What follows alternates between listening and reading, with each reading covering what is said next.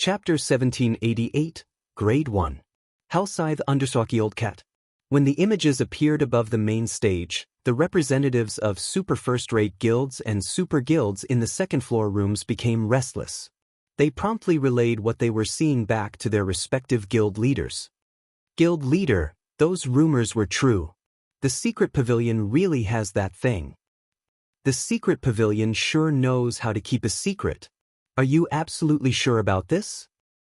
Based on the images, there's no mistaking it. However, there are simply too many major powers and corporations present.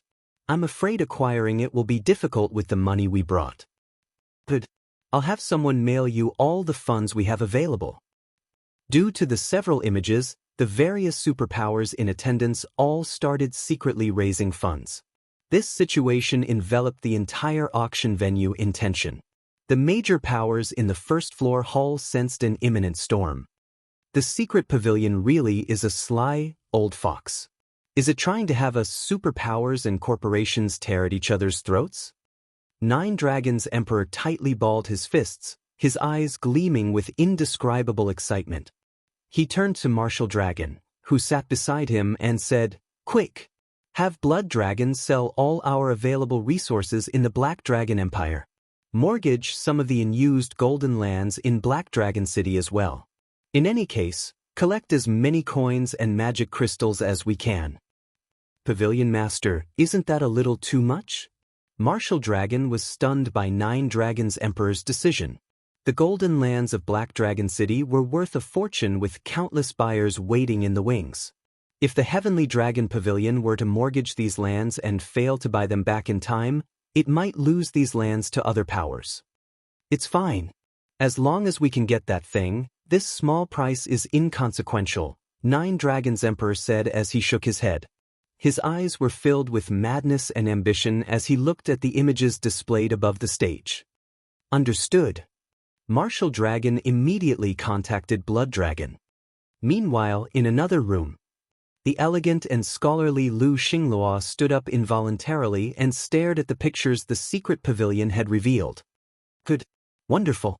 As long as we obtain this, the entire Dark Knight Empire will be mine for the taking. Nobody will be able to oppose me anymore. Lu Xinglua laughed. Congratulations, Guild Leader. At that time, both Crimson Emperor and Unyielding Soul will meet their end. Zhong Langqing, Lu Xinglua's bodyguard, exclaimed in excitement. How is the fundraising I tasked you with coming along?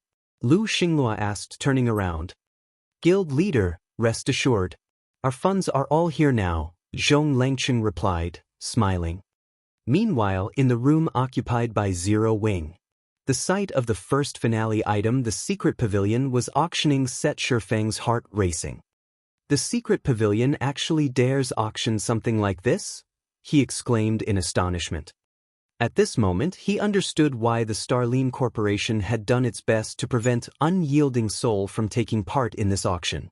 If it were him, he would have done the same. He also understood why Mu Lingsha was willing to part with a plot of high-potential land in the Dark Knight Empire's imperial capital just so that she could participate in this internal auction. The reason for this was the thing the secret pavilion was trying to sell. It was simply too frightening.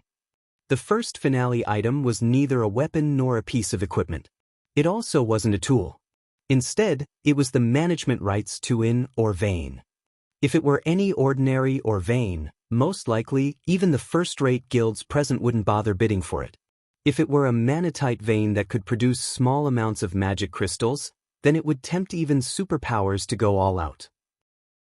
Meanwhile, above a manatite vein would be an energy vein that produced energy Oregon. The discovery of an energy vein would definitely trigger a war among super guilds. However, manatite veins and energy veins, or veins capable of tempting even superpowers to take action, were considered only grade 2 or veins in God's domain. The ore vein the secret pavilion had just revealed was a grade 1 ore vein, a magic crystal vein. Based on the pictures shown, although the magic crystal vein the secret pavilion discovered was not a rich one, its value was still beyond that of a rich manatite vein or a rich energy vein. This magic crystal vein would supply enough magic crystals to sustain the daily operations of 2 super guilds and still have excess to spare. The surplus was because magic crystals were just the main product of a magic crystal vein. The byproducts of a magic crystal vein were also worth a fortune. One such example was magic silver, one of the top-ranking ores in God's domain in terms of hardness. It was considered a super rare material. When used in forging weapons and equipment, the final product would be unbreakable. This special property meant that even if the durability of the item with magic silver reached 0, the weapon or equipment would not become useless. Although its attributes would decrease by a significant margin, it could still be used. Due to this special property, an ingot of magic silver could sell for roughly 20 gold on the market. Any that appeared at such a price would be purchased almost instantly. While the occupants of the second-floor rooms were going crazy over the revealed images, Yuan Tiexian swept a glance at the various private rooms. Smiling, he said, "Everyone has now seen the item in question. If you are not familiar with it, you may find the relevant information in the libraries of kingdoms or empires. However, I believe that everyone present knows its value. The auction for this first finale item will be very simple. Same as always, it will go to the highest bidder. However, the secret pavilion will not be accepting credits for this sale. The winner of this auction will receive a 40% share in this magic crystal vein. In other words, the winner will receive 40% of this vein's harvest. Everyone might not know what 40% of the harvest entails. I won't go into the specifics, but suffice to say, 40% of this vein's harvest is definitely more than what you can get from an entire energy vein. Moreover, the byproducts of this magic crystal vein are all highly sought-after materials that can help elevate a guild's lifestyle players to a whole new level. However, before we start this auction, the secret pavilion also has to state one thing clearly. The winner of this auction will have to station a large number of experts and elites at the vein for the long run, and the number cannot be fewer than 100,000. If you are incapable of fulfilling this condition, winning the auction would be pointless. If nobody has any problems, then let us begin the auction for today's first finale item. The minimum bid will be 100,000 gold, and each increment must not be lower than 1,000 gold or 2,000 magic crystals. Upon hearing Yuan Tiexian's words, the lively auction venue suddenly fell deathly silent. The upper echelon of the various first-rate guilds seated in the first-floor hall could not help but gape. Any thoughts in the first-floor hall of competing for the mana crystal vein immediately vanished. The long-term requirement of having a 100,000-man army guarding the vein aside, just the starting price was already enough to make every first-rate guild in attendance give up. 100,000 gold. Although these first-rate guilds understood that this was a very normal price, actually hearing it coming out of Yuan Tiexian's mouth still shocked them. In preparation for this auction, these guilds had gone through plenty of trouble just to collect around 30,000 gold. Yet now, it was revealed that they were far from qualified to bid on this magic crystal vein. The powers that could rival first-rate guilds were also silent. They finally understood just how wide a gap there was between themselves and the various superpowers, who lived in an entirely different world. They weren't even eligible to take part in this auction. All they could do was play the role of a spectator. Chapter 1789. Crazy Struggle. Hellscythe Underswaki Cat. 100,000 gold?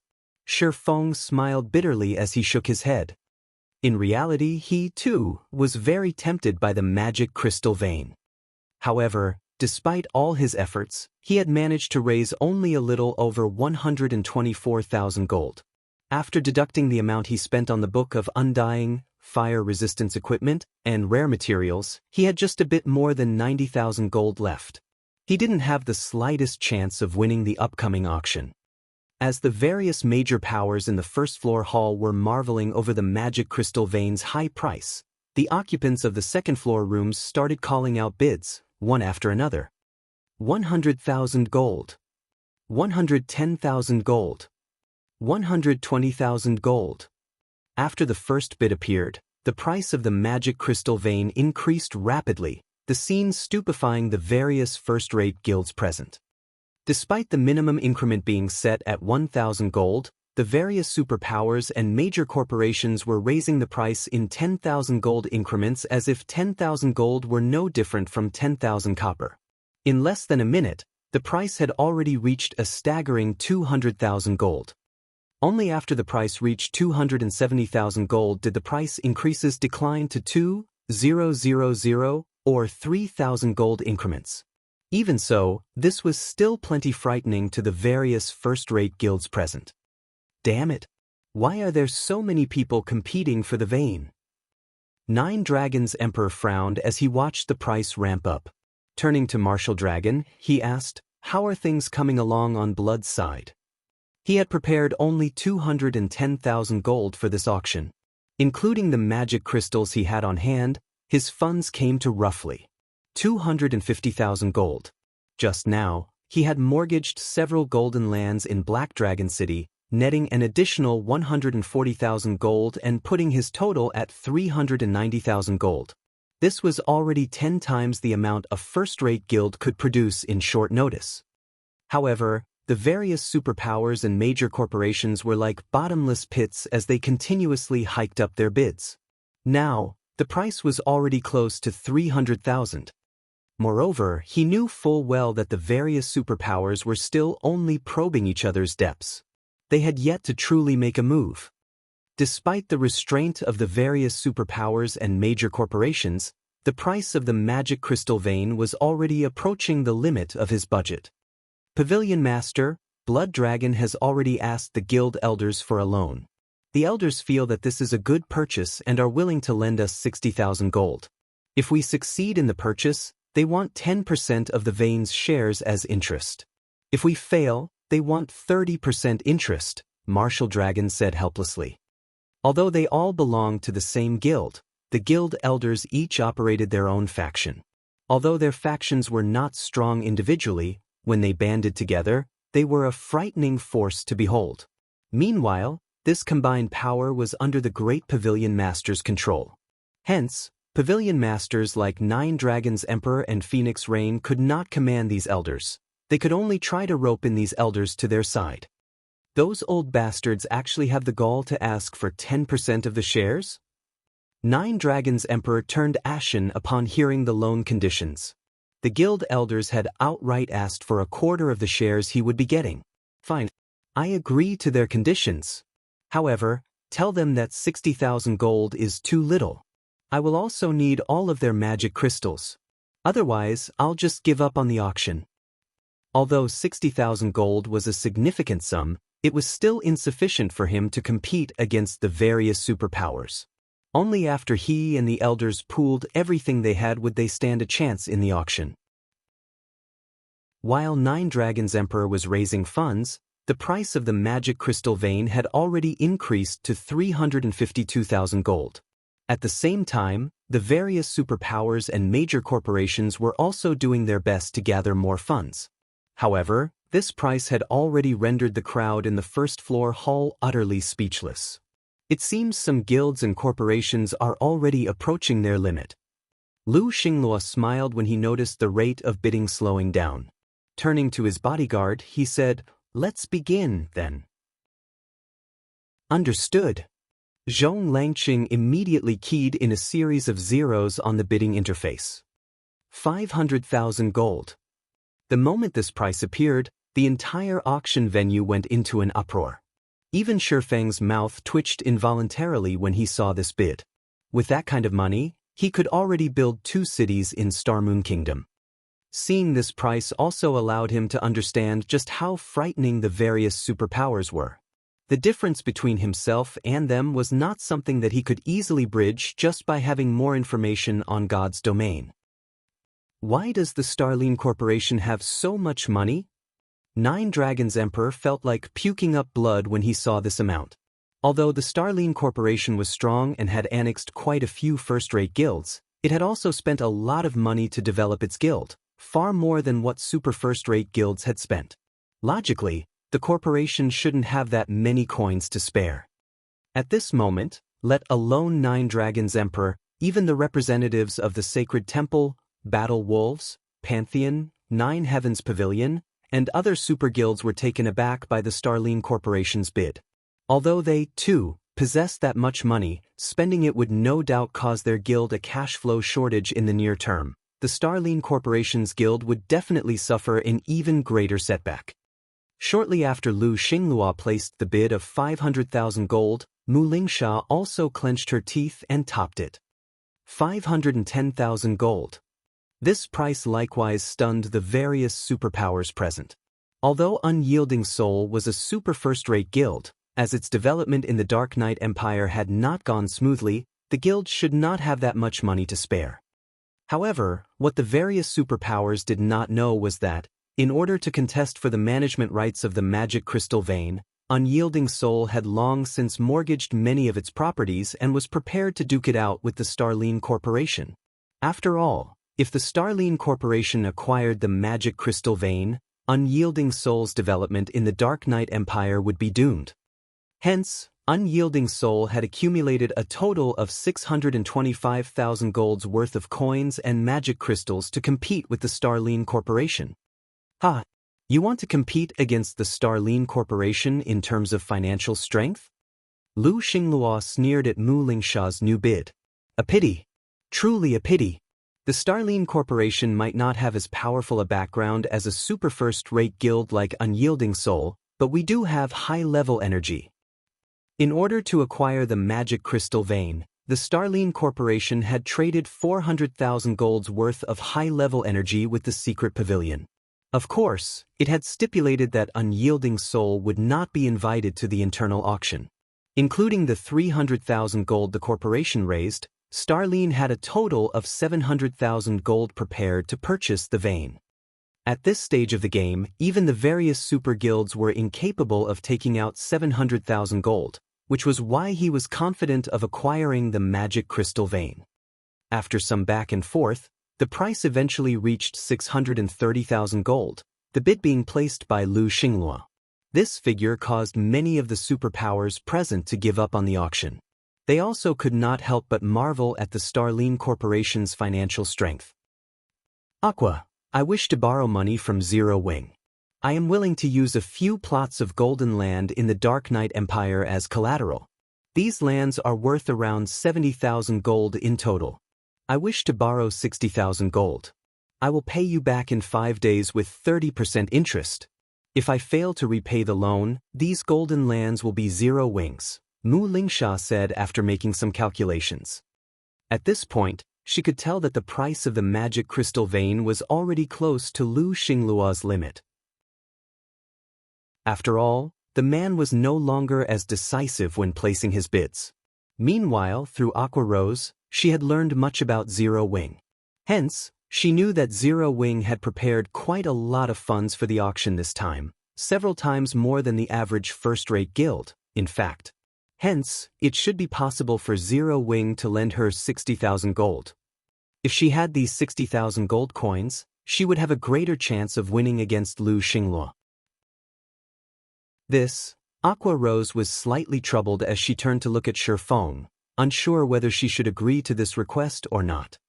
Miss Mu, how about this? I can lend you 100,000 gold's worth of funds. However, Zero Wing does not need any collateral or the 30% interest. We only want to borrow some manpower from Unyielding Soul. What do you think of this proposal? Shifeng suggested.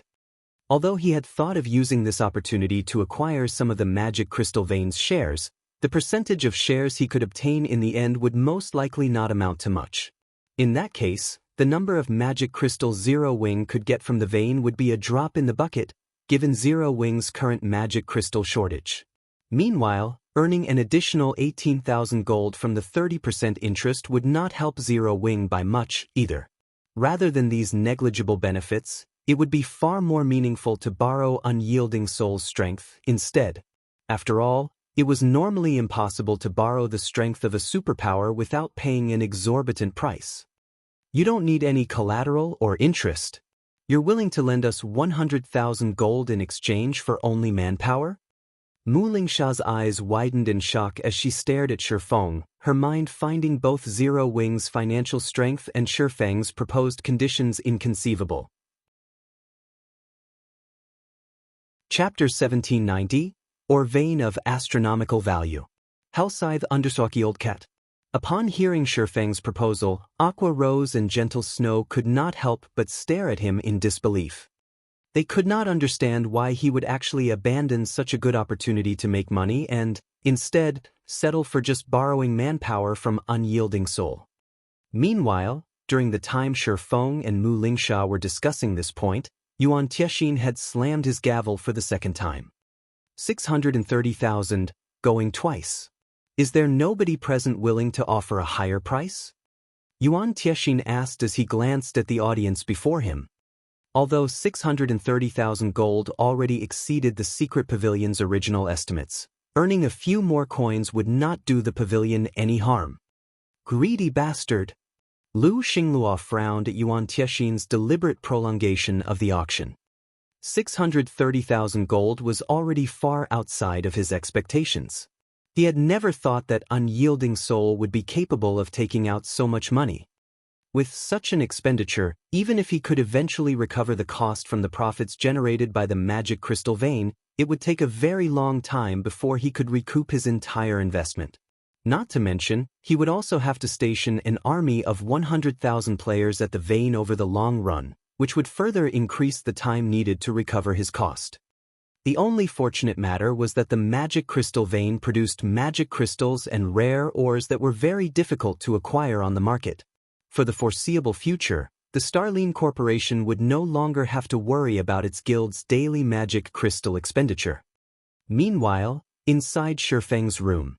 All right, I agree with your conditions. Mu Lingsha nodded to Shifeng. Although she was neither Unyielding Soul's guild leader nor vice guild leader, she was the heiress of Unyielding Soul's biggest shareholder. Moreover, Unyielding Soul had already granted her full authority over the auction this time.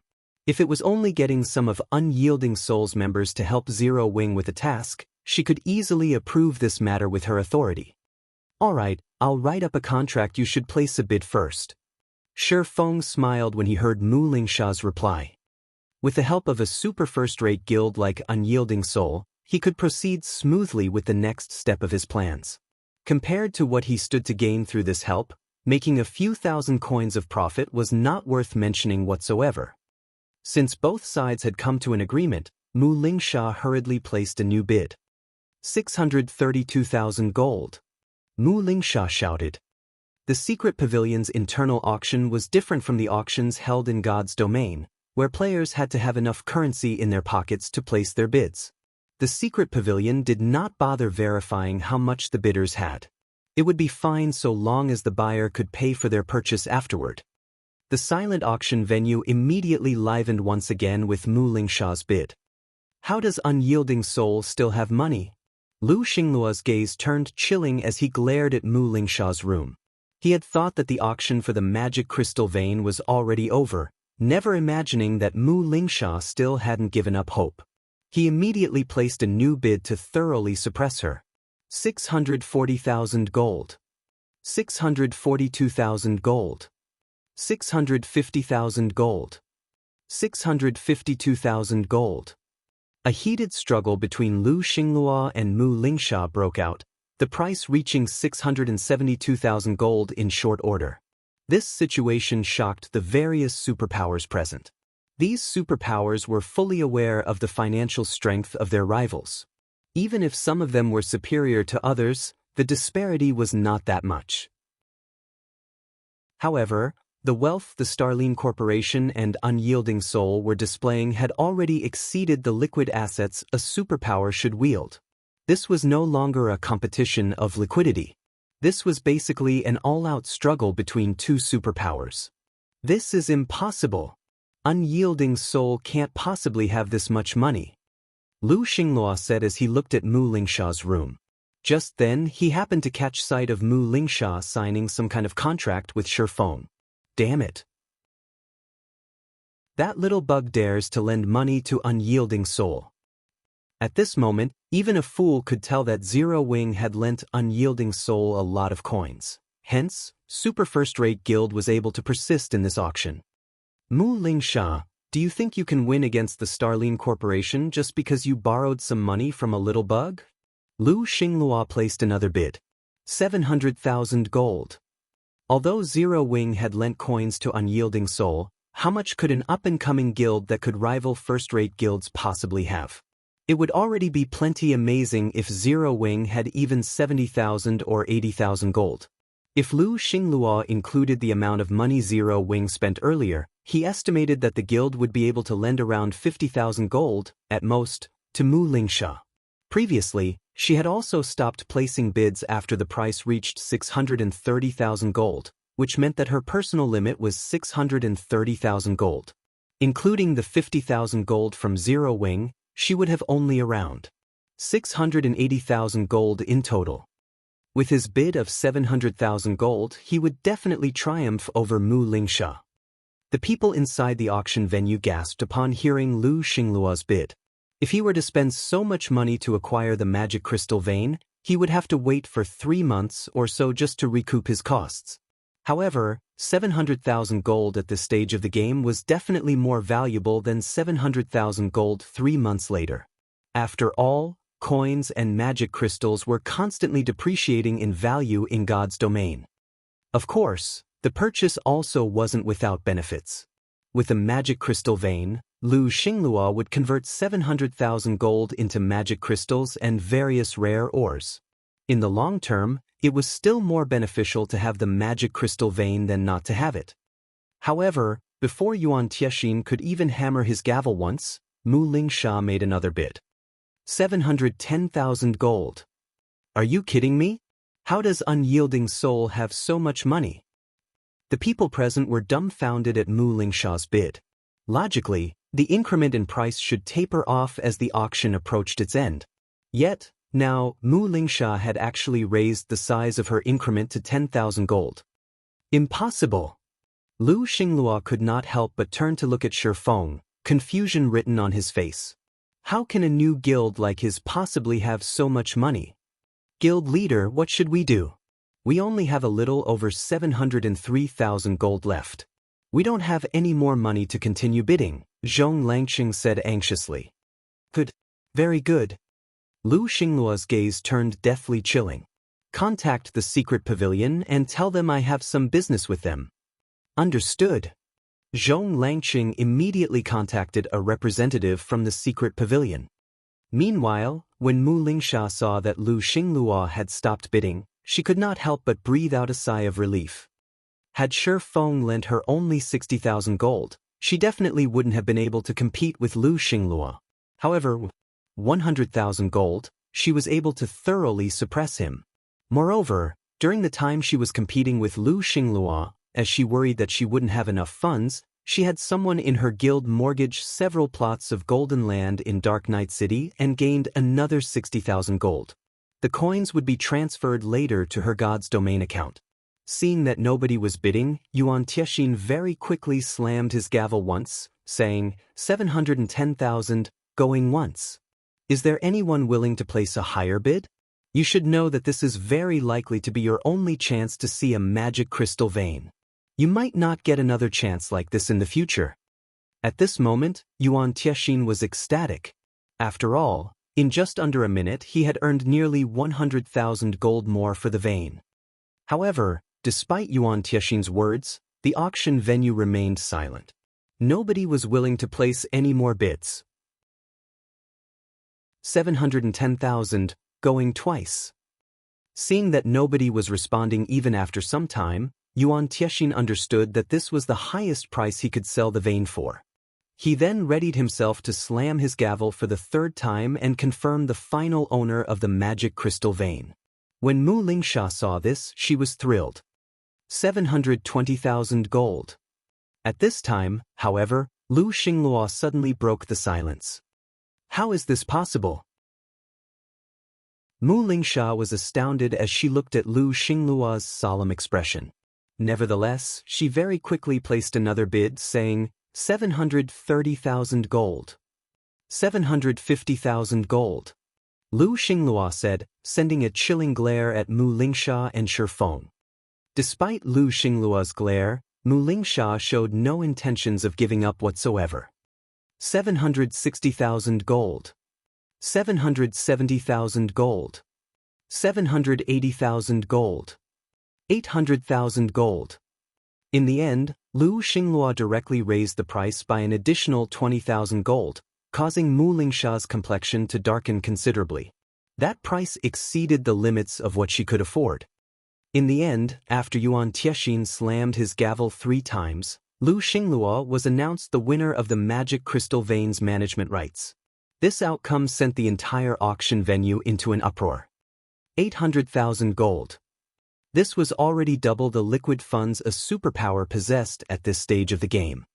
Although Lu Xinglua had acquired the Magic Crystal Vein, throughout the remaining part of the auction, he glared hatefully at Mu Lingsha and Shifeng.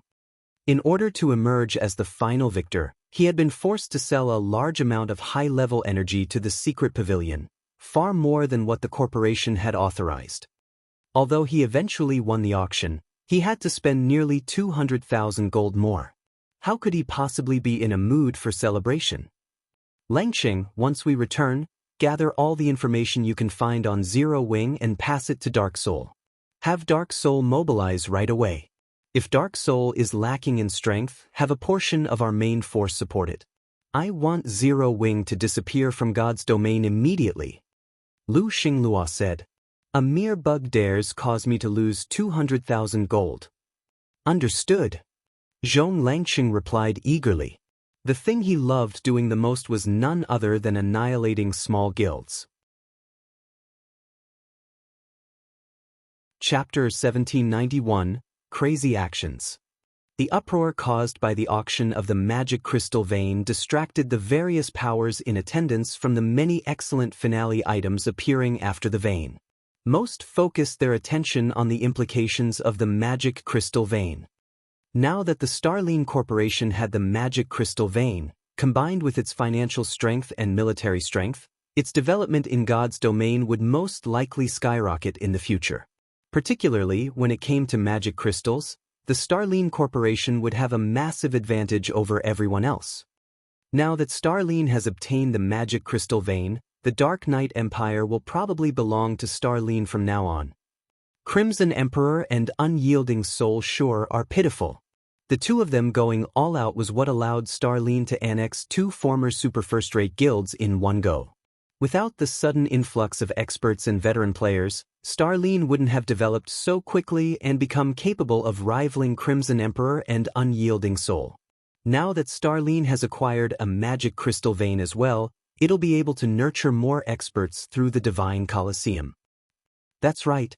Most likely, it won't be long before Crimson Emperor and Unyielding Soul get chased out of the Dark Knight Empire. Unyielding Soul is truly unfortunate. It was just a little bit short of acquiring the Magic Crystal Vein.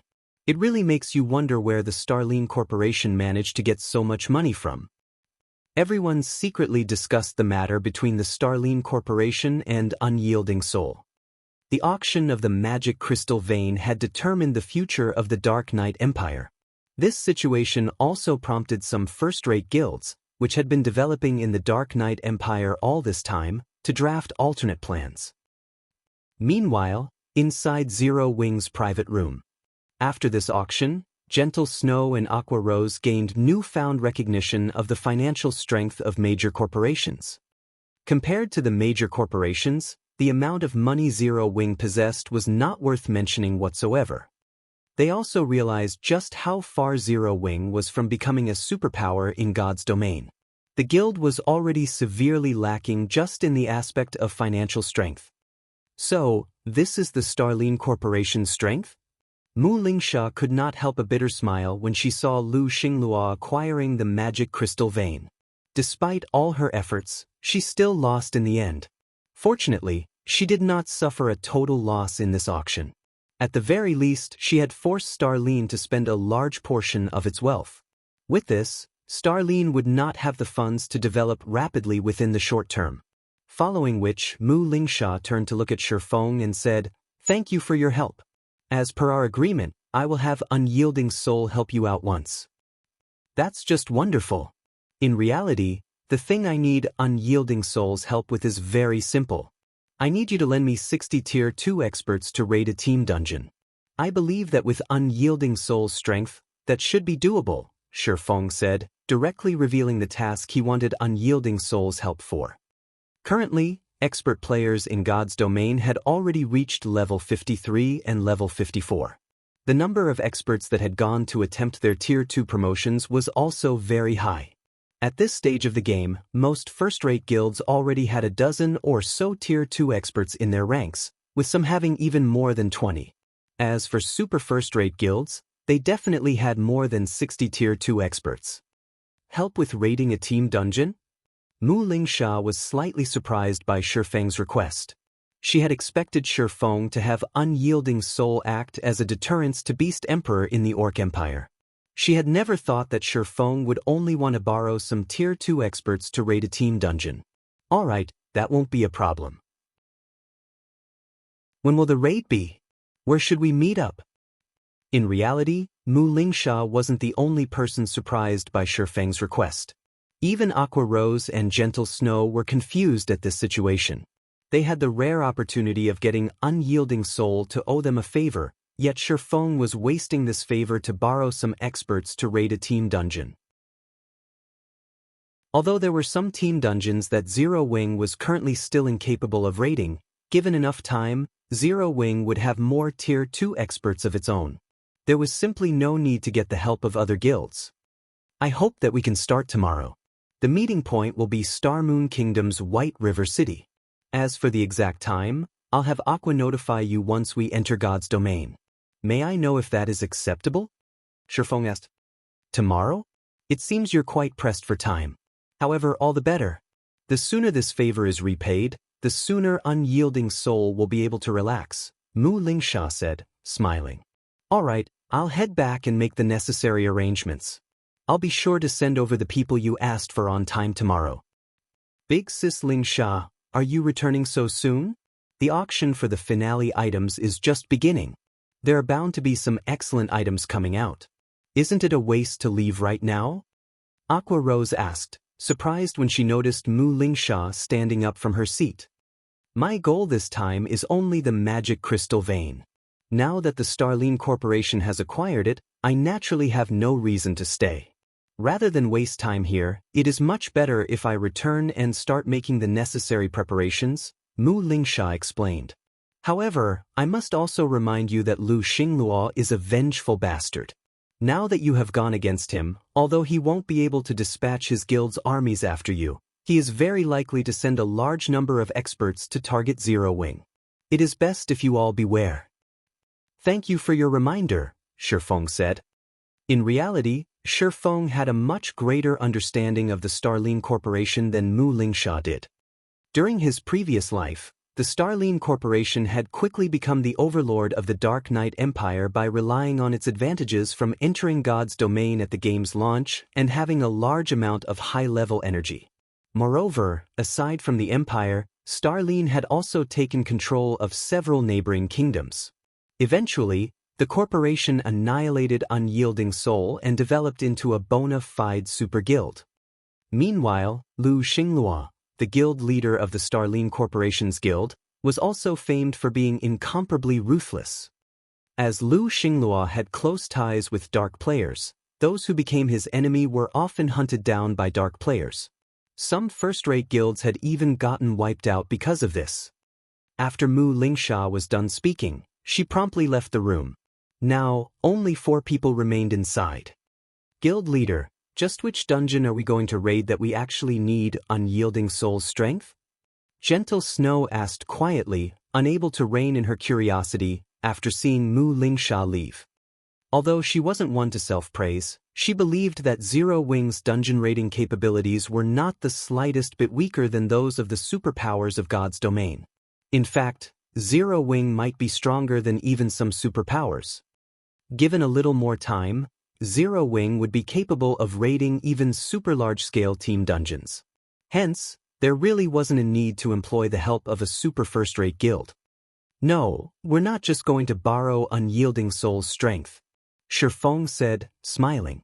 Afterward, we're going to borrow the Dragon Phoenix Pavilion's strength as well.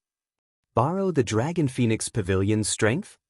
Gentle Snow grew even more confused at Shifeng's words.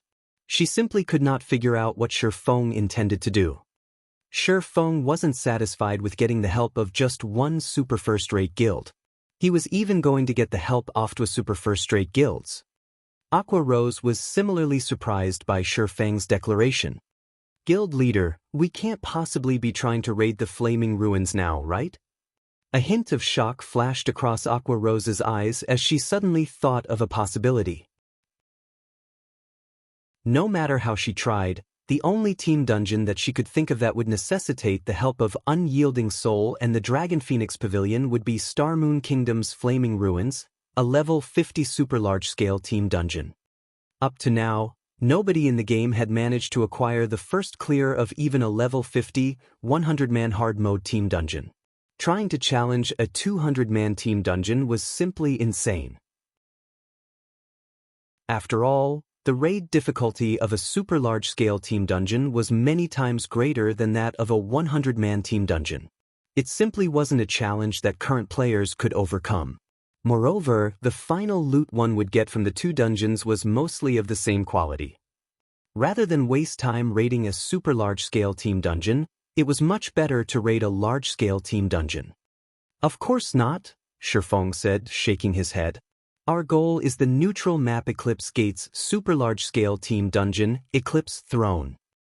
Meanwhile, during the time the secret pavilion was holding its internal auction, things were very lively over at Dark Soul's residence in Light Shadow City, a dark city in the Dark Knight Empire. Currently, many rarely seen experts had gathered. This really is a rare occurrence. Boss, why did you suddenly have us all come here? Are we waging war on a guild? Lonely Lamp, a core member of the Dark Hunters Adventurer team, asked curiously as he looked at the core members of Dark Soul in the room. A direct order came from the Starline Corporation. A level 54, Tier 2 male berserker looking to be in his 40s said, smiling. Which guild is unlucky enough to get targeted by the Starline Corporation? Lonely Lamp asked, laughing. The last time Dark Soul had mobilized such a powerful force was when they were targeting a first-rate guild. In the end, said first-rate guild had very nearly disappeared from God's domain. Fortunately, though, the first-rate guild managed to pack up and leave the Dark Knight Empire in time. Rubbing his beard, the Tier 2 berserker thought back to the message he received a while ago before replying, it seems it's a guild called Zero Wing. Chapter 1792, Upgrading a Magic Weapon. Hellscythe Undersaki Old Cat. We're targeting Zero Wing? Lonely Lamp could not help his surprise when he heard the Tier 2 berserker's words. Could it be Star Moon Kingdom's Zero Wing? That's right. Looking at Lonely Lamp curiously, the Tier 2 berserker asked, is there a problem? No. Lonely Lamp shook his head, his complexion darkening slightly. He had never thought that the various adventurer teams belonging to Dark Soul had actually been gathered this time to deal with Zero Wing. This is interesting, a soldierly man seated before Lonely Lamp said, his lips curling up slightly. Originally, I was planning to take care of this Zero Wing sometime in the future. Now, it seems that won't be necessary. Commander Shark, does Dark Hunters have some kind of grudge against Zero Wing? A beautiful, womanly lady wearing dark blue robes asked, a faint smile on her face. Mitchum. We crossed paths when carrying out a client's commission. Although we managed to complete the commission, our side suffered quite a loss as well, the soldierly man named Black Shark replied, a cold glint flashing in his eyes. To be able to make your Dark Hunters eat a loss, Zero Wing must be quite capable. It's no wonder the Alliance Master has gathered us here today, the beautiful lady said. When the time comes, if Commander Shark needs any help in the battle, do make sure to ask Darkclaw. Then, I'll have to thank you in advance for the help, Commander Spirit, Black Shark replied. Lonely Lamp could not help but grow excited upon overhearing the conversation between Black Shark and Veiled Spirit. Even now, he still remembered with hate the time Shi Feng had killed him. Although his commander had also stated previously that they would make Zero Wing pay, he was painfully aware of just how powerful Zero Wing was. Even if the entire Dark Hunters Adventurer team mobilized, they wouldn't be a match for Zero Wing. However, it was a different story now. Dark Soul was a dark alliance of over 10 dark adventurer teams. If these adventurer teams mobilized simultaneously, the Alliance would have no problem throwing the entire Star Moon Kingdom into chaos. After all, the Dark Adventurer teams capable of joining Dark Soul were all frighteningly powerful. Just as everyone inside the meeting room was discussing this matter, 3 players suddenly entered the room. At the lead was a level 50 male guardian knight wearing pitch-black armor. The beast-like young man carried on his back a crystalline shield that released crimson flames. Following this guardian knight was a level 55 female ranger and a level 55 male elementalist. The equipment these 3 players wore elicited a little envy in the adventurer team commanders present. These 3 players had a minimum of 3 pieces of epic equipment each. The guardian knight in the lead, in particular, had 4 pieces of epic equipment plus a weapon and shield of indiscernible rank.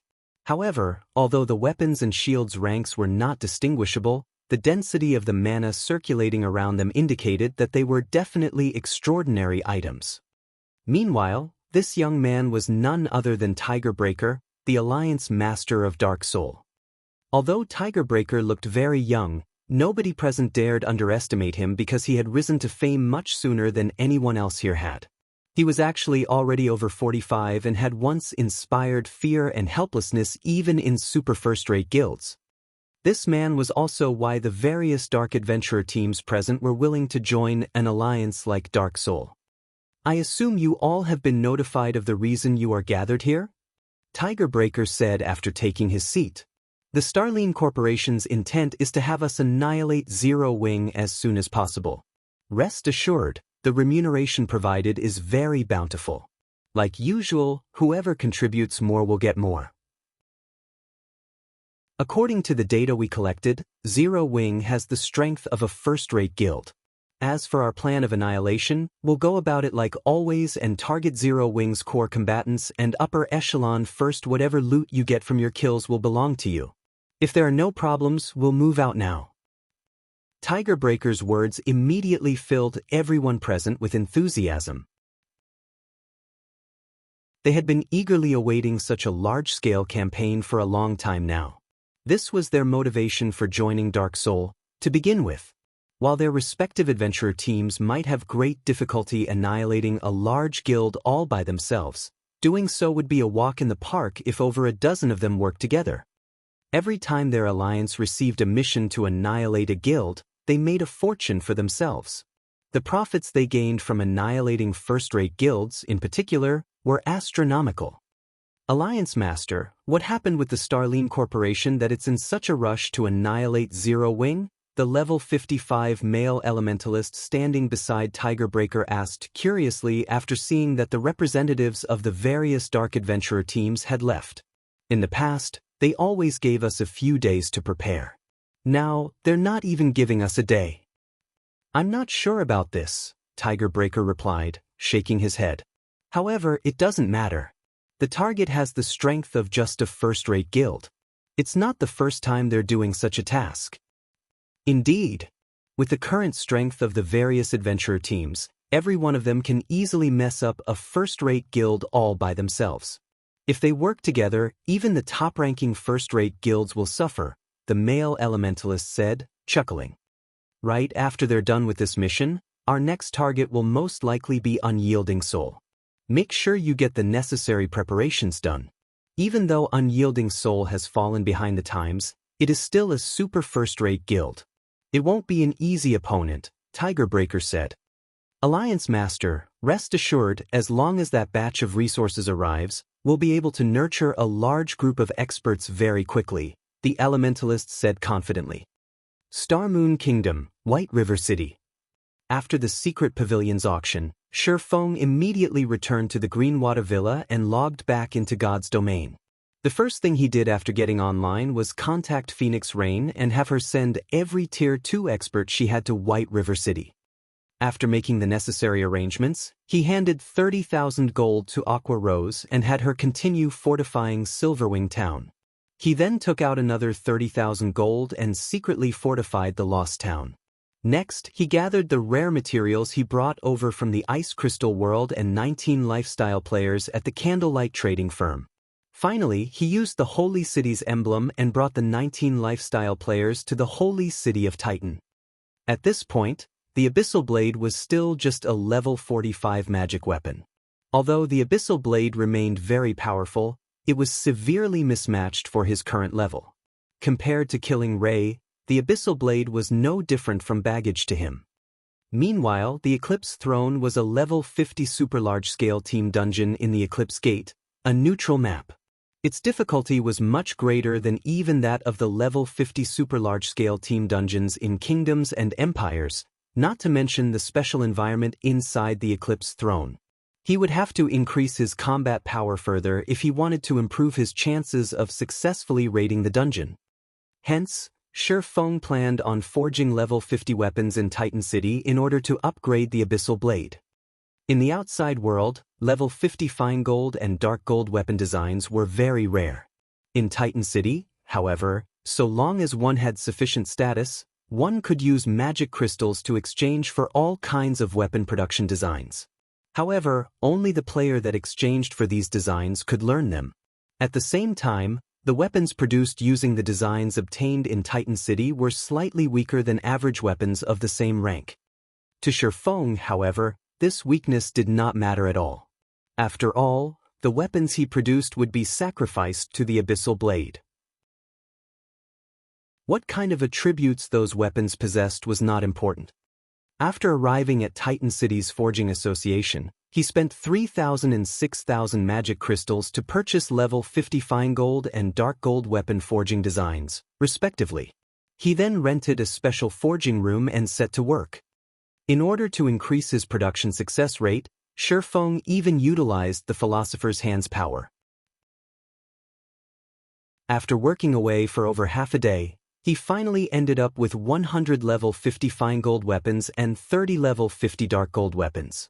He had used nearly 80% of the materials he had prepared for this occasion. I can finally upgrade it. After taking a good look at the pile of weapons stacked on the table before him, Shi Feng unsheathed the Abyssal Blade. Devour! Chapter 1793, Black Dragon Appears. Hellscythe Undersockield Cat. Inside the blazing hot special forging room. After Shi Feng chose to upgrade the Abyssal Blade, he felt space inside the room freeze. Pitch-black divine runes lit up the silver sword before him, and the black dragon coiled around the hilt opened its eyes abruptly. As if the ornament had gained life, the black dragon let loose a deafening roar. Roar! The dragon's roar made the room tremble so violently that Shi Feng even thought it might collapse. Following which, a terrifying aura saturated that was so powerful that Shi Feng felt his body grow multitudes heavier. He couldn't move an inch. How is it so powerful? Shi Feng stared at the hovering Abyssal Blade, afraid. The weapon's current aura was many times stronger than it had been during the previous upgrades. If not for the magic arrays that reinforced the special forging room, he had no doubt that the roar would have crumbled the room. The dragon's roar hadn't only affected the special forging room Shi Feng occupied.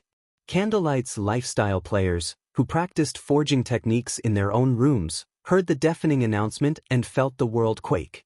They all felt a horrific pressure weigh on them the moment after the roar, preventing them from moving. What's going on? Why can't I move? Everyone was afraid of the sudden pressure. They could all sense death linger as if they stood before the opened mouth of some ferocious beast. When the Abyssal Blade's aura reached its peak, even the Forging Association's Tier 2 NPCs dropped to the ground. Only the patrolling Tier 3 NPCs remained standing, but when these NPCs turned to the Forging Association, they did so with grim expressions. They felt as if they were staring at a live dragon, not a building. After another 10 seconds, the aura disappeared, and everything returned to normal. However, Shi Feng, who stood before this phenomenon's cause, looked decidedly less than pleased. He no longer stood in the special forging room. In fact, it seemed as if he had been transported to some kind of dusky world. Only he and the gigantic magic array he stood on seemed to occupy this world. So, this is a magic weapons backlash? Shi Feng thought as he looked at the pitch-black dragon that stood over 10 meters tall before him. The black dragon quietly observed him in return.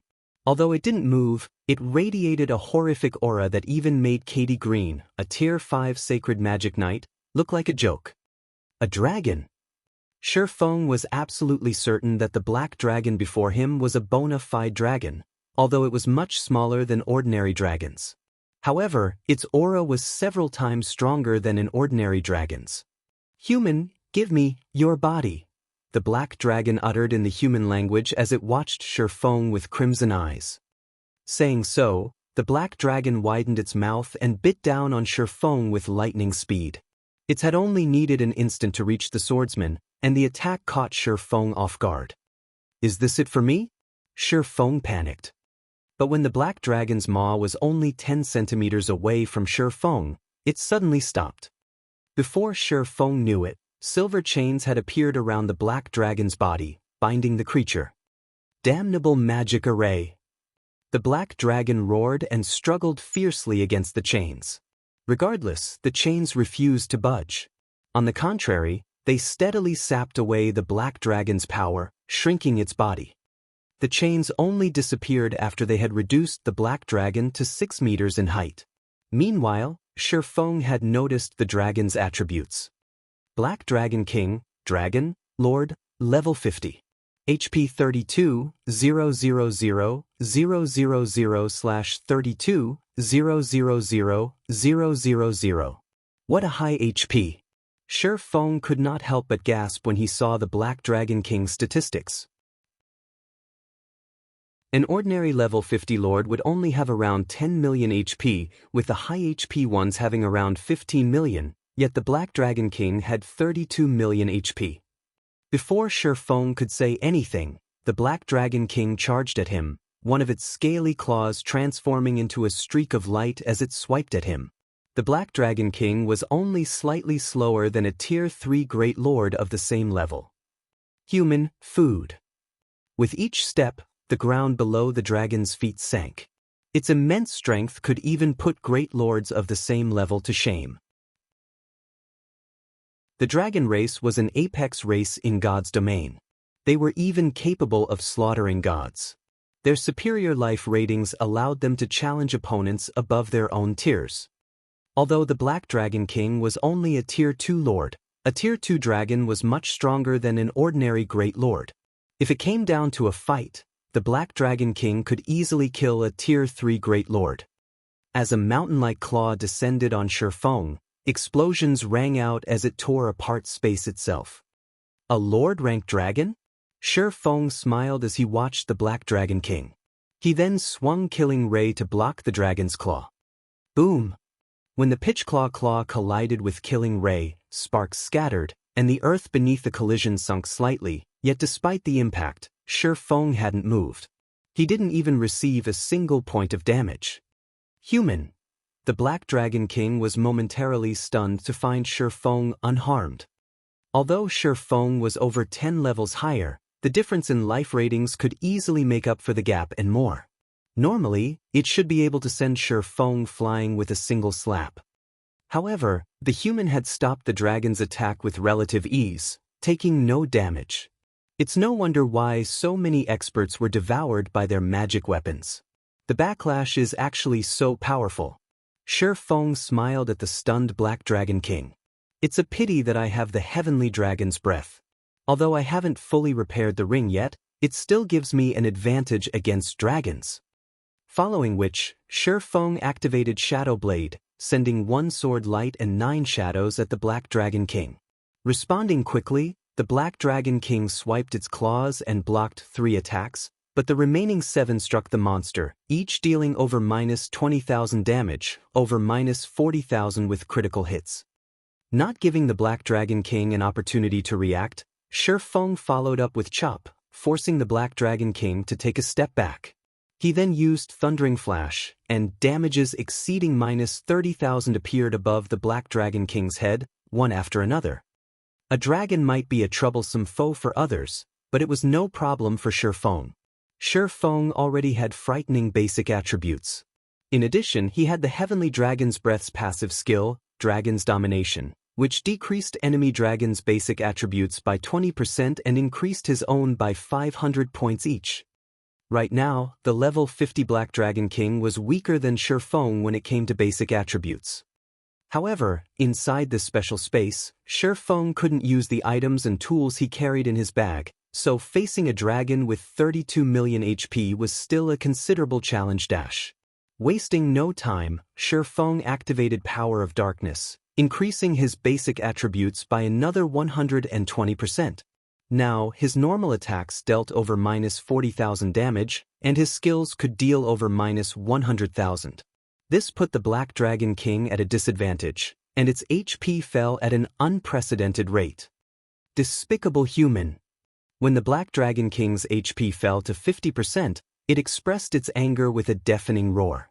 Pitch-black flames then appeared around it, transforming into flaming swords that surrounded Shifeng. The Black Dragon King had summoned 30 of these fiery weapons, each sword carrying the Black Dragon King's power. Despite Shifeng's superior basic attributes, he had no choice but to dodge or block the burning swords. If any of these summoned weapons struck him, he'd lose over 26,000 HP in an instant.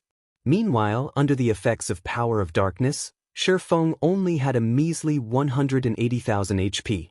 If he were struck 7 or 8 times, he'd be dead. Hence, Shifeng had no choice but to defend himself while fighting. Whenever his HP fell below 30%, he would activate Life Domain and heal himself. However, once Shifeng's Berserk skill ended, the two combatants entered a stalemate. Time continued to pass. 10 minutes. 20 minutes. 30 minutes. Finally, after 40 minutes, the Black Dragon King's HP fell to 10%, and Shifeng activated Heavenly Dragon's power, increasing his strength, defense, and HP significantly. With Heavenly Dragon's power, Shifeng could completely suppress the dragon. He turned some of his focus away from defense, enduring the Flaming Sword's attacks to strike the Black Dragon King's chest. The hit was a critical, dealing more than -100,000 damage to the Lord. Following which, the Black Dragon King's HP began to decrease much faster than before. 2%, 6%, 3%. Shifeng also steadily lost HP. Despite Heavenly Dragon's powers buffs, each flaming sword shaved off over 10,000 HP. Against the 30 flaming sword's relentless attacks, it was inevitable that he'd lose HP rapidly. 90%, 70%, 50%. Die. Once the Black Dragon King had very little HP remaining, Shifeng used Lightning Slash. Suddenly, a damage of over -400,000 appeared above the Black Dragon King's head and devoured of the Lord's last strand of HP. By the time the Black Dragon King's body disappeared, Shifeng had less than 1/3 of his HP remaining. Chapter 1794, Dragon Soul. Hellscythe _ Cat. I finally won. Shifeng could not help but breathe a sigh of relief as he watched the Black Dragon King's body fade away. A dragon's strength was simply too high. If Heavenly Dragon's power hadn't suppressed the monster while boosting Shifeng's basic attributes, the battle might have ended differently. Fortunately, the Black Dragon King had only been a level 50 lord, the same level that Shifeng was trying to upgrade the Abyssal Blade to. Had the Black Dragon King been the same level as Shifeng, the battle would have definitely been far more difficult. With this knowledge, Shifeng would have to be more careful during future upgrades. Without preparing for such a battle, upgrading the Abyssal Blade would be extremely dangerous. Once the Black Dragon King was gone, the gigantic magic array under Shifeng's feet compressed, transforming into a new Abyssal Blade. The new Abyssal Blade was a fully silver sword with pitch-black divine runes etched on the blade. Gray mist circled the weapon, and it gave off a chilling aura. This is the newly upgraded Abyssal Blade? When Shifeng gripped the new Abyssal Blade, he could clearly feel the sword pulsate. It felt as if the sword had become an extension of his body. What truly surprised Shifeng, however, was the new information in the weapon's attribute panel. Abyssal Blade, one-handed sword, magic weapon. Attack power plus 2070, all attributes plus 170, attack speed plus 27, ignore levels plus 20, attacks have 70% chance to cause 220% damage, 30% chance to cause 300% damage. Every attack increases damage by 2% to a maximum of 24%. If wielder belongs to a swordsman-related class, all skill levels plus 5. Increase free ability points received for every increase in level by 2 points. Equipment level 50. Can be upgraded, devour 100 level 55 fine gold weapons and 30 level 55 dark gold weapons to upgrade to level 55. Equipment tier 2. Can be evolved, devour 100 mana crystals or eternal ice crystals to evolve to tier 3. Additional active skill 1, Phantom Kill, tier 2. Instantly creates a doppelganger under the wielder's control. Doppelganger has 90% of the wielder's attributes and all skills. The wielder can swap positions with the doppelganger at any time. Duration, 1 minute, 30 seconds. Cooldown, 5 minutes. Additional active skill 2, Abyssal Bind, tier 2. Binds up to 3 enemies simultaneously and prevents movement, reducing defense and magic resistance by 100%. The higher tiered the target is, the weaker the effect will be. Duration, 5 seconds. Cooldown, 40 seconds. Additional active skill 3, 9 Dragon Slash, tier 2. Instantly creates 16 phantoms of the Abyssal Blade for wielder's use. Each phantom sword deals up to 80% damage. Duration, 30 seconds. Cooldown, 5 minutes. Additional active skill 4, Abyssal Curse, tier 2. Prevents all targets within a radius of 50 yards from moving or attacking for 6 seconds and reduces their attributes by 20% for 10 minutes. Effect doubles if there is only one target in range. Cooldown, 20 minutes. Additional active skill 5, Dragon Soul, tier 2.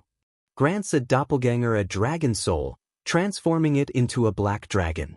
The transformed doppelganger will have the same life rating as a black dragon. Duration, 3 minutes. Cooldown, 48 hours.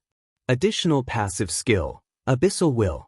Improves wielder's physique depending on the surrounding mana density. The higher the mana density, the greater the improvement. Additional profound inheritance, Black Emperor, tier 2. When activated, every critical hit will accumulate 1 stack of death aura. Each stack can be used to increase all attributes by 2% and attack speed and movement speed by 1% for 12 seconds or to reduce the cooldown of a skill by 4 seconds. Maximum of 30 stacks of death aura. Duration, 10 minutes. Cooldown, 8 hours. The famed Smith Alices personally created the Abyssal Blade using the Black Dragon King's fangs as material. It is one of 36 famed swords, ranking 31st. However, the Black Dragon King himself has cursed this sword. Beyond the immense strength the blade offers, the wielder must face a backlash after a certain amount of time. However, after Jack had remodeled the Abyssal Blade with a star crystal, the strength of the backlash has been reduced greatly. If the wielder is unable to suppress the backlash, the wielder will receive the Black Dragon King's curse, permanently reducing all attributes by 50%. Unable to be dropped. Unable to be traded. Unable to be destroyed. After this latest upgrade, the Abyssal Blade's attack power was on par with a two-handed epic weapon of the same level, although it wasn't quite as strong as Killing Ray. After all, the Abyssal Blade was only level 50, whereas Killing Ray's level automatically increased to match its user's level. Regardless, the Abyssal Blade was still very powerful. The new skill, Dragon Soul, was particularly impressive. He could turn one of his doppelgangers into a true black dragon. Just thinking about this excited Sherphone. That was a bona fide dragon they were talking about. An archaic species was insignificant before a true dragon. Even angels had a slightly lower life rating than dragons. This skill was now Sherfeng's greatest trump card. Unfortunately, the skill only had a short, 3-minute duration. Once Sherfeng had finished marveling at the new Abyssal Blade, he sheathed the weapon and contacted Silent Wonder, Candlelight's current chief alchemist. Aside from the lifestyle players with the highest chances of becoming masters, Shi Feng had also brought the candlelight trading firm's top 5 alchemists to the holy city of Titan. Naturally, after Silent Wonder had become an internal member and read the Moon God's secret journal, she had quickly become a master alchemist. Now, she was the trading firm's #1 alchemist in terms of alchemy techniques. Since Candlelight had too many lifestyle players for Melancholic Smile to manage alone, Shi Feng had split the management responsibilities for each subclass among their respective chiefs.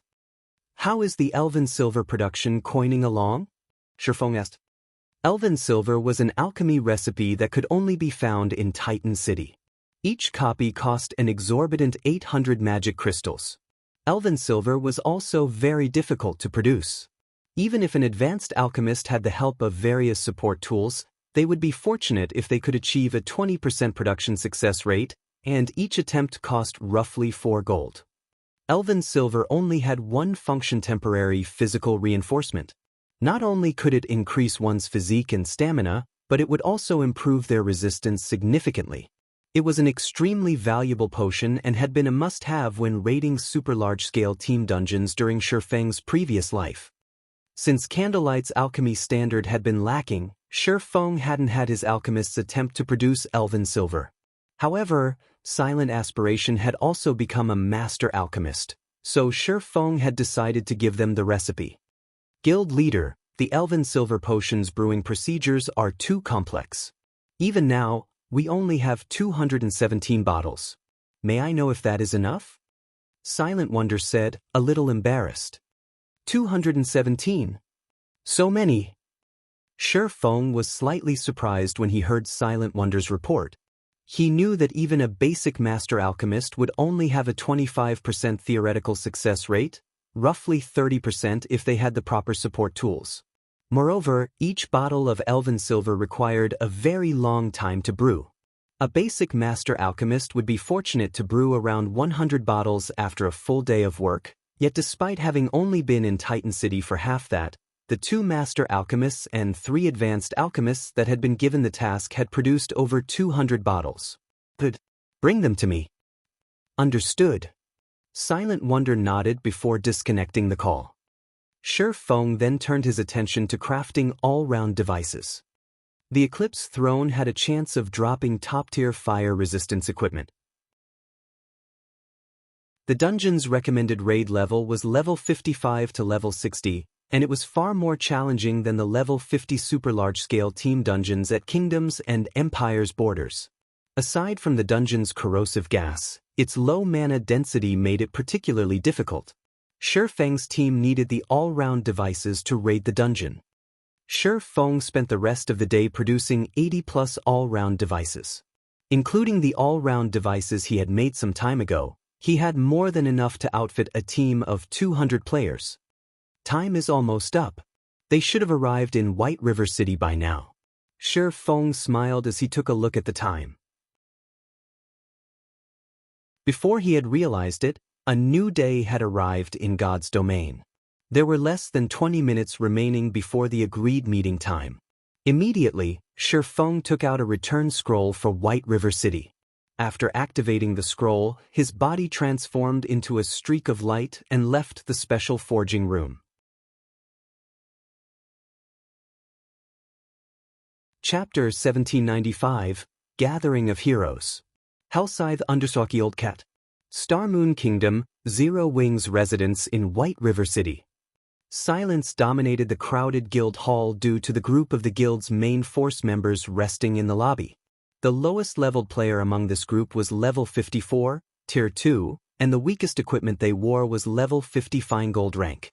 The players who led the group even wore multiple pieces of epic equipment. These people were none other than Fire Dance, Cola, Shadow Sword, Blackie, Turtledove, Yiwumian, Violet Cloud, Minor Wind, and Flying Shadow. Most of these players had been in the guild since its founding and had participated in countless guild wars and expeditions alongside Zero Wing's guild leader. Zero Wing had already become the #1 guild in Starmoon Kingdom both in terms of financial power and strength. Countless players in the kingdom studied Fire Dance and the others' battle videos. Unknowingly, they had become idols in Star Moon Kingdom. Flaming Rose Fire Dance. Tyrant Bear Cola. Why have all of these celebrities gathered here? Is our guild about to embark on some important operation? They're too cool. When can I become a core member and join their ranks? Our guild has recruited a lot of new members recently.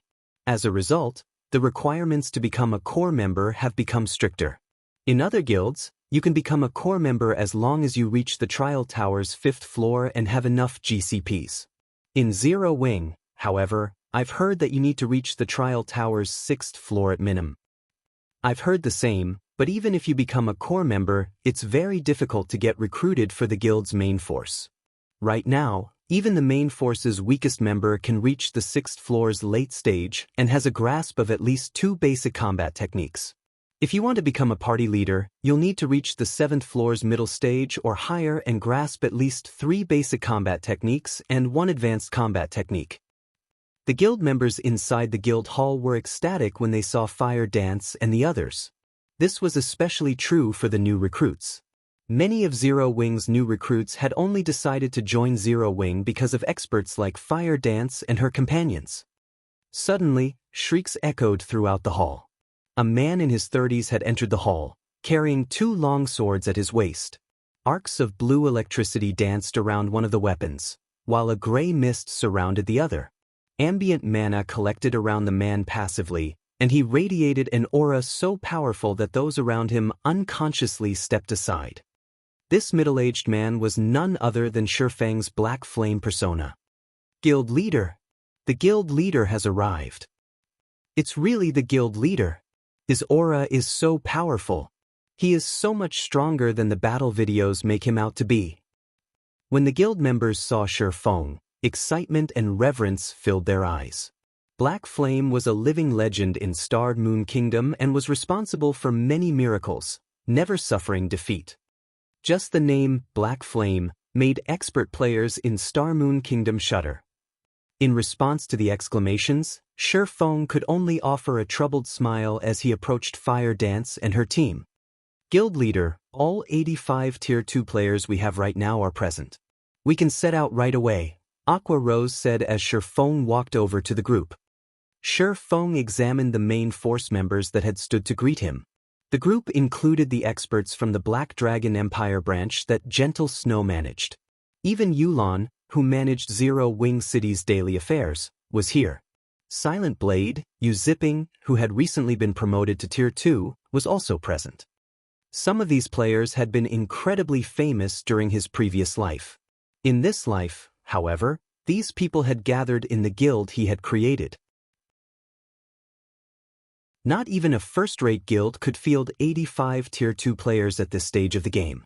Zero Wing had only nurtured so many thanks to the primordial soul Shifeng had acquired from Primordial City. Let's move out, Shifeng said, nodding. He then led the group toward the agreed meeting point in White River City. Shifeng and the 85 Tier 2 players left Zero Wing's residence on their mounts. The players on the street gasped when they saw Shifeng's group. These Zero Wing players were, after all, quite eye-catching. Their mounts alone were terrifying, with the weakest at Mysterious Iron rank. Meanwhile, the players' statistics were simply horrific. When Shifeng's group had taken to the street, the various powers in White River City began to panic. They all feared that Zero Wing had targeted them. White River City, Airport. Due to the appearance of the Eclipse Gate, the airport had become one of the most popular hubs in White River City, especially for the city's various guilds and adventurer teams. Not only was the Eclipse Gate a high-resource map, but the map also produced plenty of rare herbs and ores. There was also the precious energy essence, which could be used to nurture guild mounts. The Eclipse Gate was undoubtedly the best option to grind and earn money for players who didn't want to travel to the distant or Empire. Currently, the players from the Dragon Phoenix Pavilion and Unyielding Soul had gathered in the airport's rest area. These 2 guilds' presence made the other players in the rest area nervous, feeling a great pressure weigh on them. The teams were frightening, with each made up of around 60 Tier 2 players. Players recognized these guild members as Tier 2 players due to the Tier 2 class insignias that only Tier 2 classes received. This insignia could only be acquired by completing a very difficult quest, and not only was it proof of one's strength, but it also increased skill and spell effects by 10%. Big Sis Rain, Zero Wing is amazing. They actually borrowed so many experts from Unyielding Soul. Even Unyielding Soul's first Vice Guild leader, Unyielding Heart, has made an appearance. Blue Phoenix exclaimed, looking at the middle-aged man some distance away. The man was slim and wore a set of dark blue sacred armor with a pure white cloak thrown over his shoulders. Unyielding Heart had been well known in the virtual gaming world for many years now. He had been responsible for various miracles in previous virtual reality games. His performance had been just as frightening after he had joined God's domain. He had single-handedly slain 2 of Crimson Emperor's domain realm experts when he had led Unyielding Soul's trump card legion to capture the Dark Knight Empire's serene town. His success had allowed Unyielding Soul to gain an upper hand, surpassing Crimson Emperor's development in the Dark Knight Empire.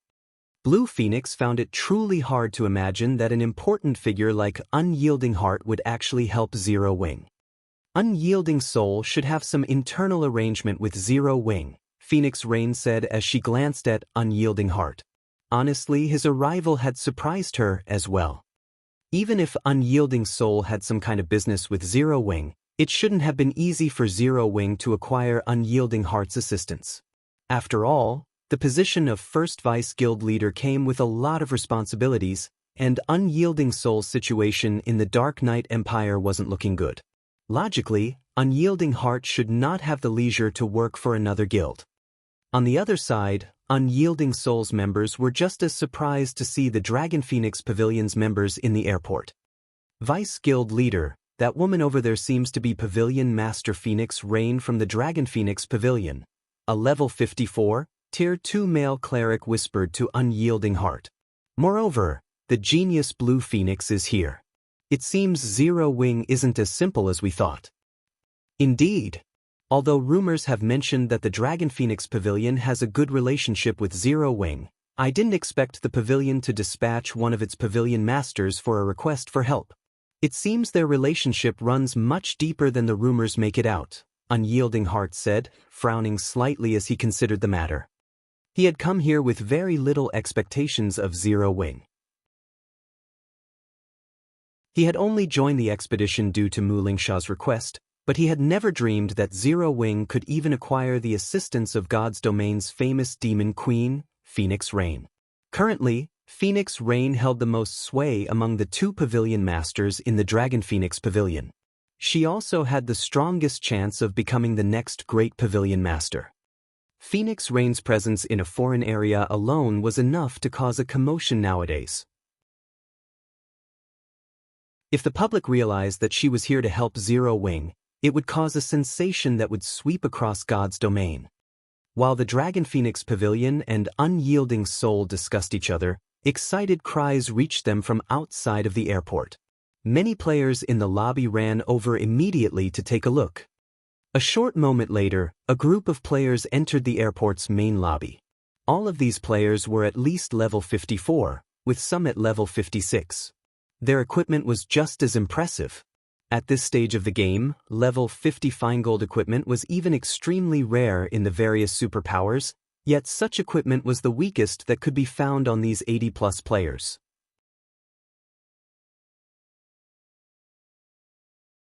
Chapter 1796, Extraordinary Foundation. Hellscythe _ Old Cat.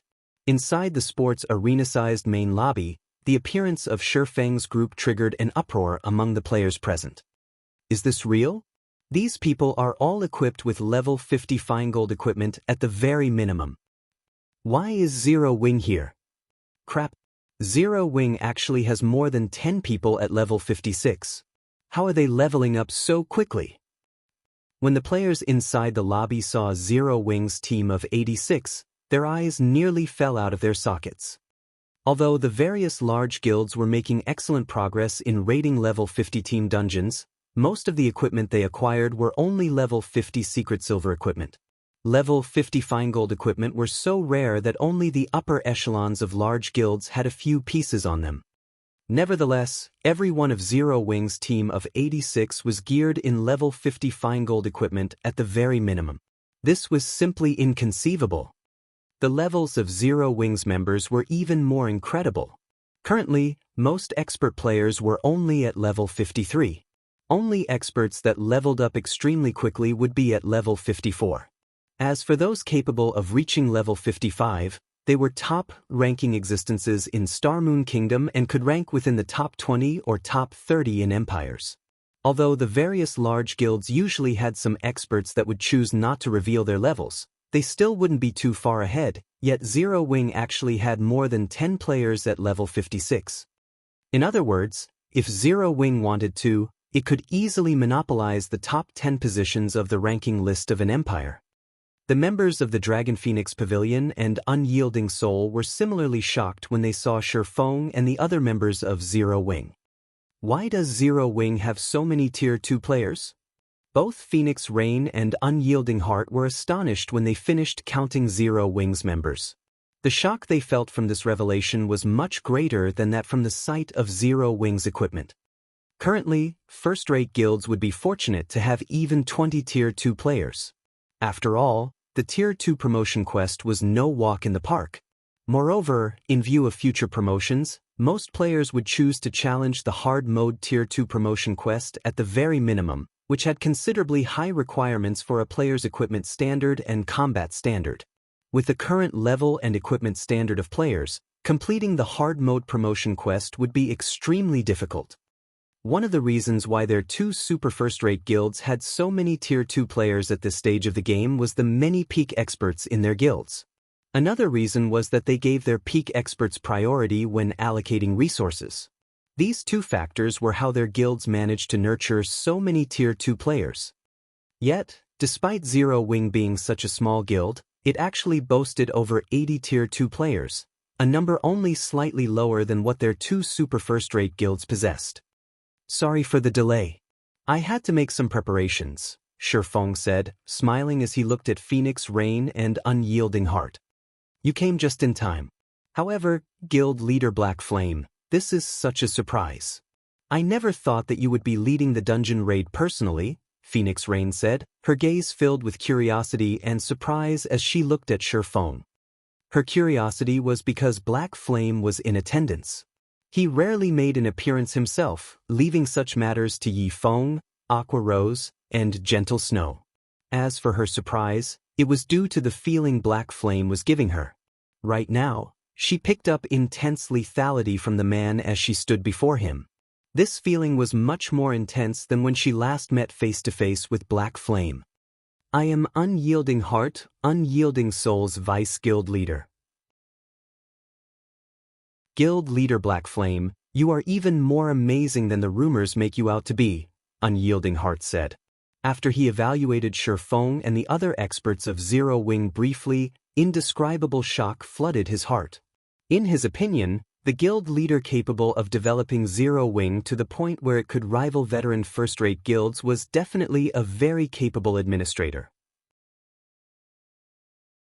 Even if Black Flame was as strong as rumored, in his opinion, Black Flame should be only as strong as the peak experts of superpowers like Unyielding Soul. However, right now, Unyielding Heart was actually feeling the threat of death from him, something he had rarely come across since entering God's domain. Moreover, he also felt a considerable threat from several other players from Zero Wing. Unyielding Heart found it truly unbelievable that a guild that had no backing would be capable of acquiring so many experts. Vice Guild Leader, I just used an advanced identification skill on them. Aside from Black Flame, quite a few players from Zero Wing possess weapons and equipment of indiscernible rank, a male cleric standing beside Unyielding Heart said, shuddering. I believe these weapons and equipment are either magic weapons or epic rank, and they number over 40. Over 40? Are you sure about this? Unyielding Heart could not help being surprised once again. Unyielding Soul was a super first-rate guild. However, thus far, it only had roughly 40 epic weapons, epic equipment, and magic weapons in total. Zero Wing actually surpassed Unyielding Soul in this aspect. How was such a thing possible? Although Unyielding Soul was no longer as strong as it was during its peak, it was still much stronger than the ordinary super first-rate guild. At the very least, it was still slightly stronger than the current Dragon Phoenix Pavilion, which, according to its investigations, only had around 30 epic weapons, epic equipment, and magic weapons. Even if the pavilion managed to hide some, it would be a miracle if the pavilion had 35 of such items. I'm absolutely sure of it, the male cleric said, a bitter smile forming on his face. He, too, had hoped that he had seen wrong or was hallucinating. However, he had already checked this information multiple times using his advanced identification skill. Not to mention, he could not read a single piece of information from Black Flame. All he got was a bunch of unknown when observing the man, a fact that he did not reveal. When he looked at Black Flame, he even suspected that his identification skill was malfunctioning. However, when he tried inspecting Unyielding Heart's equipment, his skill worked as normal. He also refrained from saying that, Black Flame aside, Fire Dance, Aqua Rose, Gentle Snow, Cola, Turtle Dove, and Violet Cloud actually possessed more unidentifiable items than Unyielding Heart. When looking at Fire Dance and the others, Cycling Light even got the impression that the team he was looking at right now was the main force of a superpower rather than one of a first-rate guild. Is Zero Wing really just at the standard of a first-rate guild? Cycling Light muttered to himself. In reality, Cycling Light wasn't the only one having such thoughts. Unyielding Heart did as well. Setting aside other factors, the combat power of Zero Wing's main force was already on the level of super first-rate guilds. Guild Leader Black Flame, may I know which super large-scale team dungeon you have called us here to raid? Is it the Flaming Ruins or Silent Castle? Phoenix Rain asked curiously. If we know which dungeon we're raiding, we'll be able to plan ahead. In Star Moon Kingdom, there were only 2 level 50 super large-scale team dungeons that were relatively easy to raid, the Flaming Ruins and Silent Castle. Among super large-scale team dungeons, these 2 dungeons could be considered basic dungeons. All the others were of the intermediate difficulty. Raiding an intermediate super large-scale team dungeon before even raiding these basic dungeons would be tough. Meanwhile, raiding super large-scale team dungeons required players to switch to equipment that was more suitable to the environment inside the dungeon. Only, as Zero Wing had refused to reveal its target dungeon all this time, her side was not able to make any proper preparations. Now that they were about to set off to their target dungeon, she naturally had to ask. Raiding a super large-scale team dungeon? Unyielding Heart could not help his surprise as he looked at Shurfeng. He felt that Zero Wing was a little too crazy. Currently, the various superpowers were still trying to raid large-scale team dungeons. As for raiding super large-scale team dungeons, they did not even bother with such thoughts, as they all felt that the returns were not worth the cost. After all, although the difficulty of a super large-scale team dungeon was much greater than that of a large-scale team dungeon, the quality of the loot one could acquire from both types of dungeons was mostly the same. Yet, while the various superpowers had not even managed to obtain the first clear of a level 50 large-scale team dungeon, Zero Wing actually wanted to raid a level 50 super large-scale team dungeon. No, neither of those 2 dungeons are our target, Shurfeng said, shaking his head. He then pointed at the large flying ship that was approaching from the distance and said, Our target is the Eclipse Gate's Eclipse Throne.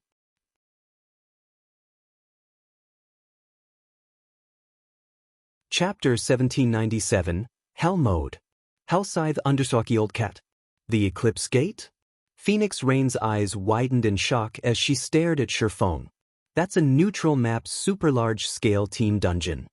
Although she did not have a particularly good understanding of the Eclipse Gate, she knew that super large-scale team dungeons found in neutral maps were generally far more challenging than their counterparts in kingdoms and empires. If the super large-scale team dungeons were ranked based on difficulty, then neutral maps team dungeons would be intermediate rank or higher. None of the current superpowers even dared to harbor thoughts of raiding such an arduous team dungeon. Guild Leader Black Flame, although Unyielding Soul has agreed to help Zero Wing, I must make it clear that Unyielding Soul has dispatched our best experts to do so. If you wish to raid a super large-scale team dungeon, we are willing to make the attempt twice at most any more, and it would affect our leveling speed too much. Unyielding Heart stated the bottom line for his assistance. Shifeng's declaration had left him similarly astonished. Even raiding the super large-scale team dungeons within a kingdom's borders was problematic. Trying to raid a neutral map's super large-scale team dungeon was simply ludicrous. At this point, the various superpowers had only succeeded in killing the first few bosses in level 50 large-scale dungeons. They had failed to clear the dungeon itself. However, if they tried to raid a kingdom's super large-scale team dungeon, they'd likely fail to defeat the first boss. Even if they had a full team of Tier 2 players, they had less than a 20% chance of getting past the first boss in a neutral map's large-scale team dungeon. Although players wouldn't lose an entire level of EXP when they died in a dungeon, they would lose 10% of their EXP if they die inside a super large-scale team dungeon. After reaching their levels, even expert players who had an impressive leveling speed would need 7 or 8 hours to earn 10% EXP. If Unyielding Soul accompanied Zero Wing into Death's Embrace 3 to 5 times, Unyielding Soul's main force would fall behind the other superpower's main forces by 1 or 2 days. That's fine. Shifeng nodded. Naturally, no guild would lend its Tier 2 players to another team unconditionally. It was understandable that Unyielding Heart had set certain limits. In fact, Phoenix Rain had already informed Shifeng of her bottom line. It's fine. Shifeng's composure surprised Unyielding Heart a little. The point of his statement regarding his limits was to inform Shifeng that he wouldn't tolerate meaningless ventures and that Zero Wing's guild leader should cherish this opportunity. However, Shifeng's response was utterly void of anxiety. The man hadn't even frowned. It was as if this limitation wasn't a problem at all. Even Phoenix Rain carefully observed Shifeng's reactions. She was curious as to why Shifeng was wasting such a good opportunity on such an impossible task. With their 3 guilds' combined strength, they'd have very high chances of success even in a level 50, 100-man team dungeon, yet Shifeng had decided to attempt the impossible. Since everyone's here, I'll reform the team. I'll also handle the team's leadership. Do either of you have any issues with that? Shifeng asked Phoenix Rain and Unyielding Heart. Neither of the 2 guild leaders had any particular opinions on the arrangement. Both guilds had come to offer their assistance, after all. The most they could do was support Zero Wing. Very quickly, Shifeng created a new team of 200 Tier 2 players. He then led the team to a flying ship that was headed for the Eclipse Gate. Meanwhile, inside a high-class restaurant in Star Moon City, a large group of cloaked players drank and bantered. Intense killing intent wafted from every one of these players, and some even radiated a dense bloodlust. Commander, our scouts have just reported back, stating that Zero Wing's main force members and upper echelons have boarded a flying ship for the Eclipse Gate. Should we move out? Or should we notify the other adventurer teams? Lonely Lamp excitedly asked Black Shark, who was currently enjoying a glass of blazing fruit wine. They've finally left their nest. Taking a big gulp, Black Shark smiled and said, "Forget about the other adventurer teams. I'm not in the habit of sharing such golden opportunities. Notify our team, tell them to bring those items and set out immediately. We must not let the other adventurer teams get ahead of us." Understood. Lonely Lamp replied. He had waited for this moment for a long time. Shortly after, the Dark Hunters adventurer team set off toward the Eclipse Gate. Eclipse Gate, Sun-Chasing Fortress. The Sun-Chasing Fortress was the only safe zone NPCs guarded in the Eclipse Gate. A large number of flying ships docked in the fortress each day, and since the fortress was a hub for multiple kingdoms' forces, the Sun-Chasing Fortress's player population was even higher than a kingdom's capital. When Shifeng's team exited the airport, they were greeted by the sight of players hawking their wares and forming teams by the street. The fortress was no less lively than Star Moon Kingdom's Star Moon City. However, although the Sun-Chasing Fortress was very popular, the various large guilds weren't particularly fond of this place since players couldn't purchase lands in an NPC fortress. Instead, it had become a hub for independent players, and there were far more of these players than those from guilds. To avoid attracting too much attention, Feng had his team members don their black cloaks before leaving the fortress on the backs of their mounts. Even so, their group still earned sidelong glances from the payers they passed. The Eclipse throne was an ancient fortress in the Eclipse Gate's inner region. Corrosive behemoths roamed around Eclipse throne, and a corrosive fog, which would numb players' senses and slow their reactions, was ever present around the dungeon. Because of these factors, very few players were willing to grind here.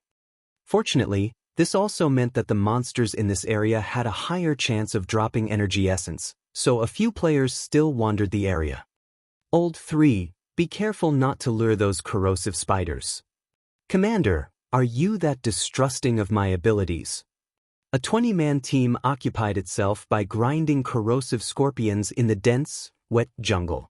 The team's level 53 shield warrior maneuvered through the forest while over 100 level 54, special elite-ranked corrosive scorpions chased after him. Meanwhile, the team's 3 healers maintained the shield warrior's HP, while the remaining ranged players bombarded the scorpions with one AoE attack after another. With over 10 players launching AoE skills and spells simultaneously, the corrosive scorpions' HP rapidly decreased. After a short moment, the corrosive scorpions began to fall. Very quickly, every monster chasing the shield warrior had died. At this time, an assassin, which had followed the shield warrior stealthily, collected the scorpion's loot. Ha! Commander, we got one. An energy essence dropped. The level 53 assassin exclaimed as he picked up a dark green crystal. Could lure more monsters. The level 54 elementalist leading the team this time commanded, nodding approvingly. He was very satisfied with the loot acquired from this batch of monsters.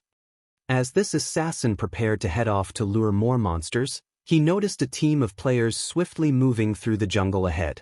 This team completely disregarded the monsters around them as they made a beeline for the ancient fortress. As a result of these players' recklessness, they had lured many of the jungle's monsters. After getting a better look, the assassin discovered over 1,000 monsters running after these strange players. Among them were over a dozen level 55 Great Lord-ranked corrosive behemoths and over 100 level 55 Lord-ranked corrosive spiders. Crap! What are these people trying to do? The level 53 assassin gaped. Although the corrosive behemoths were only level 55 Great Lords, the corrosive gas their bodies released was extremely powerful. MTs weren't able to approach these monsters because of that. Any team that visited this jungle did their best to avoid the corrosive behemoths as much as possible. Although the corrosive spiders' gas wasn't as detrimental as the behemoths, they could also launch spiderwebs to seal players' movement. Having to face a force that included both the corrosive behemoths and spiders would be an absolute nightmare for players. However, before the level 53 assassins could say anything, one of these reckless players, a man, halted the team before the fortress walls. The man then swung his blue longsword. Suddenly, golden divine swords fell from the sky, restricting the corrosive spider, which led the monster army, to a specific area. Towering pillars of fire then rose from the ground, engulfing the trapped corrosive spiders. At the same time, the other team members launched one AoE attack and large-scale destruction spell after another. For a moment, the jungle shook with the bombardment. Before 2 minutes had passed, every monster chasing the reckless team was dead. Even the dozen or so corrosive behemoths lay motionless on the ground. This scene dumbfounded the 20-man adventurer team that grinded corrosive scorpions some distance away. Who are those people? By the looks of them, they seem to be guild players. The guild emblem the guy in the lead is wearing, I think it belongs to Zero Wing. They should be Zero Wing's members. What's going on? Why are Zero Wing's members here? Shock overwhelmed the adventurer team's members as they watched Feng and the others loot the fallen monsters.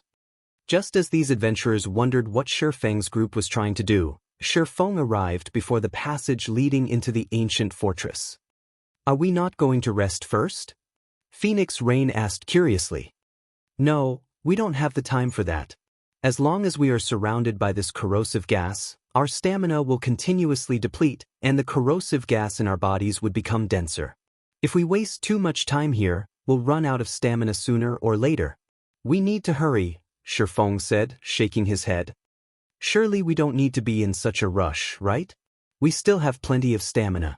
At the rate that we're losing stamina, we should have more than enough even if we're raiding a super large-scale team dungeon, Unyielding Heart said after briefly estimating his stamina consumption.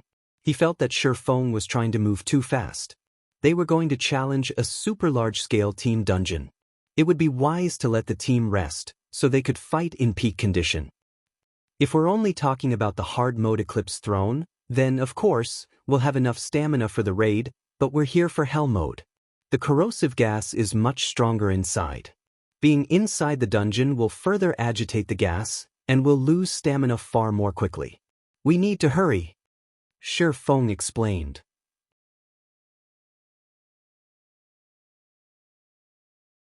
Chapter 1798, Fortress Assault. Hellscythe Understalky Old Cat. Hell mode. Unyielding Heart stared at Shifeng in disbelief. Only after taking some time to process Shifeng's statement did he ask, Guild Leader Black Flame, you must be joking, right? He had barely been able to accept the fact that Shifeng wanted to raid a neutral map's super large-scale team dungeon, but raiding the dungeon's hell mode was too much. This was beyond foolish courage. It was plain suicide. The hell mode of a level 50, large-scale team dungeon was already difficult enough that the various superpowers couldn't even get past the first boss, let alone the hell mode of a level 50, super large-scale team dungeon. Moreover, a super large-scale team dungeon's hell mode was far more severe than hard mode. Each death would take 15% of the player's EXP. 2 deaths in hell mode was the equivalent of 3 deaths in hard mode. Even Phoenix Rain frowned at Shifeng's declaration. She had to admit that Shifeng was too full of surprises. Although she doubted that the man would execute a plan that he wasn't confident in, raiding the hell mode of a level 50, super large-scale team dungeon at this time simply wasn't realistic. Hell mode might seem difficult, but it isn't impossible. As long as we cooperate well enough and react quickly enough, the dungeon won't pose much of a threat, Shifeng explained. He was very familiar with the Eclipse Throne. It was one of the few dungeons that dropped top-tier fire resistance equipment. He had raided the dungeon more than 20 times in his previous life, and he had raided the hell mode roughly 7 or 8 times. He knew how to dominate this dungeon. Moreover, he had specifically invited the experts from 2 super first-rate guilds. How could he possibly settle for the hard mode Eclipse Throne with such a rare opportunity? Not much of a problem? Phoenix Rain was at a loss for words. It seemed as if Shifeng were treating the Eclipse Throne like some 6-man party dungeon. However, with things as they were, she couldn't really argue with Shifeng's decision. Not only had Zero Wing invited the Dragon Phoenix Pavilion, but it had also secured Unyielding Soul's help. In the end, she decided to leave the decision of how to utilize this chance to Zero Wing. Following which, Shifeng chose the Eclipse Throne's hell mode.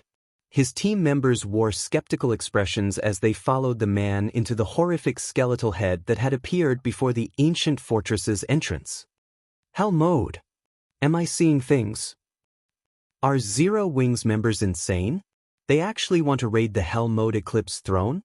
Most of the various superpowers are still struggling to get the first clear of level 50, 100-man hard mode team dungeons. Well, Zero Wing is Starmoon Kingdom's #1 guild. Since they dare to enter the dungeon, they should have some confidence of clearing it. Confidence? That can't be possible, right? That is the hell mode of a 200-man team dungeon we are talking about, not a 50-man team dungeon. After the adventurers in the jungle watched Shifeng's team disappear into the dungeon, they broke into a heated discussion. They were all very confused as to why Zero Wing would take such a huge risk to raid the hell mode Eclipse Throne. Meanwhile, inside the Eclipse Throne, once Shifeng and the others entered the fortress, they felt their 5 senses dull. Corrosive gas surrounded them, steadily depleting their stamina. The ambient mana was also significantly less dense than outside of the fortress. This decreased the player's efficiency with their skills and spells. Although the dense corrosive gas and thin ambient mana was alarming, those factors became of little significance once they saw the corrosive monsters roaming the dungeon. Corrosive Zombie, Undead, Lord. Level 56. HP 13, 000, 000/13, 000, 000. Corrosive Abomination, Undead, Great Lord. Level 56. HP 37, 000, 000/37, 000, 000. Corrosive Earth Dragon, Undead, Grand Lord. Level 56. HP 90, 000, 000/90, 000, 000. There were easily over 10,000 corrosive monsters wandering down the streets before them. Moreover, these monsters had formed patrol squads and marched down the streets. Aside from the large number of monsters, rapid-fire ballistas had been set up on the castle walls ahead. Multiple corrosive zombies manned each of these war weapons, and as long as those monsters discovered their team, they would face an intense bombardment. These players felt as if they were on a crusade against an army of corrosive monsters, not a dungeon raid. Why is the difference so massive? Phoenix Rain wore a solemn expression as she watched the corrosive army that surrounded the castle. She had challenged a super large-scale team dungeon before, but her team had quickly given up the attempt once they realized that they were no match for the first boss. Her team had at least been able to clear out the mobs and reach the first boss. Here, however, she wasn't even sure that they could get through the mobs. Although the super large-scale hard-mode team dungeon she had challenged had been occupied by a lot of monsters, her team hadn't had to face such an exaggerated number as they did now. Here, a single patrol squad easily had over 300 monsters. The weakest among these monsters was a lord. Even a 200-man team of Tier 2 experts would have a hard time against 300-plus lords, great lords, and grand lords. Furthermore, this dungeon's environment prevented players from exhibiting their full combat power. They also had to worry about the war weapons mounted on the castle's walls. If they accidentally lured a second wave of monsters, they'd have no choice but to flee. Guild leader Black Flame, we're not going to fight our way through this army, are we? Unyielding Heart felt an intense pressure bear down on him as he surveyed the monsters and rapid-fire ballistas, but seeing Shifeng's previous confidence, the man should have a method to get past these obstacles in mind. Of course not, Shifeng said, shaking his head. We're charging into the castle. Charging straight through those monsters? Unyielding Heart asked, flabbergasted as he pointed at the monsters on the streets before him. For a moment, he even wondered if Shifeng were truly Zero Wing's guild leader. Are you certain? Yes. If we try to clear out these monsters slowly, we'll run out of stamina before we even get to the first boss, Shifeng said, determined. But before we move out, I want everyone to use these items. Saying so, Shifeng took out the all-round devices and elven silver potions he had prepared and distributed them to every member on the team. If players wished to raid the Hell Mode Eclipse throne, they needed to restore their 5 senses, mana, and stamina. Otherwise, they'd be annihilated before they even met the first boss. Raiding a super large-scale team dungeon was different from a large-scale team dungeon. Rather than a dungeon raid, it was more appropriate to call it a miniature war. Most importantly, a team was limited to 200 players. Trying to clear the dungeon with brute force while at such a massive numerical disadvantage would be nearly impossible. At the very least, such a feat was impossible with his team's current standard. When brute force wasn't a viable option, a team would have to raid the dungeon by using their numbers and making appropriate sacrifices at the right times. By doing so, clearing the dungeon was possible, albeit a little cruel. This time, though, Shifeng did not intend to use such a method. Rather, his plan was a little more forceful. Although Phoenix Rain and Unyielding Heart were still willing to believe in Shifeng's confidence, They couldn't help but wonder if they were as safe as Shifeng claimed as they watched the monsters cover the streets. What's this? When Phoenix Rain, Unyielding Heart, and the other team members received the all-round devices and Elven Silver, they didn't understand what Shifeng intended. However, gasps escaped them after they inspected the two items' attribute panels.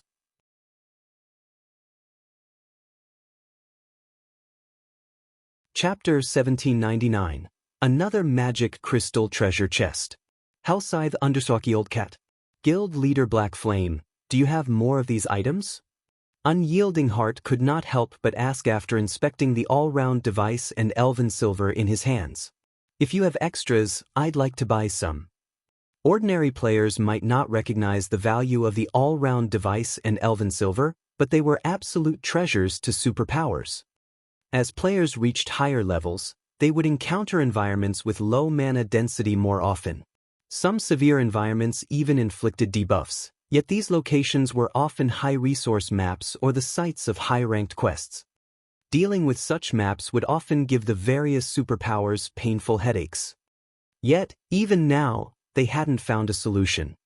The all-round device and Elven Silver Shifeng had just handed out just so happened to solve all of those problems. Aside from the increased mana density the all-rounded device offered its user, it also provided a 5% increase caret. Attributes. I still have some left, but as they are very rare, they won't be cheap, Shifeng said, smiling. If you want to buy them, it'll be 300 magic crystals for each rounded device and 100 magic crystals for each bottle of Elven Silver. How many do you want? Unyielding Heart's interest in purchasing the all-round devices and Elven Silver potions didn't surprise Shifeng in the slightest. Superpowers had an extensive sphere of influence. Hence, they would encounter low-mana environments more frequently than ordinary guilds. If Unyielding Heart wanted to buy them, he could also use this opportunity to make a small fortune. They're so expensive. Unyielding Souls members were astonished when they heard the two items' prices. They were also surprised that Zero Wing had prepared so many all-round devices and Elven Silver just to raid the Eclipse throne. Alright, I want 100 all-round devices and 100 bottles of Elven Silver, Unyielding Heart answered without hesitation. You want that many? Shifeng was surprised by Unyielding Heart's generosity.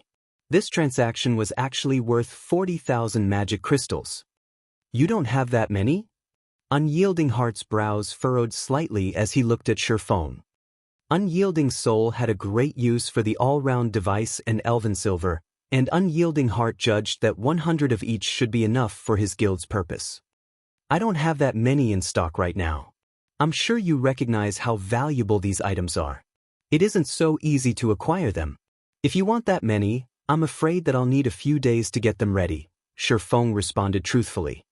Both the all-round device and Elven Silver took a long time to produce, and their production success rates weren't very high. Currently, he only had a dozen of each remaining. It would take quite some time to craft 100 of each item. A few days? After some mental calculations, Unyielding Heart said, "That's fine. If you can acquire the stock within 3 days, I will offer you an additional 5,000 magic crystals." As soon as Unyielding Heart finished his statement, Phoenix Rain spoke up, "Guild Leader Black Flame, I also want 200 of each item, but I don't have any time constraints. It is fine as long as you can get them ready for me." Hearing Unyielding Heart and Phoenix Rain's offers, Shifeng was at a loss for words. His asking price was already incredibly high.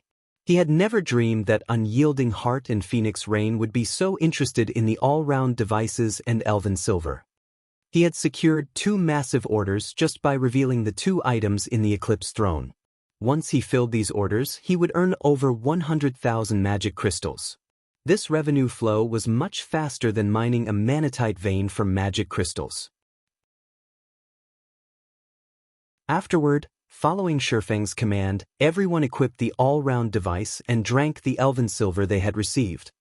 In the meantime, Shifeng signed a contract with Unyielding Heart and Phoenix Rain, assuring that the two couldn't go back on their word once he had crafted the items.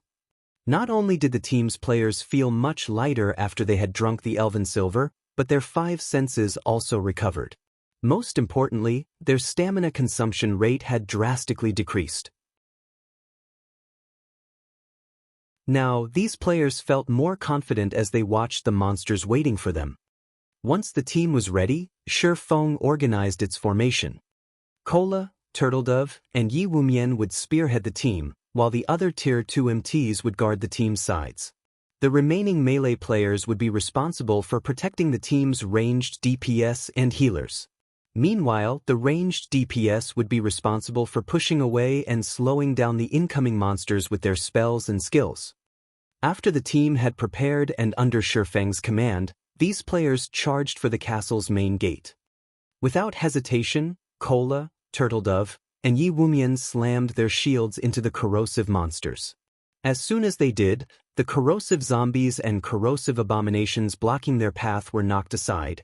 The strength the 3 MTs displayed stunning the Tier 2 MTs from the Dragon Phoenix Pavilion and Unyielding Soul. They were all Tier 2 MTs, so they knew what kind of strength a Tier 2 metric tons should wield. Their equipment should be the best available at this stage of the game, and their strength was only slightly higher than a High Lord of the same level.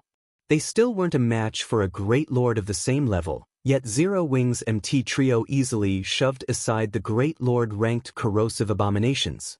This proved how high the MT Trio's strength was, much higher than the other MTs. A moment later, one Grand Lord-ranked corrosive Earth Dragon charged towards the team, but despite the monster's approach, Cola accelerated as silver divine runes lit up along his saber. He swung the blade to counter the Grand Lord's approaching claw. Boom! As the sound of an explosion echoed throughout the fortress, sparks scattered, dancing around Cola and his foe. The corrosive Earth Dragon stumbled back by 3 steps while Cola remained unharmed and in place, standing steady.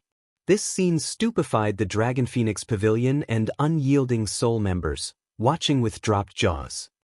Who is this guardian knight? Unyielding Heart could not believe his eyes. Unyielding Heart wore multiple pieces of epic equipment and wielded a magic weapon. He was also a berserker, the class famed for having the highest strength in the game among the 12 main classes. However, despite all these factors, his strength was only a match for a Great Lord of the same level even after he used an offensive skill. Yet, Cola had just forced back a level 56 Grand Lord. Moreover, he had done so without using a berserk skill.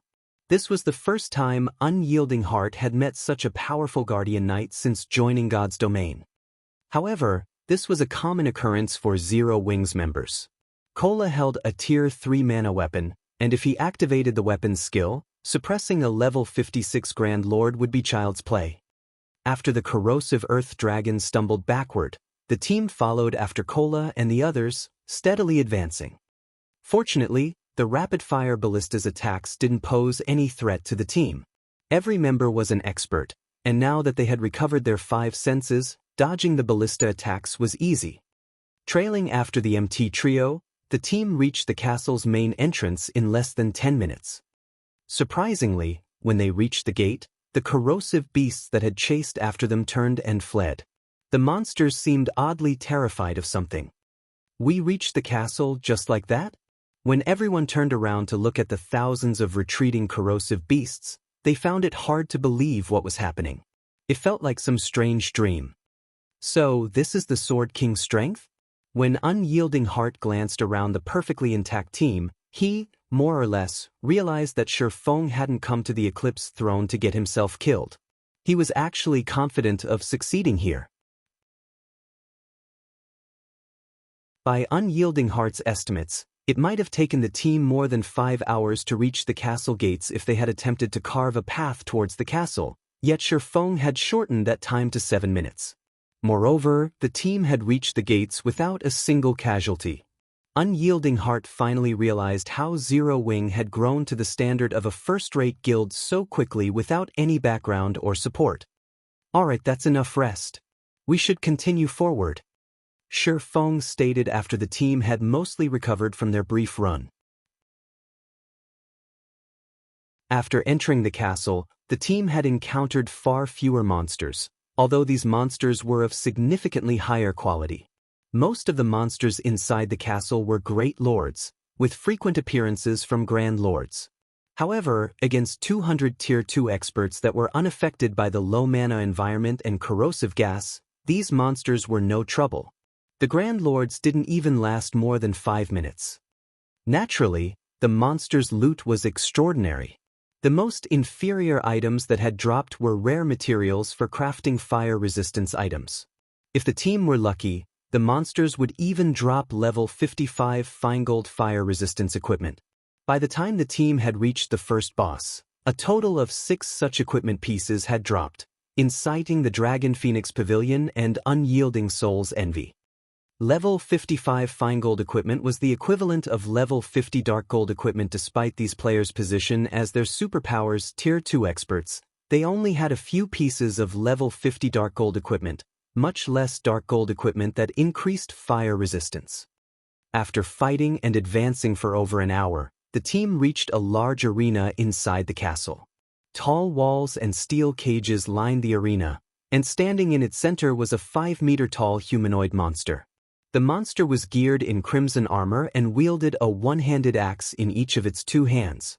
Despite the monster's immobile state, it radiated an intense aura that made the watching players afraid. Troll Hero, humanoid creature, mythic, level 57. HP 500,000, 000/500, 000,000. Everyone involuntarily gulped upon seeing the Troll Hero's statistics, permeated by their fear. Not only was the Troll Hero a bona fide mythic monster, but it also had an attribute boost due to its home being a team dungeon. After the team members examined the Troll Hero for a moment, they noticed the steel cage hanging above the boss's head. What's that? A treasure chest? That should be a treasure chest. Though I can't tell its rank. That's not right. An ordinary treasure chest is either made of wood or metal, but that treasure chest is made entirely of magic crystals. The Dragon Phoenix Pavilion and Unyielding Soul members fell into a heated discussion after discovering the treasure chest within the steel cage, but when Shifeng noticed the treasure chest, his eyes glowed with excitement. A magic crystal treasure chest.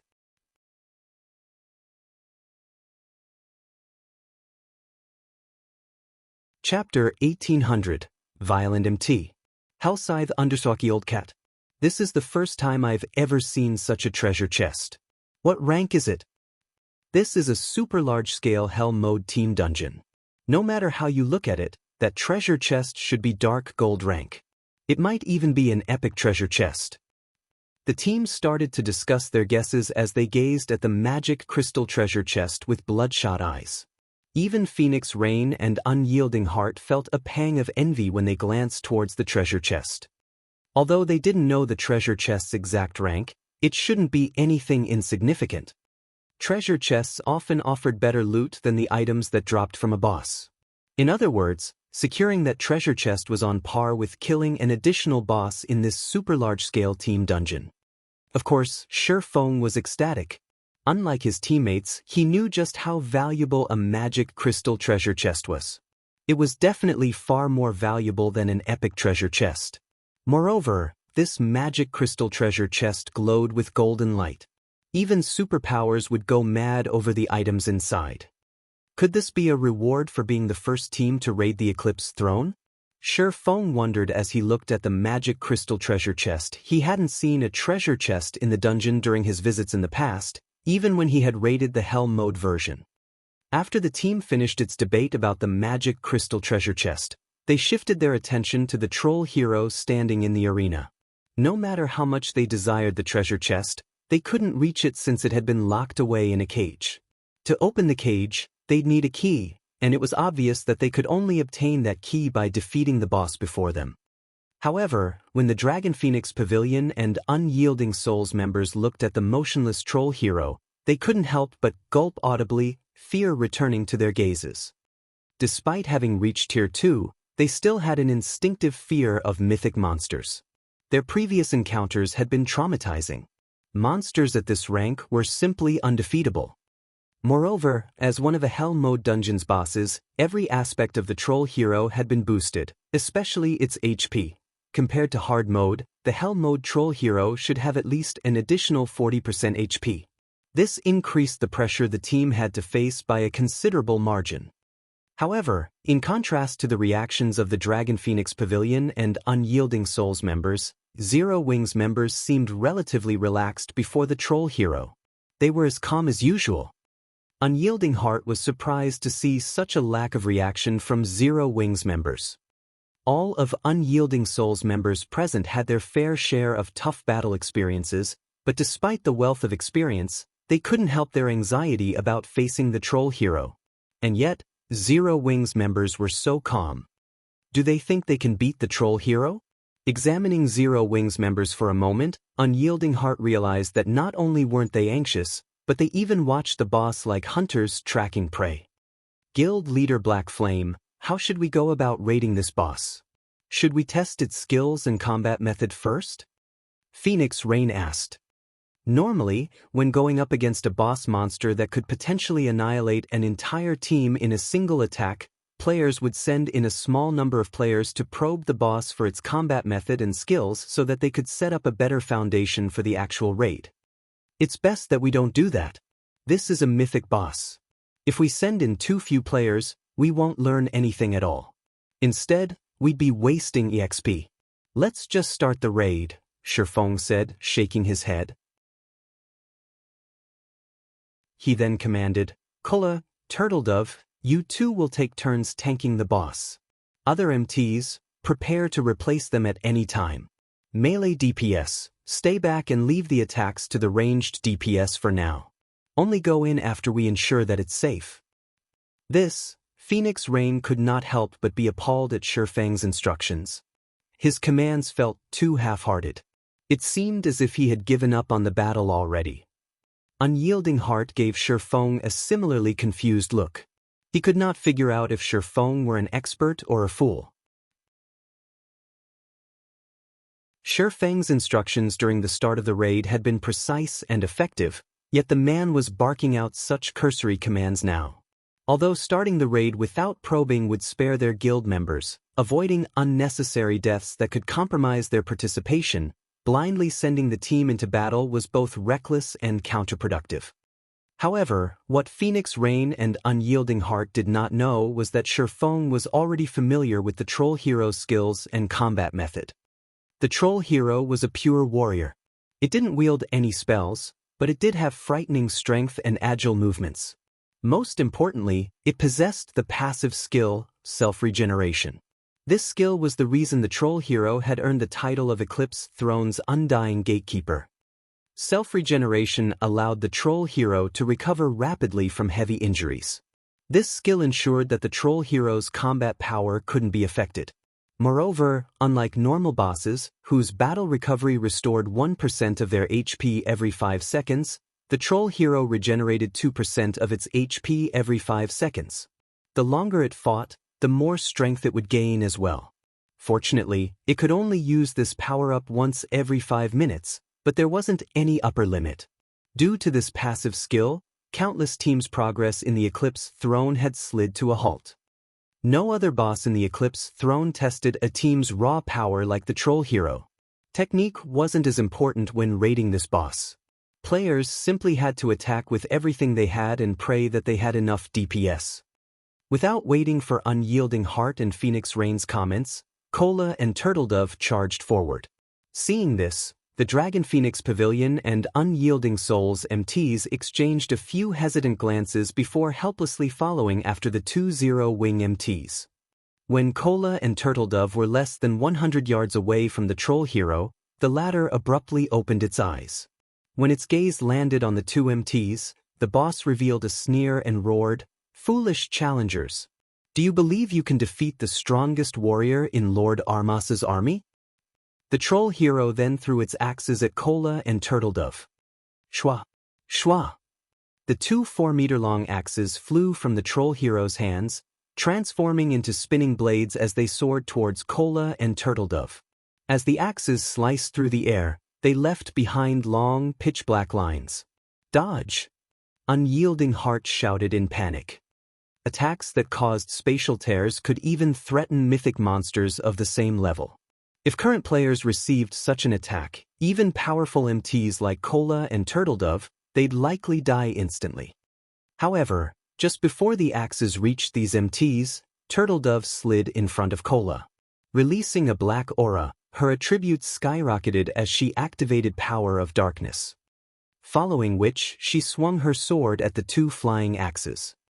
Silver divine runes illuminated Turtledove's long sword, which formed a dazzling arc as it cut the two colossal axes down. Boom! Boom! With two explosions, the axes crashed to the ground. As for Turtledove, she had been forced to take 3 steps back to stabilize her stance. At the same time, 2 damages exceeding -20,000 appeared above her head. However, to Turtledove, who had 140,000 HP after activating Power of Darkness, the damage was tolerable. Meanwhile, the rear-line healers, who had long since prepared for this moment, released several healing spells, instantly restoring Turtledove's HP to full.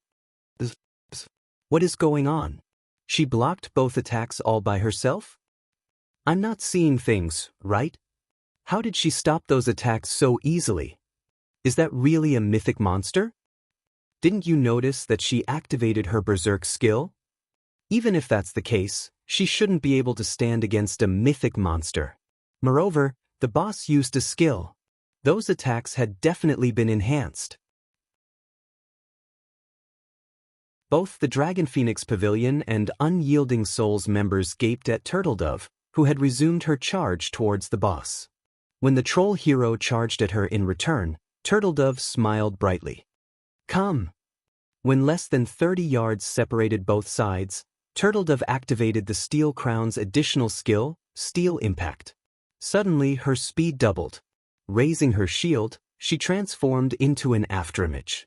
A moment later, she appeared before the troll hero and slammed her shield into the boss. Immediately, the troll hero flew back by over 20 yards.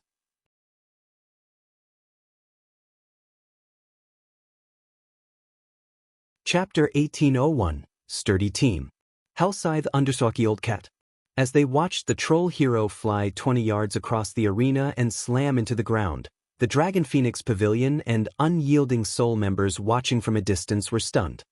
She sent it flying? That's a mythic boss we're talking about.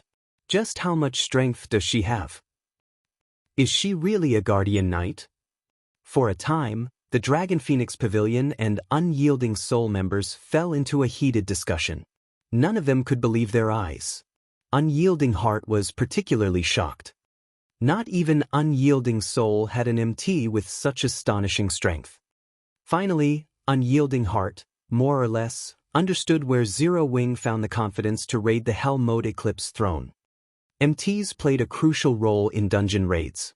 Oftentimes, a failed dungeon raid wasn't a result of a lack of DPS. Rather, the team's MTs weren't able to survive against the bosses long enough.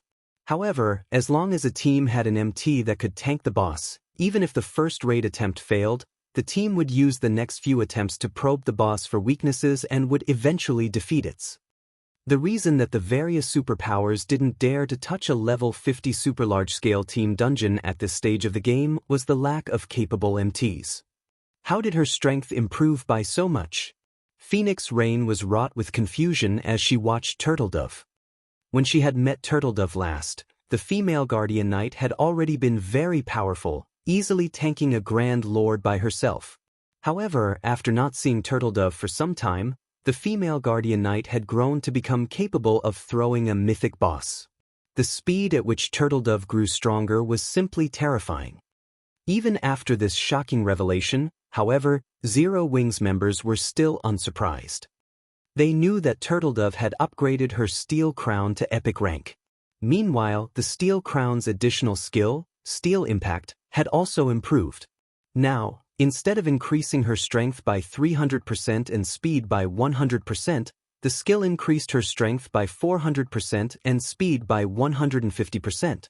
With such a boost, it was only natural for her to send a level 56 mythic boss flying. After the troll hero's clash with Turtledove, its HP fell by over 150,000. Turtledove had secured the troll hero's aggro. With an angry roar, the boss's muscles bulged, and it stomped on the ground before transforming into a blur as it charged at the female guardian knight. Fortunately, since the troll hero's axes were still stuck in the ground behind Turtledove, it didn't pose much of a threat. In fact, Turtledove did not even bother to avoid the charge. Instead, she thrust the point of her shield into the ground and prepared to receive the troll hero's charge head-on. Tier 2 skill, Backfolding. Backfolding was a Tier 2 skill Turtledove had recently acquired from the Primordial Divine Ruin. It was a super rare skill that could reflect an incoming attack from the front. Boom! When the troll hero crashed into Turtledove's shield, its massive frame stumbled 3 steps backward, a damage of over -500,000 appearing above its head. Good. Ranged players. Shifeng commanded one. He saw that Turtledove had solidified her aggro. Spells and arrows bombarded the troll hero, and damages of over -10,000 appeared above the target's head, one after another. Occasionally, damages exceeding -40,000 also floated above the boss's head. These damages originated from Zhao Yueru, who wielded Frostflame's Wrath. Her attacks were particularly prominent among the bombardment. Her ice and fire-type spells were clearly stronger than the other Tier 2 Elementalist spells on the team. What a high damage! Zero Wing actually has such a powerful Elementalist? Unyielding Soul's magical class players were stupefied by Zhao Yueru's performance. They were bona fide Tier 2 players and wore the best equipment available at this stage of the game. The fact that they were able to deal over -10,000 damage to a mythic boss was already impressive and would attract the awe of many expert layers. However, Zhao Yueru's attacks had utterly changed their views on the world. Not only did Zhao Yueru's attacks consistently deal over -40,000 damage, but some of her attacks also dealt twice that without a critical hit. Her DPS alone could rival the total DPS of 5 of them. Unyielding Soul's magical class players couldn't figure out what was happening. Despite the fact that they were all Tier 2 players, the difference between them was massive. What these players didn't know was that Frostflame's Wrath improved its wielder's ice and fire-type spells by 1 tier. Now that Zhao Yueru was Tier 2, her Tier 2 spells had been upgraded to Tier 3.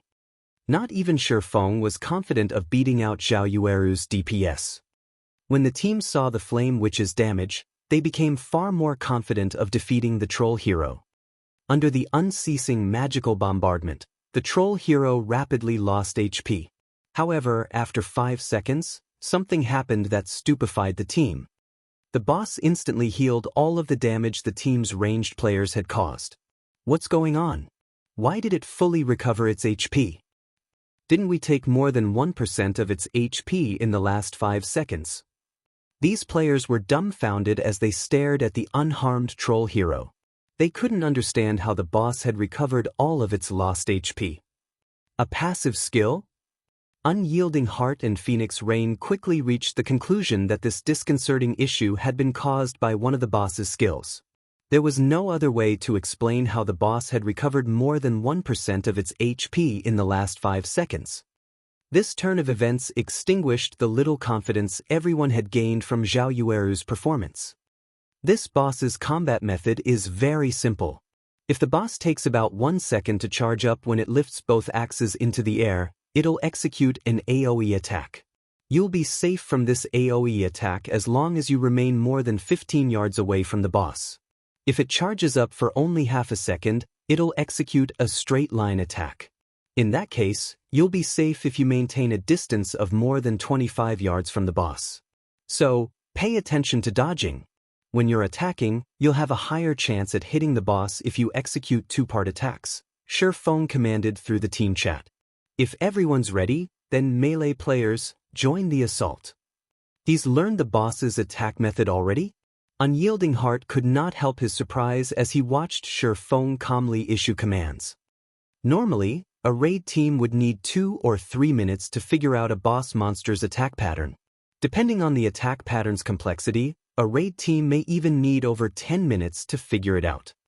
Yet, despite fighting for a few short seconds, Shifeng had already figured out this boss's attack method.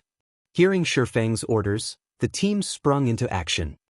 As Shi Feng had stated, although the difference between a 1 second and 0.5 second charging time was subtle, the team's expert players easily recognized the difference. Hence, practically no one died when the boss used its 2 AoE skills. Moreover, when everyone assaulted the boss according to Shi Feng's requirements, their hit rate was extremely high.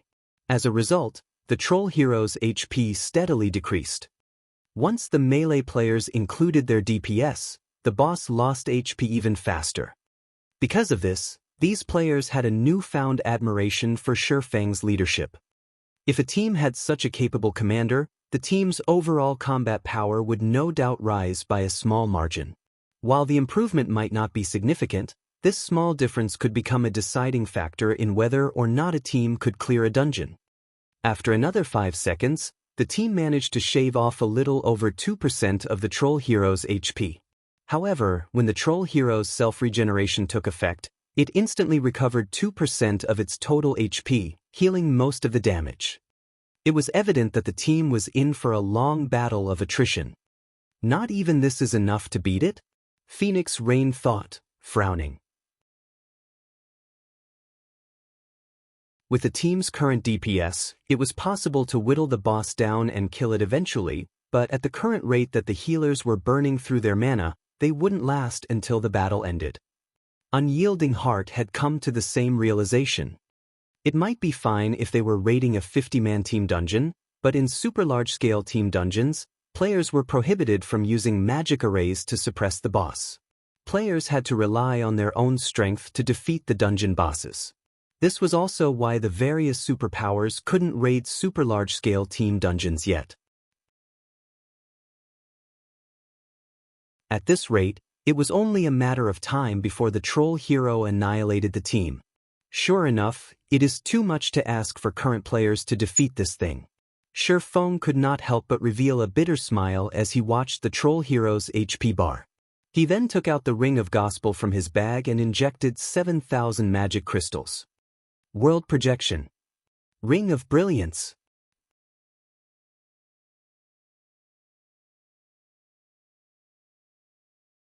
Chapter 1802. Set Equipment of Astronomical Value. Hellscythe Undersockield Cat. The moment World Projection activated, the troll hero paused. Meanwhile, due to Ring of Brilliance's effect, everyone on the team felt a pleasant sensation course through their bodies, their basic attributes and physique instantly improving by 10%. What's this? A magic array? Didn't they say that magic arrays are prohibited inside super large-scale team dungeons? When these players noticed the troll hero's attributes decrease, they couldn't help but turn to Shi Feng in astonishment. How is this possible? The boss's basic attributes fell by 20%. Shock filled Unyielding Heart's gaze when he noticed the change. Turning to Shi Feng, he thought, is this the real reason that he is so confident in challenging a super large-scale team dungeon? Unlike Grand Lords, mythic monsters had more resistance against magic array suppression and negative status effects. If one tried to suppress a mythic monster in the fields with an intermediate magic array, they would be very fortunate if the magic array suppressed the mythic monster's attributes by 10%, much less 20%. Although a 20% decrease in basic attributes did not seem like much, it decreased the raid's difficulty by at least 30%. This also reduced the equipment standard requirements for MTs and the DPS requirement for damage dealers. Sure enough, he came prepared. When Phoenix Rain sensed the ambient mana density and the increase to her basic attributes, she shot Shi Feng a glance. Although she had assumed that Shi Feng had prepared more trump cards than those they had seen thus far, she couldn't help but feel a little surprised once she actually saw them. With this development, the troll hero was at a disadvantage. Now, Turtledove was able to stop all of the troll hero's frenzied attacks all by herself. The boss also recovered far less HP via its battle recovery. As a result, the troll hero's HP, which had barely moved thus far, began to fall at a steady pace. 99%, 96%, 92%.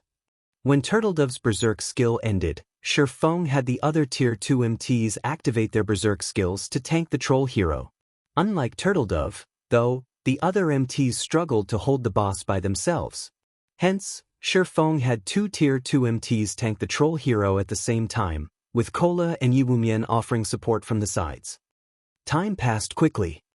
After 5 minutes since the battle had begun, the troll hero received a small boost to its strength and speed. Fortunately, the improvement was tolerable for the Tier 2 MTs. Before 20 minutes had passed, the troll hero's HP fell below the 1% threshold. Seeing this, Shifeng activated Divine Providence before activating Lightning Slash to land the killing blow. The troll hero then collapsed and transformed into particles of light, disappearing. When the boss faded away, a small mountain of items took its place. The loot's brilliant glow made the players from the Dragon Phoenix Pavilion and Unyielding Soul drool. The boss of a super large-scale team dungeon actually drops so many items? With a rough glance at the pile of items, Unyielding Heart determined that more than 50 items had dropped. That was more than double what dropped from a level 50 large-scale team dungeon's boss. The number of items before her surprised Phoenix Rain as well. Shifeng, however, didn't share their reaction. Although a super large-scale team dungeon and a large-scale team dungeon dropped roughly the same quality of items, the former tended to drop far more loot than the latter. Following which, Shifeng collected the items while the Ream took a break. The intense battle against the troll hero had lasted nearly 20 minutes. At this point, the healers had expended a considerable portion of their mana. The fighters also needed a moment to relax. Guild leader, how's the loot? Blackie, who rested on the ground nearby, asked Shifeng. Not bad. We got a total of 63 items. 3 are level 55 dark gold weapons, one of which is a Greatsword that adds fire resistance. Aside from that, we also got 8 pieces of level 55 dark gold equipment, 3 of which add fire resistance. Of the 3 pieces of dark gold equipment that add fire resistance, one is the Dark Corrosion Boots, a set piece for a level 55 plate armor set, and another one is the Sundial Arm Guard, a set piece for a level 55 cloth armor set. There are also 7 pieces of level 55 fine gold equipment, 5 of which add fire resistance. As for the other items, they're mainly magic scrolls, potions, mana stones, and raw materials, Shifeng said as he shared the equipment statistics in the team chat for everyone to see. Crap. Level 55 dark gold set equipment. Everyone's eyes glowed when they saw the statistics Shifeng had shared. Both the Dark Corrosion set and the Sundial set were 6-piece, level 55 to level 60 dark gold set equipment. These 2 sets were easily the strongest set equipment they had seen thus far. If one equipped one of these sets, only players in full epic equipment could surpass them. Shifeng simply smiled in response to everyone's exclamations. The Dark Corrosion set and Sundial set were some of the best sets available to players between level 55 and level 60. Not only did they provide superb fire resistance, but they also had effects that significantly enhanced fire-type damage. The full Sundial set, in particular, would increase all basic attributes by 220 points and physique by 15%. The set provided a significant improvement in all aspects. No ordinary dark gold set equipment could compare. When they saw the Dark Corrosion set and Sundial set, Unyielding Heart and Phoenix Rain's eyes turned slightly bloodshot. They hadn't considered that the Eclipse throne could drop such valuable dark gold set equipment. If an MT equipped the Dark Corrosion set, that MT could easily tank bosses in fiery environments. Tanking level 50 mythic bosses would also become much easier. Guild leader Black Flame, if you can collect a complete Dark Corrosion set, Unyielding Soul will purchase it for 15,000 gold. Unyielding Heart declared. The Dragon Phoenix Pavilion is willing to offer 17,000 gold. Phoenix Rain said. Hen, Unyielding Soul offers 18,000 gold. Unyielding Heart hurriedly countered Phoenix Rain's offer. Seeing Unyielding Heart and Phoenix Rain competing over the Dark Corrosion set, the Dragon Phoenix Pavilion and Unyielding Soul members present were stunned. Even Zero Wings members had similar reactions. They never thought that the VIPs of 2 super first-rate guilds would fight so fervently over the Dark Corrosion set. I'm sorry. While I can understand your interest in purchasing the set, but the Dark Corrosion set is very important to Zero Wing, so I have no intention of selling it for now. Shi Feng refused the offer immediately. Of course, if Zero Wing obtains a second Dark Corrosion set, I will be willing to sell it. However, the minimum bid I'll accept per set is 24,000 gold. Of course, you can also offer rare materials or magic crystals. Shi Feng's team members gasped when they heard his price. It was too expensive. One could purchase a very good plot of land in an imperial capital's central district for 24,000 gold. It was even possible to construct a town with that kind of money, yet Shi Feng wanted 24,000 gold for a single dark gold set equipment. Guild leader Black Flame, I believe you are aware that equipment has an effective time period. Although the Dark Corrosion set is a level 55 to level 60 dark gold set equipment, its value will decrease as time passes, Unyielding Heart said. If you gather a complete set within 7 days, I am willing to spend 24,000 gold to purchase it. However, if you offer the complete set after a fortnight or a month, I'm afraid that the Dark Corrosion set will no longer be worth that price. Phoenix Rain nodded in agreement with Unyielding Heart's words. As their levels and equipment improved, bosses that they hadn't been able to tackle would become easier to defeat. It was only a matter of time before they would acquire something similar to the Dark Corrosion set. They were only willing to buy the Dark Corrosion set now to jumpstart their plans, but as their time advantage shrunk, the set equipment's value would decrease as well. Rest assured, Zero Wing should have no problems securing a second Dark Corrosion set within 7 days. If we fail to collect a second set, I will put the first up for sale, Shi Feng said. Although the Dark Corrosion set was precious, its drop rate in the Hell Mode Eclipse throne was relatively high. He also had the Icarus's heart. Super large-scale team dungeons reset once a week, and after another 7 days, Zero Wing would have far more Tier 2 experts. While Zero Wing wasn't guaranteed to acquire 2 Dark Corrosion sets after 2 dungeon raids, securing one shouldn't be an issue. After some negotiations, Shi Feng decided to hold an auction for the Dark Corrosion set in 10 days. The set's final owner would depend on who offered the highest price, Phoenix Rain or Unyielding Heart. Once Shi Feng had organized the loot, he turned his gaze to the magic crystal treasure chest in the gigantic iron cage above. When the troll hero had died, it had also dropped a pitch-black key.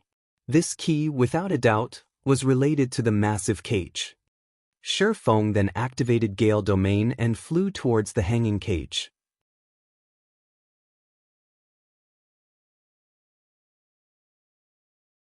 Chapter 1803, Greatsword Saint. Hellscythe Undersockield Cat. The iron cage above the arena was as large as a house. Although the cage was covered in rust, the divine runes on the iron railings were visible.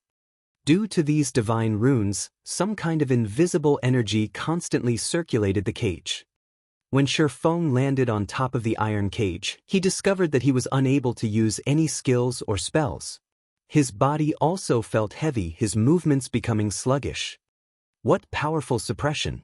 Shi Feng felt the strange energy suppress his mind as he stood on the cage, becoming a little dizzy. If a Tier 1 player stood in his place, they'd likely pass out. When Shi Feng tried to reach the cage's lock, a powerful force shoved him away. He transformed into a blur as he crashed into the arena below. What's going on? Didn't he already get a key? Phoenix Rain and Unyielding Heart were a little surprised when Shi Feng's figure slammed into the ground.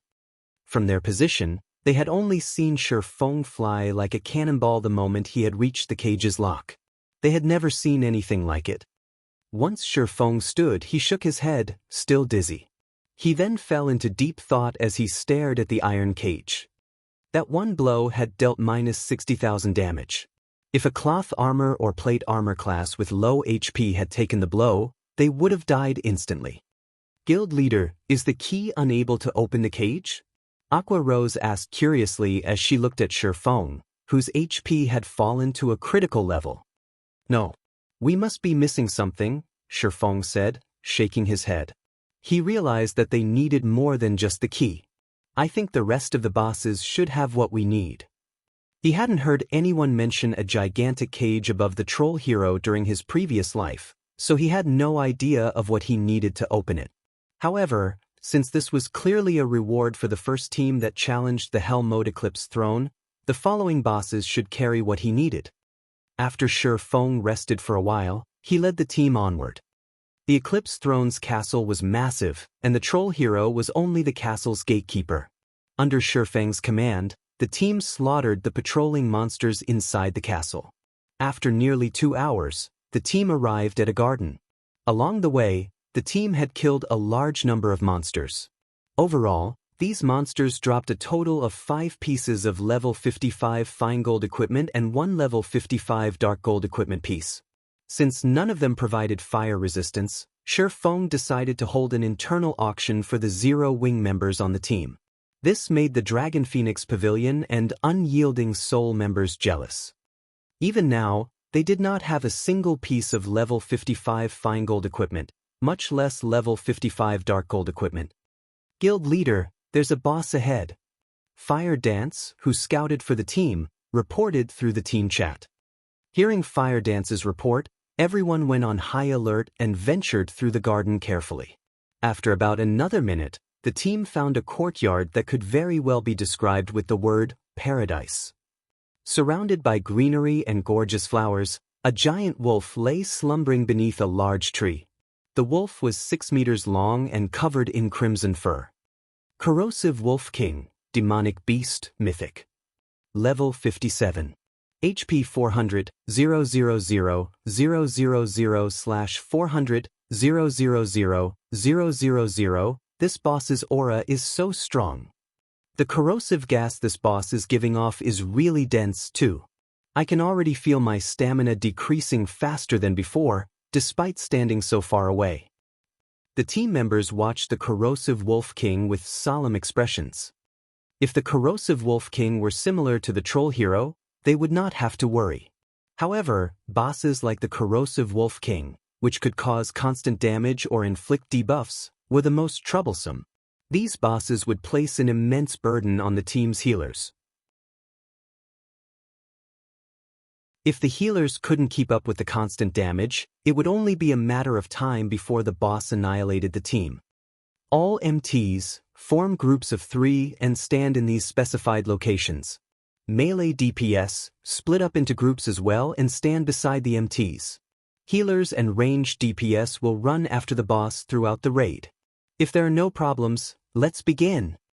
Shi Feng simply used the standard procedures for a boss raid and had his team move out. This left Phoenix Rain and Unyielding Heart speechless. Although they wanted to express their opinions about Shi Feng's instructions, they held back and followed his orders when they recalled the swordsman's ability to adapt. As soon as the raid began, Shi Feng activated Ring of Brilliance. This time, though, he did not activate World Projection.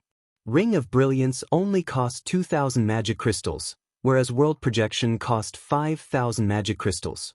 Meanwhile, the biggest problem with the Corrosive Wolf King was the low mana environment, which weakened the effects of skills and spells. There was no actual need to suppress the boss's attributes. Following which, under Shi Feng's orders, the team shaved off the Corrosive Wolf King's HP. Whenever too much corrosive gas contaminated the MT group that tanked the boss, Shi Feng ordered another MT group to take its place. By replacing the MTs responsible for tanking the boss, the contaminated MTs had enough time to recover. As for the healing aspect of the raid, Shi Feng wasn't worried thanks to Violet Cloud's Holy Prayer and his Life Domain. By alternated these 2 AoE heals, the team's healers were able to conserve their mana. In the end, it took less than half an hour to defeat the almighty Corrosive Wolf King. When the Corrosive Wolf King had died, it had also dropped a pile of items, including the head and leg parts for the Dark Corrosion set. The team then proceeded toward the third boss, the Corrosive Dryad. As with the last boss, Shi Feng used the standard raid procedures, splitting the MTs into groups to deal with the Corrosive Dryad's numerous tendrils. Meanwhile, the melee players would open up a path for the ranged DPS to bombard the Dryad with fire-type skills and spells. During this raid, Zhao Yueru, with her Frost Flame's Wrath, shone brightly. Like the corrosive Wolf King, it took less than 30 minutes for the corrosive Dryad to fall. Meanwhile, the corrosive Dryad dropped 5 pieces of level 55 dark gold equipment and 8 pieces of level 55 fine gold equipment, all of which added fire resistance. Among the 5 pieces of dark gold equipment, 2 were set pieces for the dark corrosion set, specifically the arm guards and belt.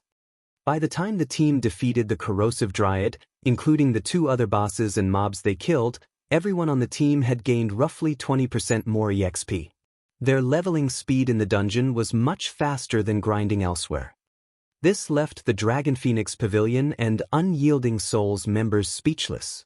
They currently rated a level 50, super large-scale Team Dungeons Hell mode, yet not only hadn't they died and lost EXP, but their experience bars had also increased faster than grinding monsters outside of the dungeon. If they were to retell this tale, nobody would believe them. What surprised these super first-rate guilds members the most was the fact that they had only used the standard raid procedures to defeat every boss they had encountered. Despite facing mythic monsters, they had managed to defeat these bosses, one after another, without so much as suffering a single casualty. Since when were standard raid tactics so effective in super large-scale team dungeons? The bosses they had raided thus far were much easier compared to the bosses in large-scale team dungeons. However, unlike their companions, Phoenix Rain and Unyielding Heart realized what was happening. Their team hadn't defeated these powerful mythic bosses so easily because the standard raid procedures were so effective in this dungeon, but because Zero Wings MTs, healers, and DPS were astoundingly powerful. There was also Shifeng's heaven-defying Ring of Gospel, which could weaken the bosses and enhance their entire team. Without these factors, all of these boss fights would have been incredibly difficult or ended in a team wipe. The Eclipse throne had a total of 4 bosses. Now that they had killed 3, only the final boss remained. Both Phoenix Rain and Unyielding Heart felt as if they were in a dream. Following which, under Shifeng's command, the team soon reached the throne room housing the final boss. The throne room was also on the castle's top floor. When the team reached the throne room, they encountered a young man lying before the room's tightly shut doors. The young man wore golden armor and carried a greatsword that radiated a holy light on his back. If one inspected this young man, they would discover that he was a level 60 mythic NPC. When Shifeng saw this NPC youth's name, he was stunned. Why is he here? Shock filled Shifeng's eyes as he gazed down at the mythic NPC. At this stage of the game, most likely no player, other than himself, knew about this NPC, but during his previous life, every God's Domain player would recognize the youth. This man had been reputed as the Greatsword Saint, known by players as the strongest entity below Tier 6. However, the main reason for this NPC's fame was the weapon he wielded. It was also the easiest weapon to find among the 10 great legendary weapons. The Glorious Will.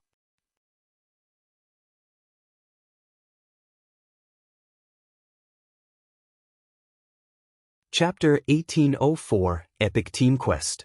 Hellscythe _Old Cat. Shifeng had never thought that he would actually come across the Greatsword Saint Edward in the Eclipse throne. From what he remembered, the Greatsword Saint was stationed at the ruined mountain range in the continent of God's Domain. Although the Glorious Will was the easiest of the 10 great legendary weapons to come by, even after 10 years, no player had managed to acquire the real Glorious Will. There had been a player that managed to acquire a replica of the Glorious Will, who had been titled the Glorious Sword Saint. Rumors had it that the Glorious Sword Saint had acquired the replica from a quest. Other rumors claimed that the replica came from the loot of a powerful field boss. There were also some that stated it was a commission made by a famed smith. Although the Glorious Sword Saint had eventually revealed that the Glorious Will replica came from a quest given out by Greatsword Saint Edward, nobody believed him. The reason for this was that many players had tried increasing their favorability with Greatsword Saint Edward after the revelation. However, no matter how high their favorability reached, the NPC did not offer them the same quest. Hence, everyone concluded that the Glorious Sword Saint had lied to conceal the origin of his weapon. Could that person's weapon have come from here? Feng thought as he looked at the Greatsword Saint Edward lying quietly against the doors to the throne room. When he raided the Hell Mode Eclipse throne in his previous life, he had never come across Edward. Now that the NPC appeared in the dungeon in this life, Feng could not help but suspect that the quest the Glorious Sword Saint had mentioned back then was related to the Edward before him right now. This discovery thrilled Feng. The Glorious Will was one of the 10 great legendary weapons in God's domain. Even its replica was something that countless players dreamed of obtaining. Otherwise, the owner of the Glorious Will replica wouldn't have become the Glorious Sword Saint in the past. Guild leader, should we approach this NPC? Aqua Rose asked. Of course, Feng replied, nodding before walking up to the NPC. When Feng got within 20 yards of Edward, the resting NPC abruptly opened his eyes. Adventurers, this isn't a place any of you should come to. Armas has stolen the Sun Crown. His strength exceeds your imagination. You all had best turn back now, Edward said, somewhat exhausted. Upon hearing Edward's words, Feng immediately connected the dots and concluded that the quest to acquire the Glorious Will replica came from this Edward. Lord Edward, we are not afraid of danger. If there is anything we can help you with, please say so, Feng declared. Since you are determined, so be it. Brave adventurers, Armas has only recently stolen the Sun Crown. He has yet to absorb its power completely. I hope that you can help me reclaim the Sun Crown, Edward said after giving the matter some thought. System, do you wish to accept the epic team quest, Sun Crown? Quest content, help Edward reclaim the Sun Crown that Armas stole. Rewards unknown. Feng accepted the quest without hesitation. Everyone else in the team gaped in shock when they read the notification. They had never thought that they could receive an epic team quest in such a place. This situation made Phoenix Rain and Unyielding Heart envy Zero Wing even more. This epic team quest was essentially a dungeon raiding quest. Successfully raiding the dungeon meant the completion of this quest. It was basically a bonus reward to Zero Wing. Brave adventurers, follow me. It is time for this evil lich to receive his due, Edward said as he stood up. He then pushed apart the tightly shut steel doors and stepped into the throne room. Everyone, follow the NPC. Feng commanded. Everyone trailed Edward into the throne room. Upon entering the throne room, everyone felt as if they had gone outdoors at nighttime. The ceiling of the throne room resembled the starry sky at night. At the far end of the throne room, seated high up on the throne, was a 2-meter-tall skeleton dressed in midnight robes, wearing a fiery crown on its skull and holding a golden staff. This skeleton was none other than the Lich Armas. Currently, Armas was gazing down at Feng and the others as if he was the king of the underworld. Meanwhile, standing on one side of Armas's throne was a suit of pitch-black armor that was missing its head, and on the other side was a 6-meter-tall beast that had the body of a scorpion. Armas, Lich Mythic. Level 60. HP 500,000, 000/500, 000/000 Headless Knight, Undead Mythic. Level 59. HP 360, 000/360, 000/000 Scorpion Snake King, Demonic Beast, Mythic. Level 59. HP 420, 000/420, 000/000. The statistics of these monsters had everyone gasping. The confidence built up from their success thus far promptly disappeared. Is this a joke? 3 mythic monsters. The system is too shameless. So, this is Hell Mode. No, that can't be right. Even Hell Mode shouldn't be this difficult. This must be due to the team quest. Everyone's hearts stopped as they stared in despair at the 3 mythic monsters at the far end of the throne room. It already took everything they had to fight one mythic monster. Fighting 3 mythic monsters at the same time was beyond a 200-man team of Tier 2 players. Phoenix Rain and Unyielding Heart currently wore somber expressions as they looked at the 3 mythic monsters. They felt that the system was playing a big joke on them. Guild Leader Black Flame, this quest is a little outside of our capabilities. Why don't we abandon this quest? With our team's current strength, it is simply impossible to go up against 3 mythic monsters simultaneously, Phoenix Rain suggested.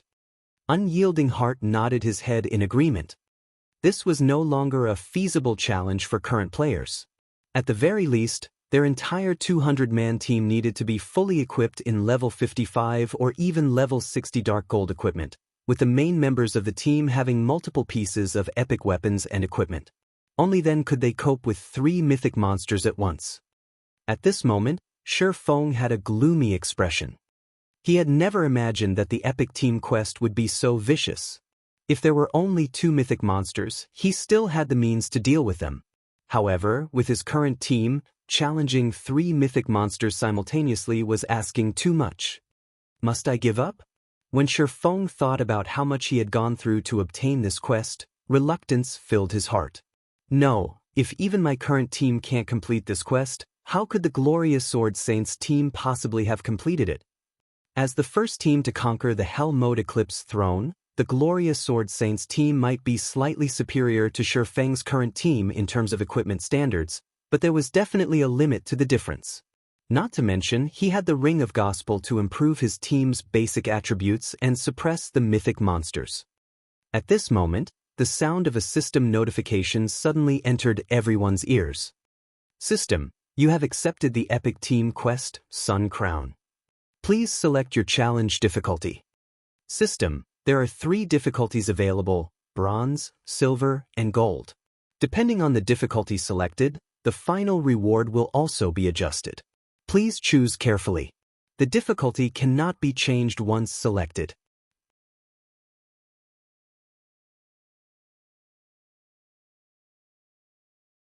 Chapter 1805, Skyrocketing Combat Power.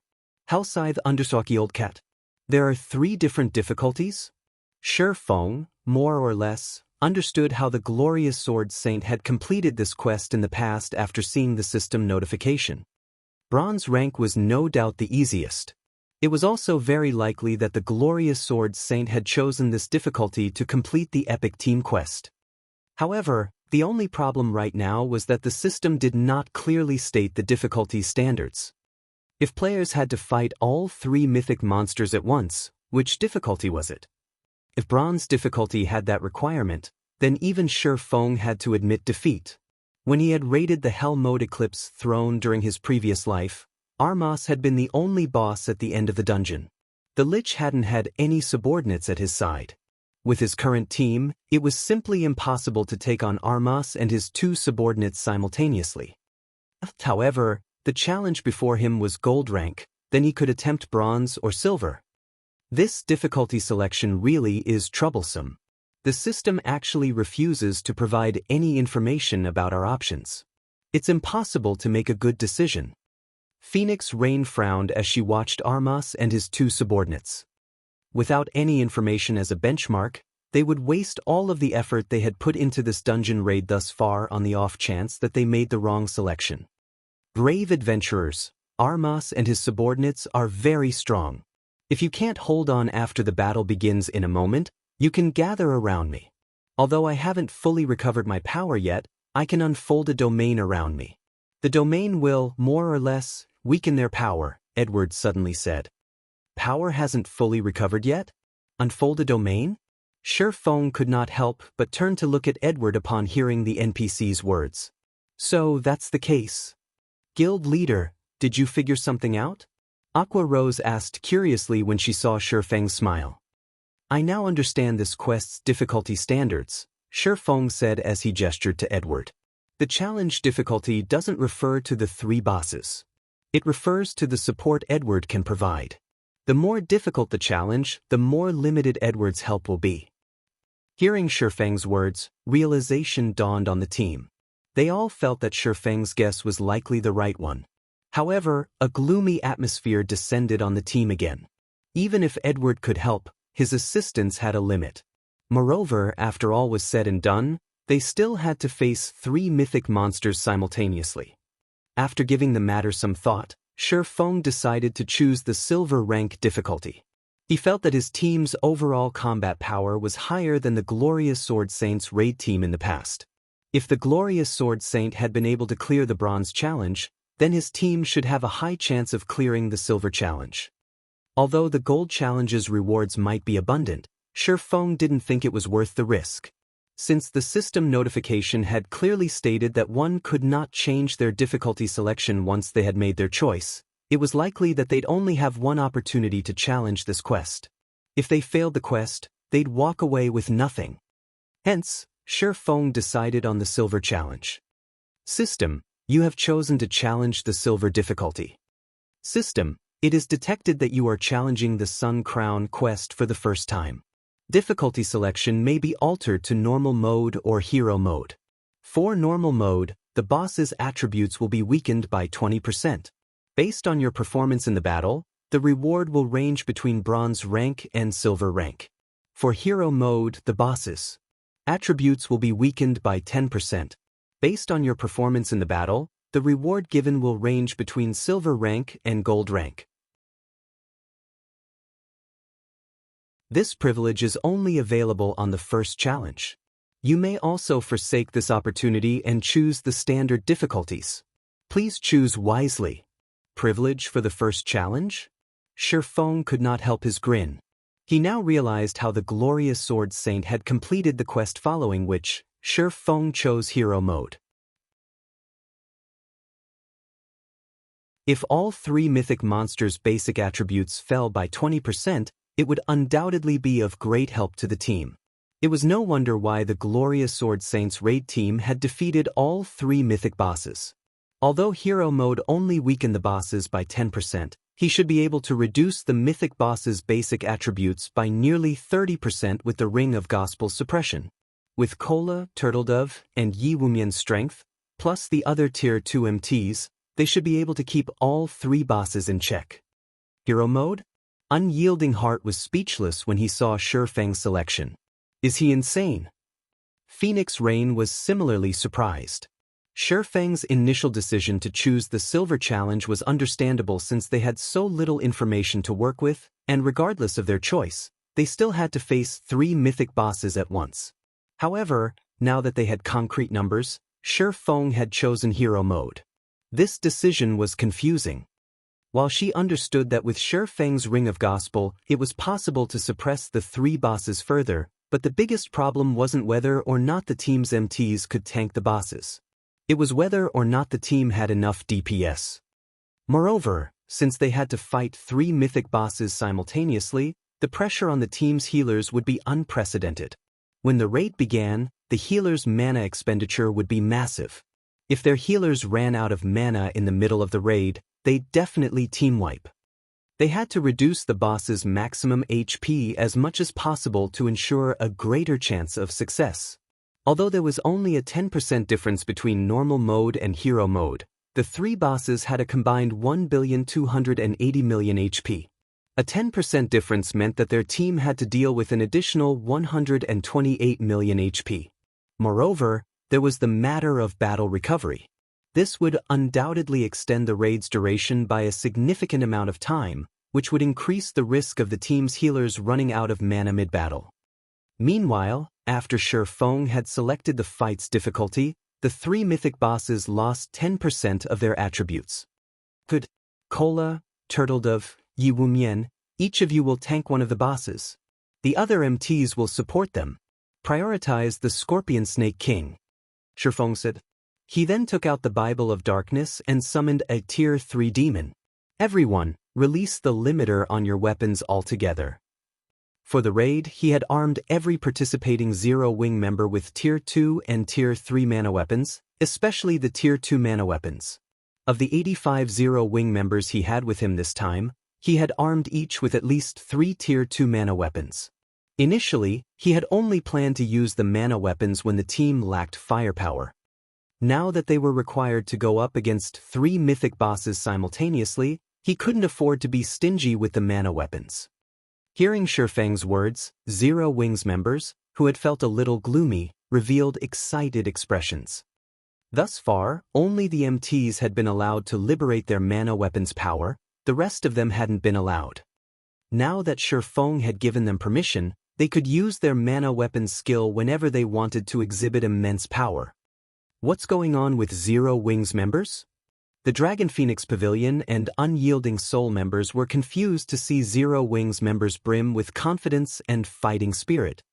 However, after Shi Feng used World Projection and Ring of Brilliance, and Cola, Turtledove, and Yi Wumian had stabilized their aggro, the scenes that followed thoroughly dumbfounded Dragon Phoenix Pavilion and Unyielding Soul members.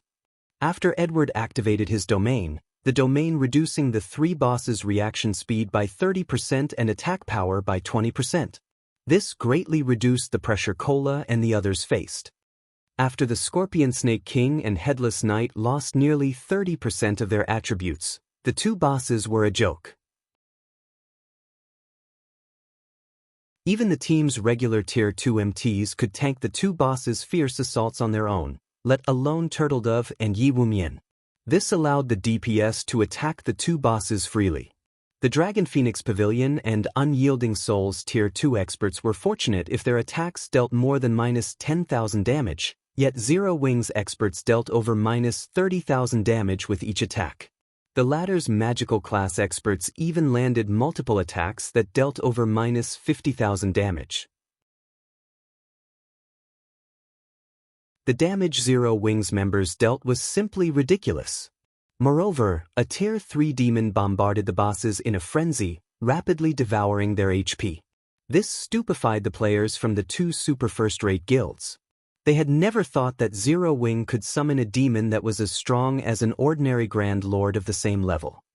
After the team defeated the first two mythic bosses and focused on Armas, the raid became considerably more difficult. Armas was a lich that could use spells of all of the four major elements. Each of his spells could instant-kill a non-plate armor class.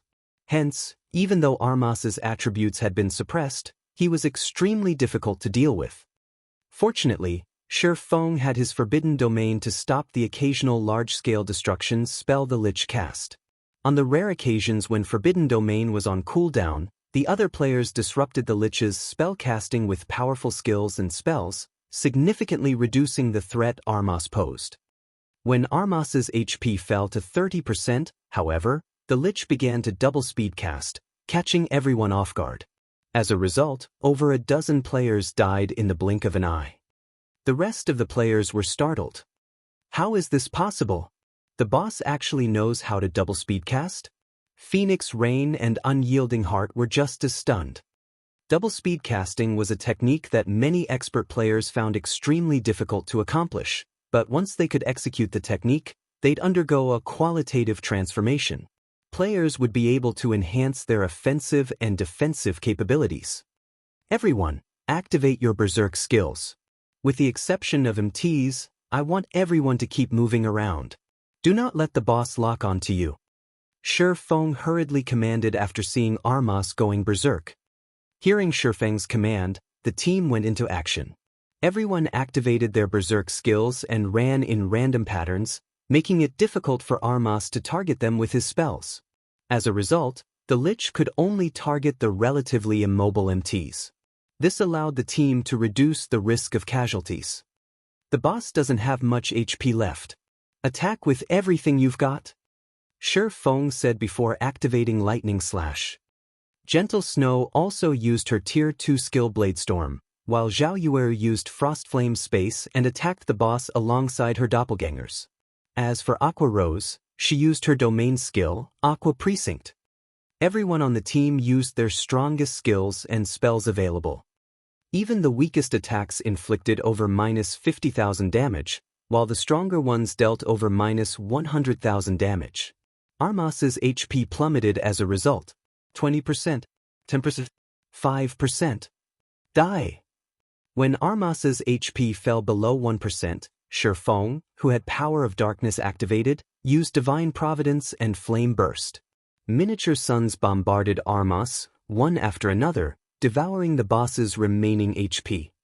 Boom! As the team watched, Armas's skeletal body crumbled to the ground. The surviving members then heard a series of system notifications.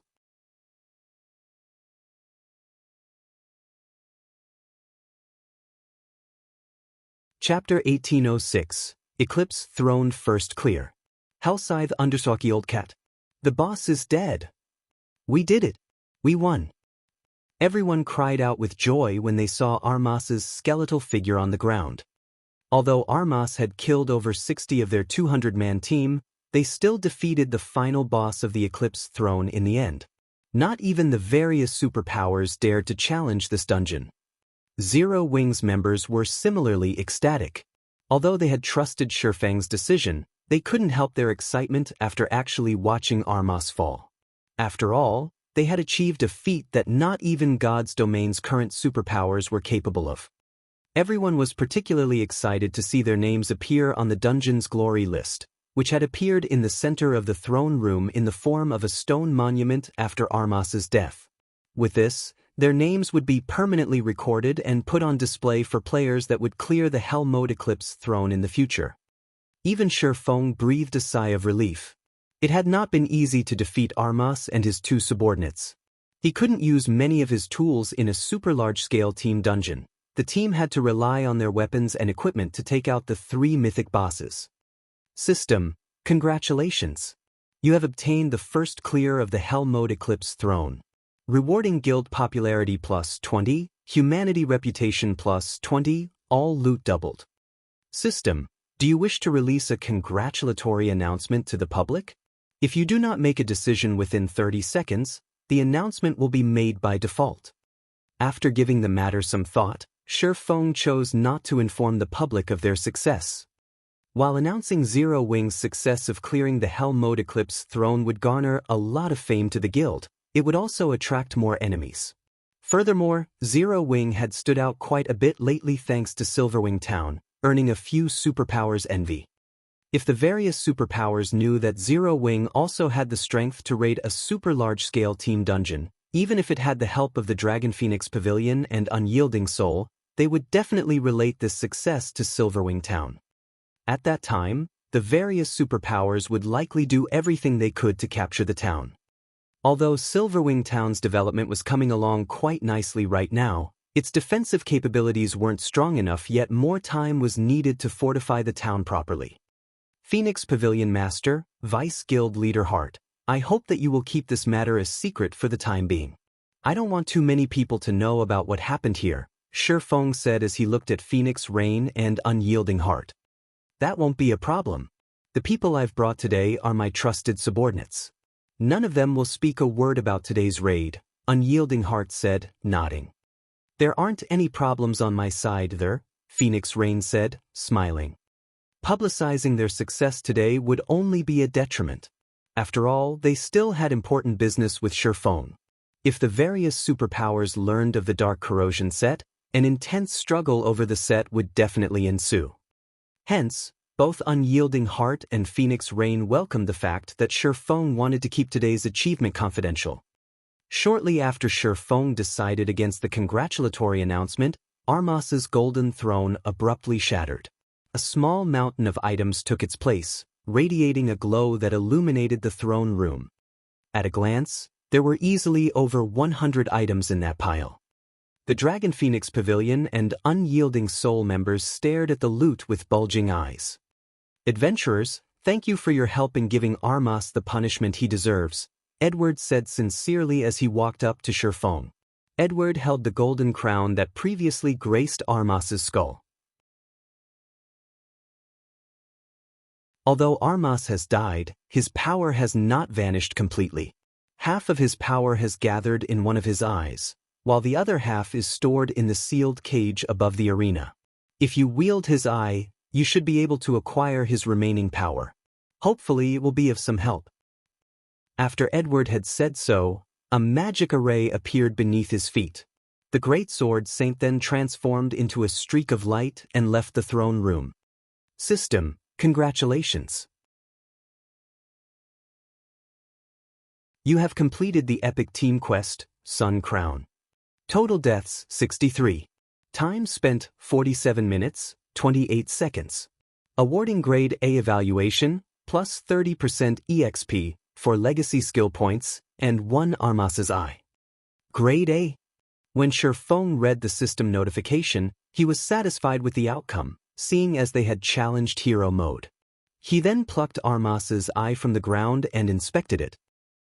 Armas's eye, necklace, epic rank item. An Eye of Time formed of nearly half of the Great Lich Armas's power. The Eye of Time can view both the past and the future. Level 50, Level 100. Equipment requirement: Intelligence 1200, Vitality 800, Intelligence plus 57, Vitality plus 54, Endurance plus 44, Level 50. Casting speed increased by 15%.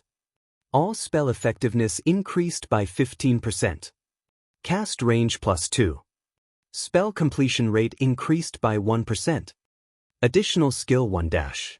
Eye of Future, when activated, allows the user to maintain an hour of simulated combat. Cooldown, 10 hours. Additional skill 2 dash. Eye of Past, tracks the target's movement and location for 3 hours. Cooldown, 6 hours. What heaven-defying skills!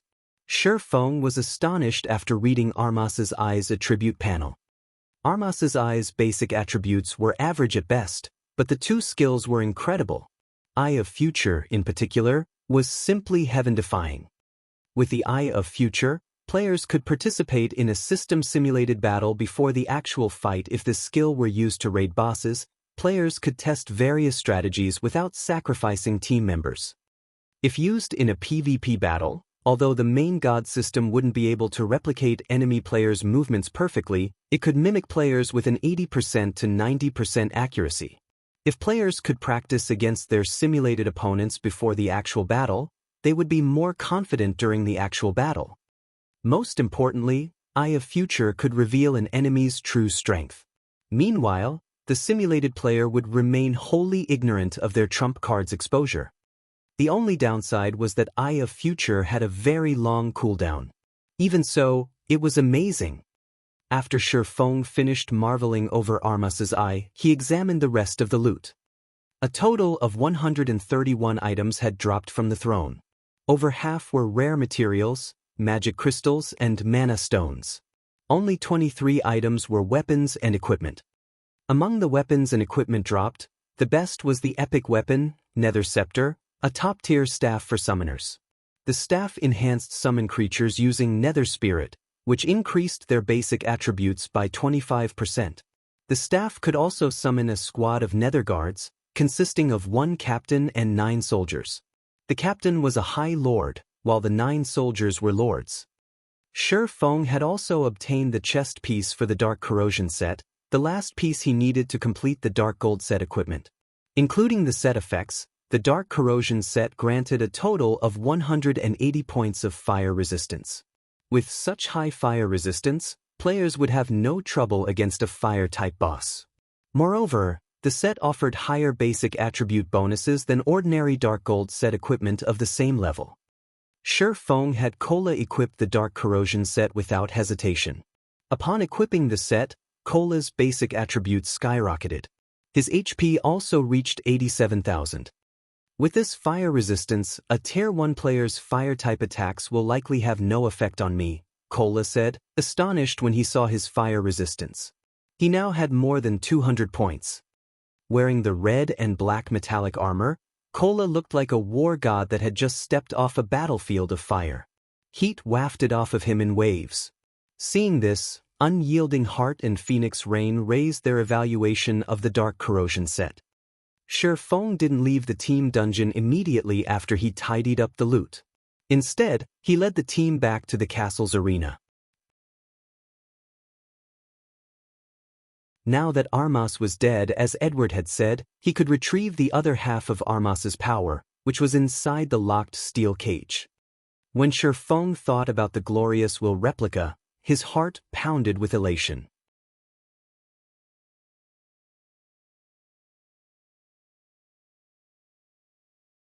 Chapter 1807, Glorious Will's Replica.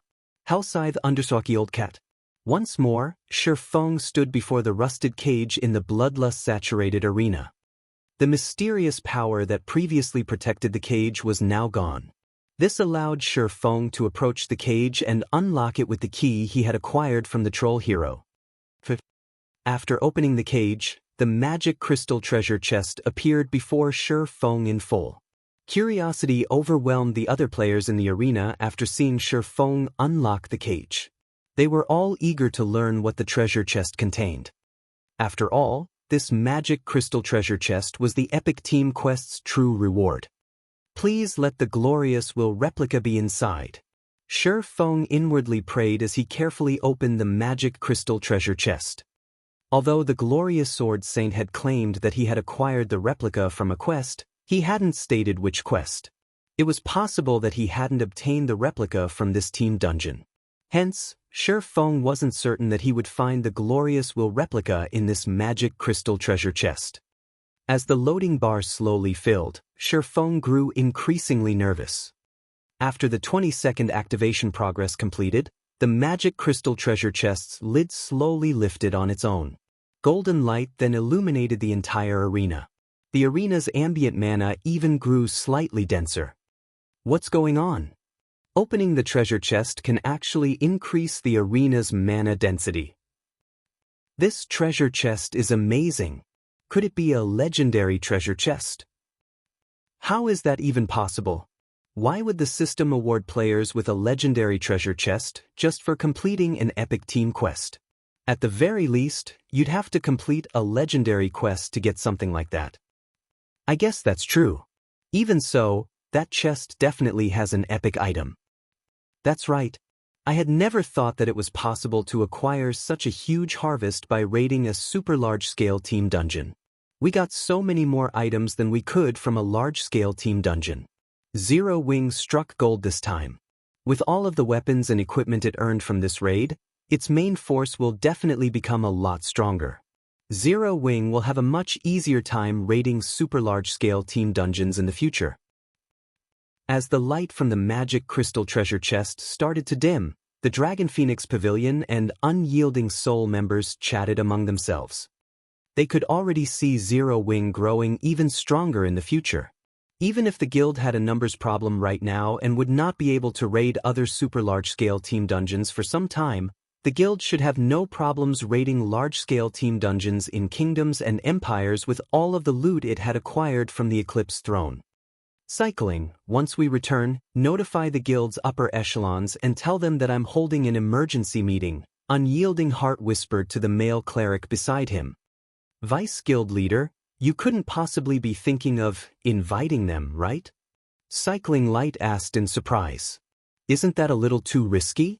Aside from the other vice guild leaders, I'm afraid the guild leader won't agree to it. Zero Wing might be an outsider, but you've witnessed the guild's strength personally. Zero Wing's main force is no weaker than a super first-rate guild's.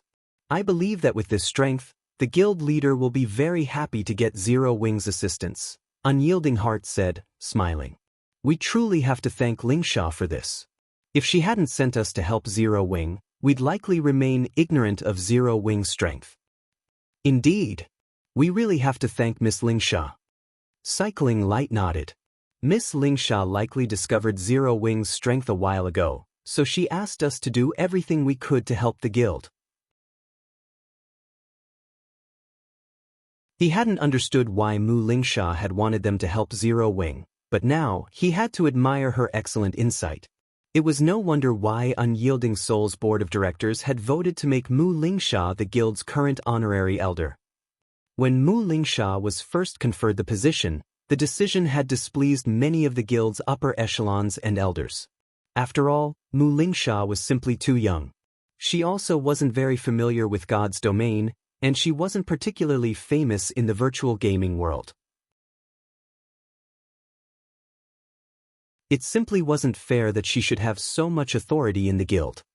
Looking at it now, however, Cycling Light thought that Mu Xianxia definitely deserved the position. Standing nearby, Blue Phoenix glanced at Unyielding Heart and Cycling Light. Big Sis Rain, it seems Unyielding Heart has become very interested in Zero Wing, Blue Phoenix said quietly. That's normal. The power Zero Wing displayed truly exceeded everyone's expectations. Zero Wing's strength is nothing like what a first-rate guild should have, Phoenix Rain said, chuckling. Nine Dragons Emperor is still trying to find a way to eliminate Zero Wing.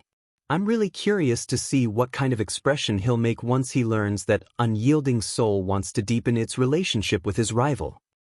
The struggle for the position of Great Pavilion Master had grown more intense lately, and thanks to the wonderful misunderstanding that Zero Wing was one of her subordinates, she had gained the upper hand in the competition for the position. Although she had tried multiple times to refute the misunderstanding, she no longer felt that it was a bad thing to let the misunderstanding continue. The stronger Zero Wing became, the greater her chance would be of becoming the next Great Pavilion Master. However, she was surprised when she considered how fast Zero Wing developed. When she had first encountered Zero Wing, it had been just another small guild in the kingdom. Now, however, even a veteran super first-rate guild like Unyielding Soul considered Zero Wing important. This development speed was a little scary. Meanwhile, when the magic crystal treasure chest opened fully within the iron cage, Shi Feng was stunned by what he saw. He had to admit that a gold magic crystal treasure chest was indeed amazing. The items inside were far more impressive than the contents of an epic treasure chest. Although this gold magic crystal treasure chest didn't have as many items as the one he had found in the Lost Town, the item's quality was just as high. There were a total of 5 items inside the treasure chest. The first was an epic consumable called Frost Hell. It was a domain tool that could be used to alter the weather. However, it could only be used 5 times. The second item was a warrior summoning order. When used, it would gather a group of powerful NPCs. Players could then choose a personal guard from among these NPCs, the weakest of which would be Secret Silver rank. If one were lucky, one of the NPCs could be Fine Gold rank. The warrior summoning order was easily worth tens of thousands of gold. The third item was an advanced smithy design. As an advanced construction, the advanced smithy possessed abilities that a basic smithy definitely did not. For example, the advanced smithy had the ability to invite NPC master forgers to run it. Meanwhile, players could periodically commission the invited master forger to produce weapons and equipment for them. Although the cost was extremely high, players could obtain a highly compatible weapon or equipment piece. The fourth item was the Tier 4 Continuous Use Magic Scroll, Vulcan Psi. The magic scroll was slightly special due to its multiple uses, though players would have to spend magic crystals to replenish the scroll's mana. Typically, a continuous use magic scroll could be used 4 to 6 times. It was easily worth more than a piece of ordinary epic equipment. The final item was a cool, dazzling golden greatsword. It was the most valuable item among the 5 inside the treasure chest, and the item Shi Feng had hoped to find the most. The replica of the glorious will.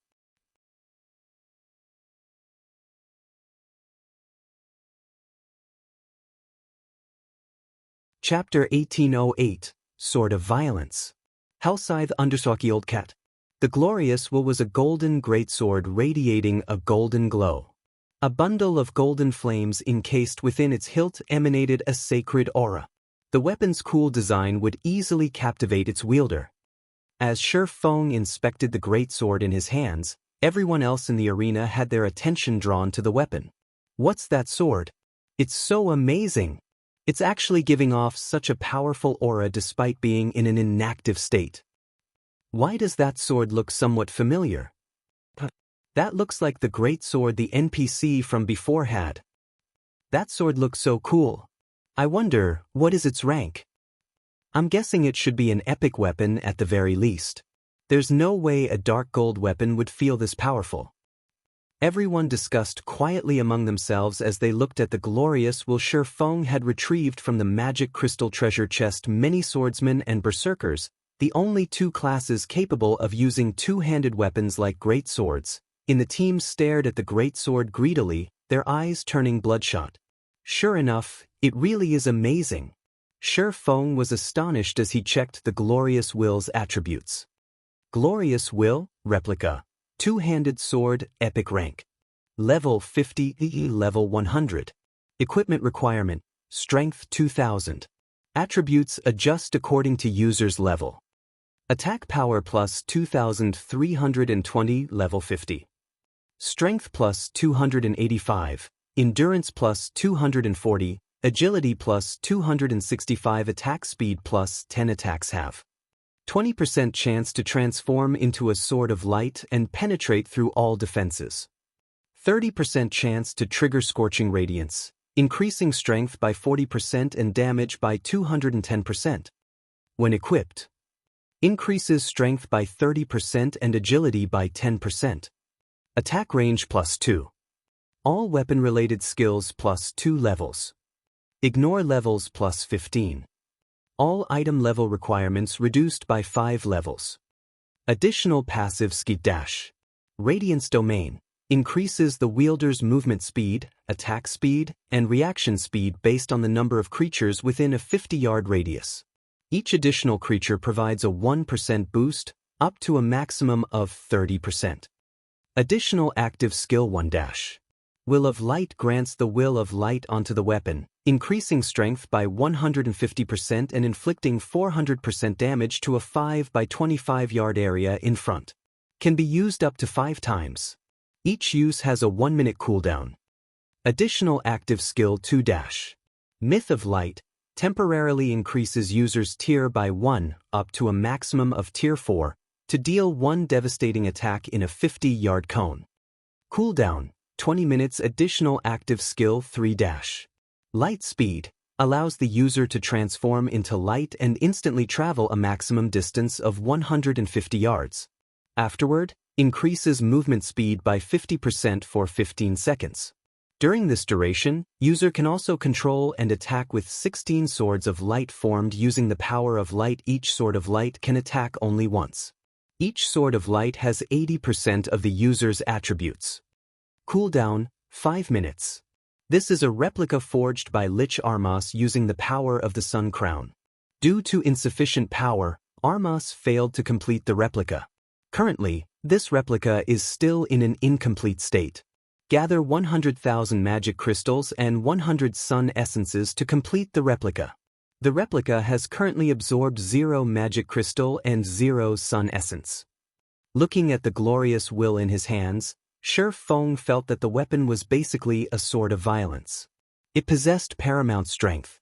Ordinary epic weapons simply could not compare to it. Moreover, this greatsword was even useful for chasing fleeing or swiftly moving targets. The skill Light Speed, in particular, allowed its wielder to cross a distance of 150 yards instantly. With the ability to traverse such a distance in a heartbeat, players would be able to execute many feats. This greatsword was perfect for berserkers and swordsmen lacking in survivability when grinding in the fields.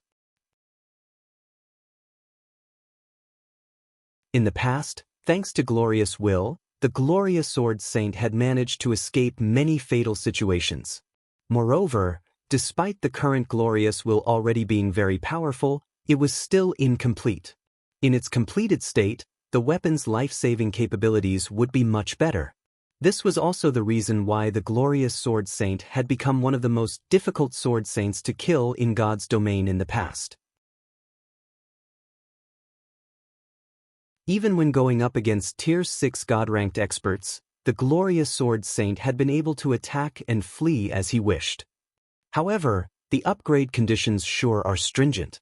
It actually needs 100,000 magic crystals and 100 sun essences. Shi Feng frowned at the upgrade requirements. Even for the current Zero Wing, 100,000 magic crystals was a considerable amount. Not to mention, in order to defeat the bosses in the Eclipse throne, he had already spent tens of thousands of magic crystals. Right now, he had only a little over 20,000 magic crystals left. As for Sun Essence, it was even more valuable than magic crystals.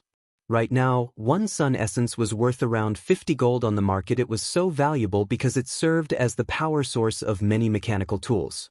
For example, practically all engines used by Mysterious Iron-ranked ships needed Sun Essence. Even so, each engine required only 10 or so Sun Essences. Meanwhile, a Mysterious Iron ship was currently more valuable than even epic equipment. Nonetheless, the Glorious Will actually required 10 times the number of Sun Essences needed to run a Mysterious Iron ship. Sun Essence was extremely rare. It could only be acquired from special regional dungeons and maps, although, most of the time, players got it through quests or exchanges with NPCs.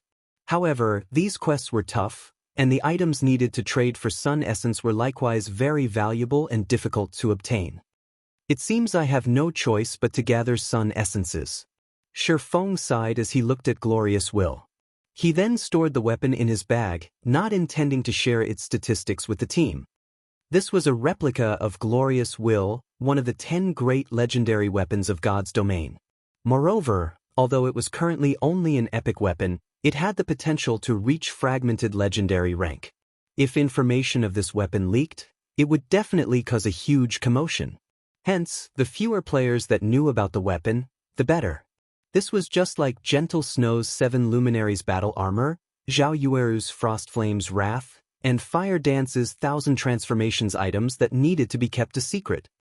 Currently, less than 7 people in Zero Wing knew what these items were. Hence, even until now, their details had yet to leak to the public. Nobody aside from these people knew that the number of fragmented legendary items and items capable of being upgraded to the fragmented legendary rank in Zero Wing's hands was close to 10. If this matter became public, every superpower in the game would instantly target Zero Wing. When everyone saw Shi Feng exiting the cage, they were all sensible and refrained from asking about the contents of the treasure chest. Zero Wing's members, in particular, understood that if he wished to share information about the loot with them, he would naturally do so. If he didn't, however, he absolutely would not tell them. Snow, learn this skill book. I'll also leave this weapon for you to use, Shi Feng said after walking up to Gentle Snow. He then passed the super rare skill Titan's Hand, which he acquired previously, and the Glorious Will replica to Gentle Snow. Currently, in Zero Wing, aside from himself, the only other person who possessed over 2,000 points in strength was Gentle Snow, who had claimed one of Star Moon Kingdom's 5 great legacies. Even Fire Dance's strength was still a little far from 2,000 points. Moreover, Fire Dance was an assassin and thus, incapable of using two-handed weapons. As for the other players in Zero Wing, while some berserkers might be close to attaining 2,000 strength, their techniques were far from equal to Gentle Snow's. Besides, Gentle Snow was the vice guild leader managing Zero Wing's branch in the Black Dragon Empire. She would need greater power to have others submit to her commands. As for Titan's Hand, it was a useful skill that would boost Gentle Snow's combat power. Titan's Hand allowed berserkers to temporarily wield two-handed weapons simultaneously. Although only one weapon's basic attributes would apply, the skills and effects of the inactive weapon could still be used like normal. For me, Gentle Snow was slightly confused as she received the Titan's Hand skill book and Glorious Will. However, after she inspected the items, she was dumbfounded, especially when she saw the attributes of Glorious Will. Guild leader, this. You are the only person in the entire guild who has enough strength to use this weapon. Nobody else can use it. Letting it sit inside the guild warehouse would be a huge waste, Shi Feng said. I understand. I'll make sure to put it to good use. As an expert sword user, Gentle Snow could not help but be excited as she held Glorious Will. After trading Glorious Will to Gentle Snow, Shi Feng had everyone exit the team dungeon. The team disappeared from the arena and appeared outside the Eclipse throne's entrance in the blink of an eye. Guild leader Black Flame will be leaving first, then. Once you collect another Dark Corrosion set, you must remember to contact us, Unyielding Heart said.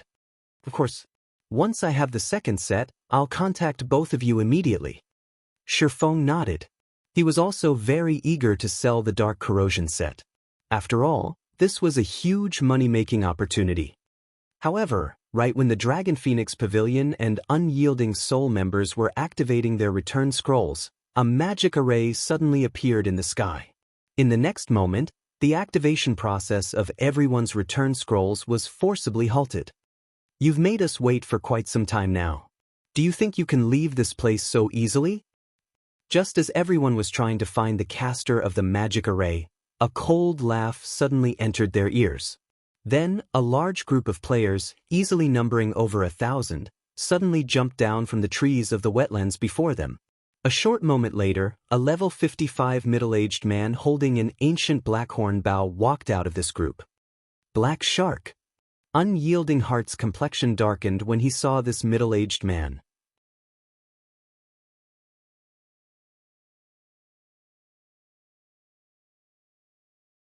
Chapter 1809. Wrong Opponent. Hellscythe Undersockield Cat. The sudden appearance of over 1,000 players put Feng and the others on high alert. The 1,000-plus players that had just emerged from the marshy jungle were by no means ordinary players. The lowest leveled player among them was level 53, and the weakest piece of equipment they wore was level 50 Secret Silver rank.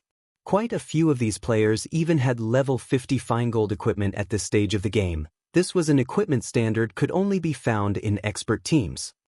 Vice Guild Leader, this is bad. They used a darkness seal. We won't be able to use our return scrolls for the next 2 hours. Cycling Light commented worriedly as he eyed the middle-aged man carrying the ancient, pitch-black bow. Compared to the 1,000-plus players that had emerged from the forest, Cycling Light deemed this middle-aged man to be most concerning. This was because this middle-aged man was Black Shark, the commander of the Dark Hunters Adventurer team. Black Shark had fought Unyielding Souls members many times before. Not only did the ranger possess superb combat standards, but he also had the ability to transform into a monster. Not even Unyielding Heart, Unyielding Souls guild leader was capable of defeating Black Shark. In addition, the Dark Hunters Adventurer team also had quite a few monstrous existences. According to Unyielding Souls investigations, Dark Hunters should possess around 300 troublesome experts. With a glance at the 1,000-plus players surrounding their team, Unyielding Heart could see that the Dark Hunters had come prepared. Including the fact that they were caught in a darkness seal, they'd have to fight if they wanted to leave this place. Immediately, he warned Feng through the team chat. Guild Leader Black Flame, these people are from the Dark Hunters, a dark adventurer team with many powerful players. Some are even capable of transforming into monsters and drastically increasing their combat power. Even if they are at Tier 1, they have enough strength to face ordinary Tier 2 players. Although their side currently had 200 Tier 2 players, they shouldn't take on the Dark Hunters carelessly. After the Dark Hunters Tier 1 players transformed into monsters, although they couldn't compare to Tier 2 players in basic attributes, they could employ certain unorthodox combat methods.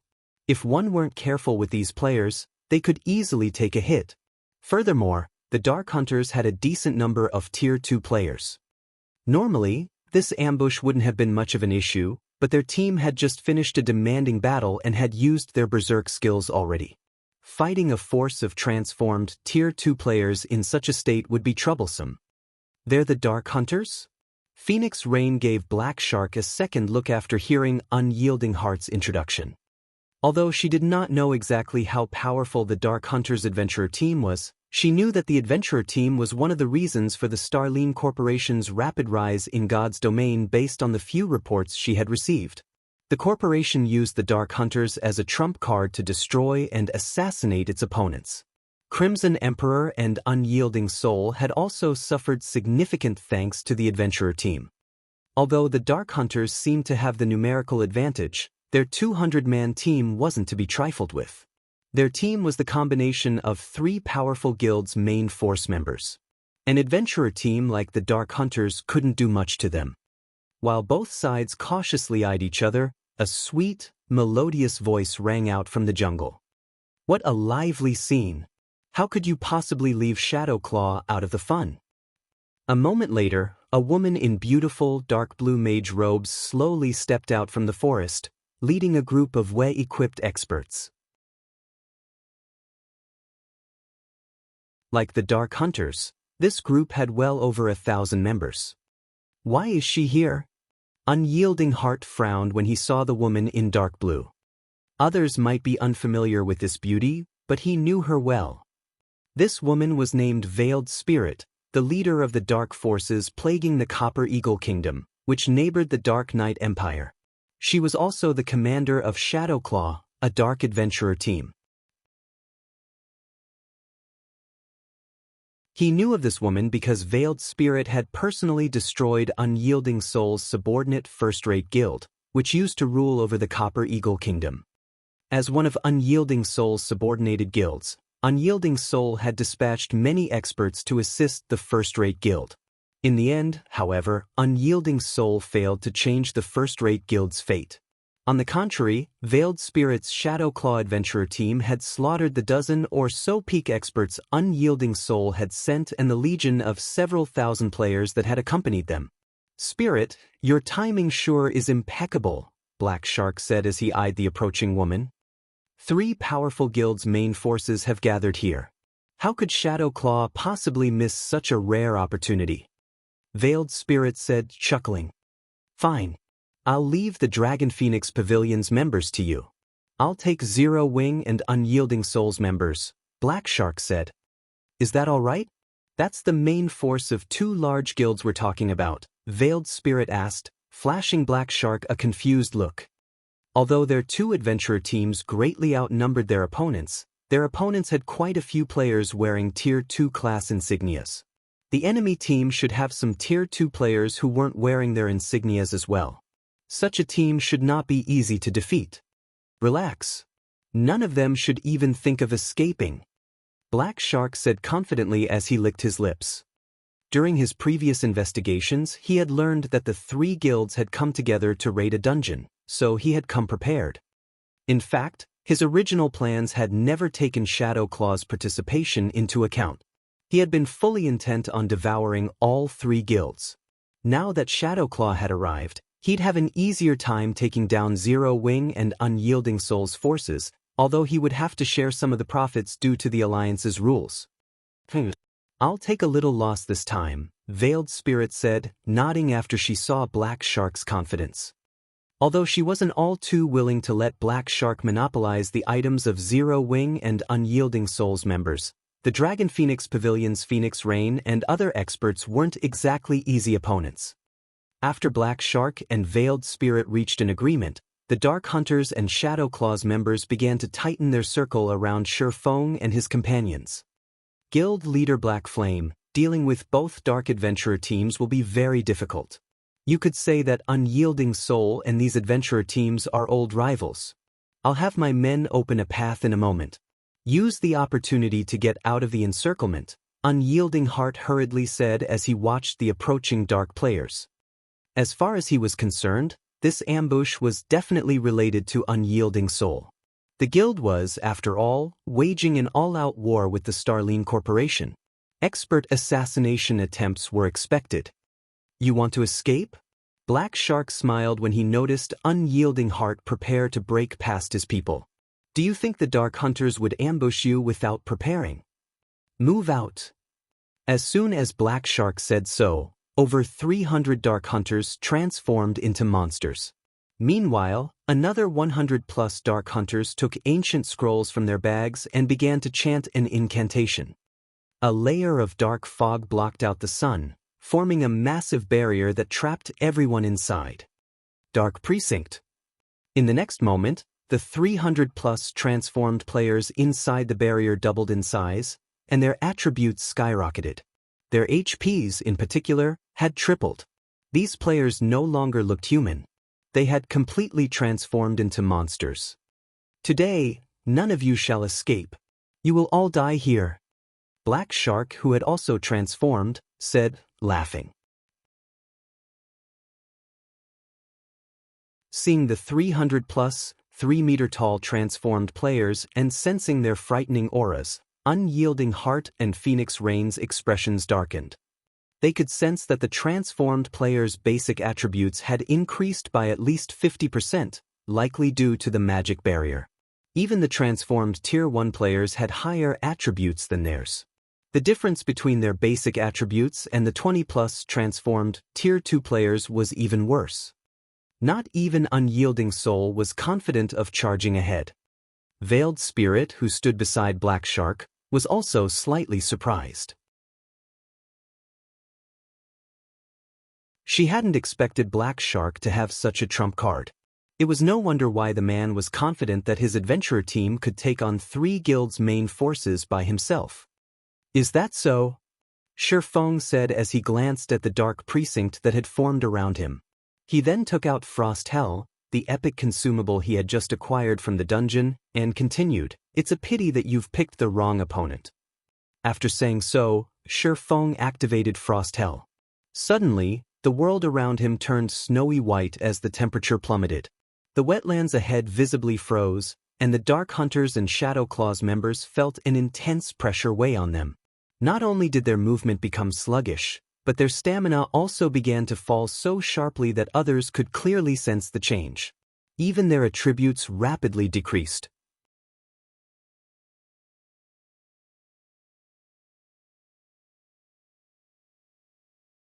Chapter 1810, Taboo Potion. Hellscythe _ Old Cat. Why is this domain skill so powerful? Black Shark was astounded as he watched his attributes fall. Not only had his basic attributes decreased by 20%, but his movement speed and reaction speed had also decreased considerably. Most importantly, the Dark Precinct he had used failed to suppress this domain skill. Dark Precinct was far more powerful than a domain skill because the magic array formed a separate world within itself. No domain skill could compare. Yet, Dark Precinct had failed to suppress the effects of Shi Feng's domain skill, and the domain skill had reduced their attributes by as much as 20%. However, Black Shark didn't know that Frost Hell was slightly unique. While it was considered a domain skill, it was also a weather spell that could change an area's weather. Moreover, Frost Hell was a Tier 4 domain skill, so it was still effective despite Dark Precinct. Thanks to Frost Hell, the Dark Hunters and Shadow Claws' strength had decreased significantly. Although Dark Precinct still gave the 300-plus transformed players more strength than normal, overall, the two Dark Adventurer teams no longer posed as much of a threat to the three guilds' main force members. Unyielding Heart and Phoenix Rain breathed sighs of relief because of this turn of events. They had come here to help Zero Wing raid a team dungeon. They hadn't brought any powerful tools essential for team battles, such as domain magic scrolls, with them. Fortunately, Shi Feng had the foresight to carry a domain magic scroll. Otherwise, this upcoming battle would have been disastrous. Black Shark, do you still want to fight? Your trump card has been suppressed. Both of our sides are roughly equal in combat power. Nobody can say for certain who will win this battle, Unyielding Heart stated, hoping to scare Black Shark into backing off. I'll admit that I underestimated you, but do you really think that I only prepared one trump card? Black Shark said, sneering. I had planned to save this for a more suitable stage, but I'll let you have the first taste. In the next moment, several normal Dark Hunters pulled dark blue potions from their bags, consuming them. These Dark Hunters then roared with excitement. Their skin began to turn dark blue as tough scales grew all over their bodies. Tails sprouted from these players' rears. These players now looked like dragonoids, not humans. Looking at these dragonoids, the members of Zero Wing, Dragon Phoenix Pavilion, and Unyielding Soul were stupefied. They couldn't believe their eyes. What is going on? These people? Phoenix Rain was shocked as she stared at the players with tails. Even as one of the Dragon Phoenix Pavilion's Pavilion Masters, this was the first time she had seen anything like this. The Dragonoid players radiated violent auras that felt like some wild beast. Aside from the increased attributes, Phoenix Rain could sense that these players now had higher life ratings than hers. She could explain the Dark Hunter's ability to transform into monsters as a result of a class unique to Dark players. After all, Dark players had their own unique development path, but she had never heard of a potion that could transform a player into a Dragonoid. Everyone charge. You may claim any item that you get from your kills. Black Shark shouted as he readied his longbow. Hearing Black Shark's command, the Dark Hunters revealed crazed expressions. Without hesitation, they split up and charged at Zero Wing and Unyielding Soul's members.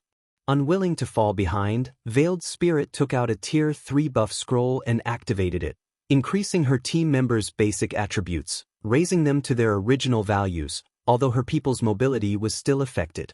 After receiving the buff, Shadow Claws members charged at the Dragon Phoenix Pavilion members. Less than 200 yards had separated the combatants.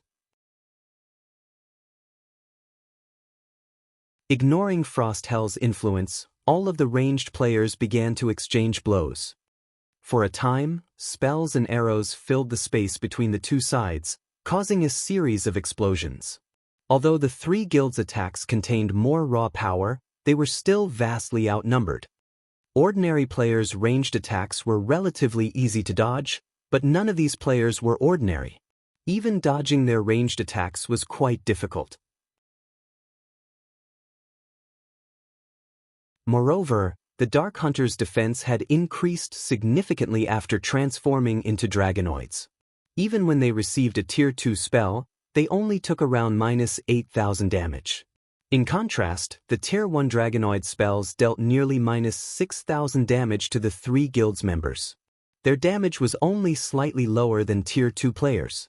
Meanwhile, due to the disparity in numbers, the guild players lost more HP during the exchange. The basic dragonoid potion?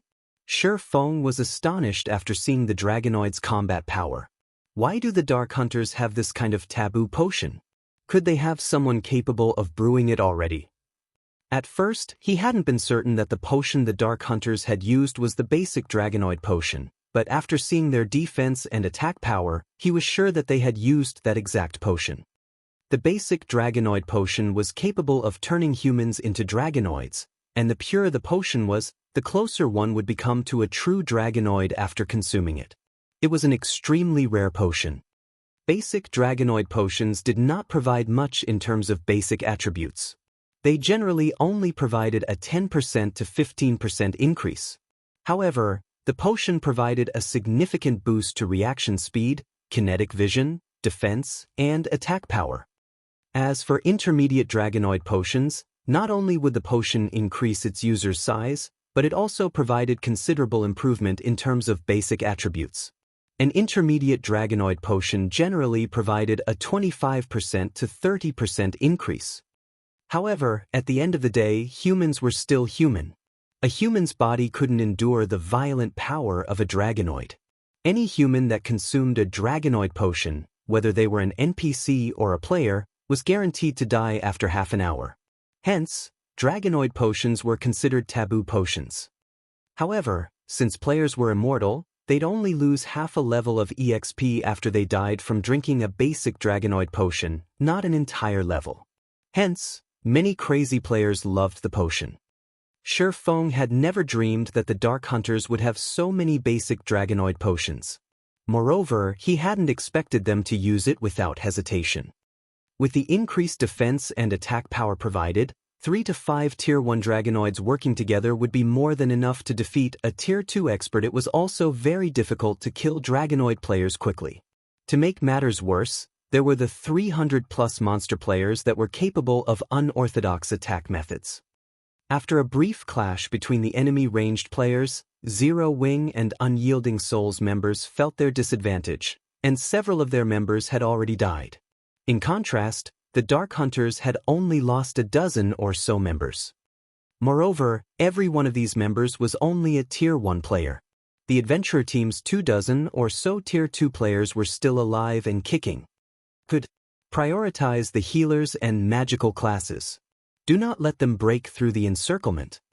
Black Shark instructed when he saw his melee members close in on the enemy ranks. After saying so, Black Shark knocked his bow and released 9 arrows simultaneously. All 9 arrows targeted one of Zero Wing's shield warriors, and each had the power of a peak Tier 2 attack.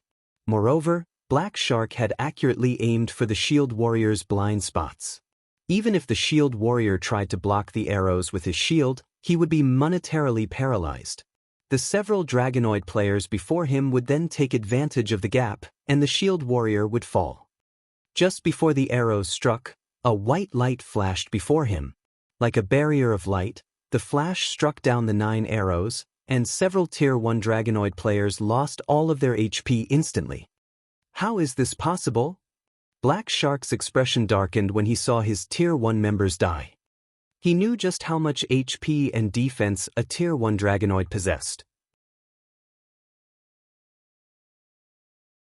Not even he could kill a Tier 1 dragonoid player with one hit, yet several of them had died in the blink of an eye. Before Black Shark could react, another golden flash blinded him. In the next moment, A lithe figure wielding two greatswords appeared before him. One of those greatswords was dark blue and radiated a freezing chill, while the other greatsword was a radiant gold and had a cool appearance. Rotating behind this figure were 16 swords of light. This figure was none other than Gentle Snow, who had just learned Titan's Hand and equipped Glorious Will. Disappear. Swinging Glorious Will, Gentle Snow sent 16 swords of light flying at Black Shark.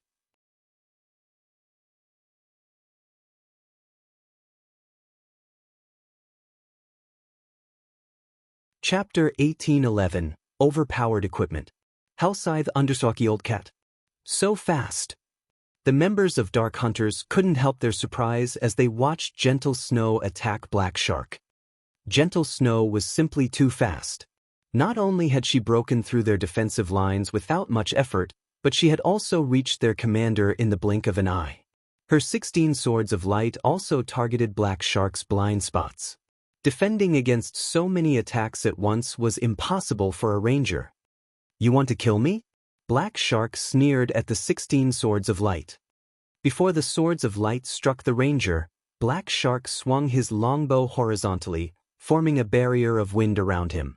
The wind pushed all 16 swords of light away, and they harmlessly brushed past Black Shark. The ranger did not receive a single point of damage. Tier 2 skill, Wind Armor.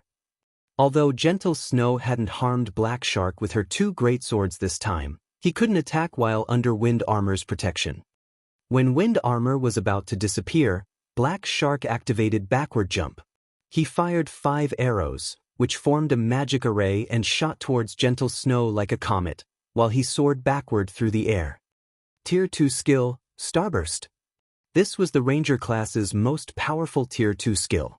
The skill combined the power of 5 arrows, and the attack was even strong enough to force a great lord of the same level stumbling backward. Despite the approaching attack, however, Gentle Snow didn't bother to dodge. Instead, she countered the attack with a swing of Glorious Will. Will of Light. Buffed by Will of Light, Glorious Will released a golden brilliance as it transformed into a streak of light and clashed with Black Shark's Starburst. Boom! Gentle Snow's counterattack sliced Starburst in half on the spot, stupefying the other players present. From afar, it had looked like a beam of light slicing apart another beam of light. It was spectacular. A heartbeat later, an intense shockwave slammed into the surrounding players. After cutting down Starburst, Glorious Will continued to slice the area in front of its wielder. The 6 Tier 1 Dragonoids caught in Gentle Snow's 5 by 25 yard AoE died instantly. How is that possible? Hasn't she used that attack already? Could it be a bug? Some players who had a good memory noticed that the skill Gentle Snow had just used was the same one that she had used to protect Zero Wings Shield Warrior and kill several Tier 1 Dragonoids earlier. Normally, such a powerful skill should have a very long cooldown, but even if it had a short cooldown, there was no way that she could use it after just a few seconds. But before anyone could figure out what had happened, Gentle Snow swung Glorious Will at Black Shark yet again. Like before, Glorious Will released a golden light that extended towards Black Shark. Black Shark had just landed, and he had no way to dodge the attack. Seeing the approaching sword light, Black Shark could not help but frown. Immediately, he pulled his ancient longbow's bowstring. This time, however, he did not knock any arrows. He simply pulled an empty string. However, a horrific amount of mana gathered around the empty bow, forming an arrow of light. He then released the bowstring and sent the light arrow flying at the incoming sword light. Unlike before, Gentle Snow's attack didn't stop Black Shark's arrow. On the contrary, the light arrow shattered the sword light as it continued towards Gentle Snow. Die! Black Shark sneered as he watched the arrow come within 10 yards of his target. This arrow of light wasn't a result of a ranger skill. It was actually one of his bow skills, Space Shattering Arrow. Not only could it enhance his attack by 1 tier, but it could also severely injure a Grand Lord of the same level. Suddenly, the light arrow split into over 30 miniature copies. Even Gentle Snow felt powerless for a moment as she watched the tiny arrows rain down. Meanwhile, the nearby Dark Hunters revealed victorious expressions. They were all very familiar with their commander's move. Each one of those miniature arrows carried 100% of Black Shark's strength.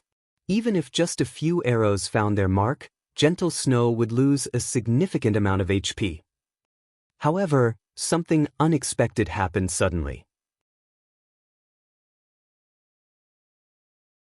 Once again, Gentle Snow raised Glorious Will high, and it released the same golden glow it had twice before. Glancing at the 30+ arrows flying towards her, Gentle Snow swung down Glorious Will. Once again, a golden beam of light shot forth from the Greatsword, instantly devouring every light arrow and continuing toward Black Shark. Responding quickly, Black Shark leaped out of the golden beam's way in the nick of time. When the ranger stood back up, he could not help but stare at Gentle Snow in utter shock. Who is she? When Black Shark looked at Gentle Snow now, he did so without his previously complacent expression. He was a ranger, a class that focused on ranged attacks, yet despite facing a berserker like Gentle Snow, he was at a disadvantage. This was simply unbelievable. Even Veiled Spirit, who commanded her allies in battle, wore a somber expression as she looked at Gentle Snow. She was quite familiar with Black Shark's strength. Even when Black Shark had fought Unyielding Heart, Unyielding Soul's #1 berserker, he had suppressed the man easily as long as he didn't allow the berserker within melee range, yet a different berserker had suppressed him in a ranged battle. During the brief moment while Gentle Snow had both Black Shark and Veiled Spirit distracted, a series of screams rose from the Dark Hunter's army. To be precise, they came from the MTs that had transformed into Dragonoids. Despite having transformed into Dragonoids, a single female assassin was slaughtering the Tier 1 MTs. Moreover, the female assassin was only using Tier 1 skills to kill the full HP MTs. Elsewhere, a female elementalist hurled one spell after another, the ice and fire type spells instant-killing any player who was not an MT. When 3 Tier 2 players tried to stop this elementalist, she split into 3 clones. Each copy easily suppressed the 3 Tier 2 players that assaulted her, and in the end, she killed all 3 in fewer than 5 moves. This startled the nearby Dark Hunters. A short distance away, a Guardian Knight rampaged among the Dark Hunters' frontline. With a single charging attack, the Guardian Knight sent more than 10 players flying. Even when the player took Tier 2 attacks directly, the Guardian Knight only lost a little over 2000 HP. The Guardian Knight's defense was even higher than the Dragonoid players. So many of Zero Wing's members displayed ridiculously high combat power. Just one of these Zero Wing members could contend with 2 or 3 Tier 2 Dark Hunters. Because of these Zero Wing players, the Dark Hunters, which had the upper hand initially, suffered constant casualties. So strong. Cycling Light, who currently fought a Tier 2 player, was stunned when he saw Fire Dance and her companions fight from the corner of his eye. Shark, we can't let this continue. Even if we win, we'll likely suffer severe losses. We should wait for the other adventurer teams to arrive and take action together. Veiled Spirit messaged Black Shark through a private chat. Several other adventurer teams have heard about our ambush. I doubt it will be long before they arrive. While it was true that they had been hired to annihilate Zero Wing, they had stated one precondition for taking this job: they couldn't afford too heavy of a loss. Otherwise, the rewards weren't worth the cost. Alright, let's retreat, Black Shark said, gritting his teeth as he agreed to the temporary withdrawal. Although he was reluctant to run from his fight with Gentle Snow, the situation right now in the 3 guilds' favor. Moreover, the basic Dragonoid potion his allies had consumed lasted half an hour. That was more than enough time for the other adventurer teams to arrive and assist them in a second assault. Following which, Black Shark ordered his army to pull back. You want to leave? Realizing that Black Shark was trying to widen the distance between them, Gentle Snow used Will of Light once more. Damn it! How many times can she use that skill? Black Shark felt as if he were going a little mad when he saw the approaching beam of light. Despite the fact that Gentle Snow was only a refinement realm expert, she had suppressed him thoroughly in a ranged battle with her powerful skills and basic attributes. There was too little distance between them, and Black Shark had no time to dodge the incoming attack. As a result, he was forced to use a life-saving skill to protect himself. After using his life-saving skill, however, Black Shark noticed Gentle Snow radiate a rainbow glow. In the next moment, a powerful pressure weighed him down, reducing his speed. Now, he had lost the advantage in speed he should normally have. Before Black Shark noticed, 3 sacred spears flew towards him. Black Shark desperately tried to block the attack with his bow. However, the moment one of the sacred spears encountered his ancient bow, Black Shark felt as if he had been hit by a truck. Unable to resist the powerful force, Black Shark stumbled backward, his HP instantly falling by over 3,000. While Black Shark dealt with the 3 sacred spears, Gentle Snow, who was less than 15 yards away, executed Will of Light, whose cooldown just so happened to have ended. Will of Light. This time, Black Shark had no spare energy to stop the approaching beam of light. The attack devoured him, and his body transformed into particles of light as he vanished from the battlefield.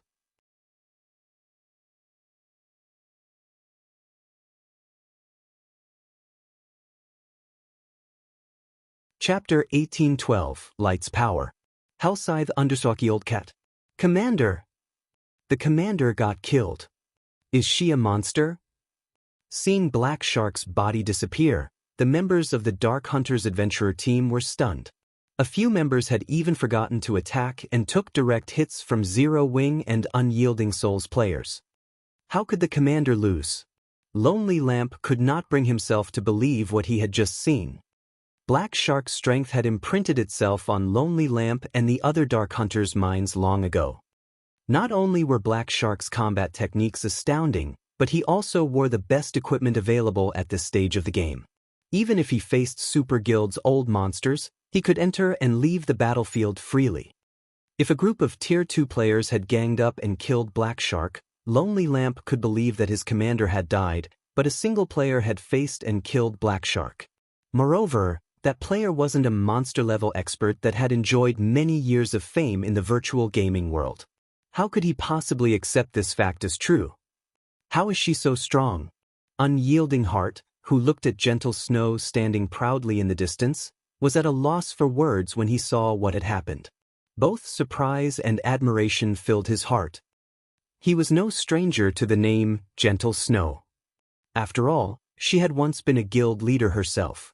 Although her guild had been disbanded due to the Blackwater Corporation's intervention, it was an inescapable fact that Gentle Snow was a very talented player.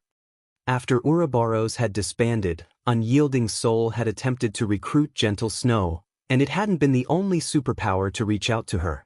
According to Unyielding Heart's knowledge, at least 3 superpowers had tried to recruit the Snow Goddess. In the end, however, Gentle Snow had chosen to join Zero Wing, which had been an unknown guild at the time. This decision disappointed the various superpowers. During the earlier dungeon raid, Unyielding Heart's opinions about Gentle Snow had been reaffirmed. The woman was indeed extremely talented and would no doubt become a famous expert in God's domain in the future. Right now, however, Gentle Snow's combat standard was still too rough. She relied entirely on her advantage in basic attributes to contend with the various superpowers' peak experts. Unyielding Heart had never imagined that just by switching to a new weapon, Gentle Snow would be able to display combat power on par with experts like himself. By relying on that horrific skill of hers, her victory over Black Shark, who was very famous among the Dark Knight Empire's dark forces, had been overwhelming. Unyielding Heart could not help but pity Black Shark. He also understood why Black Shark had lost. If he had to challenge Gentle Snow, he'd likely suffer a similar fate. It was simply absurd that Gentle Snow could use a skill with such high burst damage repeatedly within such a short time. This was no longer an attack that could be mitigated with techniques. Not even an assassin, the class with the most life-saving skills, would get away from Gentle Snow unscathed, much less a ranger like Black Shark. If Black Shark had to blame someone for his death, he could only blame himself for launching his ambush with such poor timing. He had actually attacked on the day Zero Wing raided the Eclipse throne. Moreover, the ambush had taken place after Zero Wing had cleared the super large-scale team dungeon. Thanks to the dungeon's loot, Zero Wing's members had improved their weapons and equipment considerably. What immense power! Just what is that weapon? Phoenix Rain was a little astonished as she looked at the glorious will Gentle Snow wielded. Although she knew that any weapon from the magic crystal treasure chest would be extraordinary, she had never thought the weapon would be this powerful.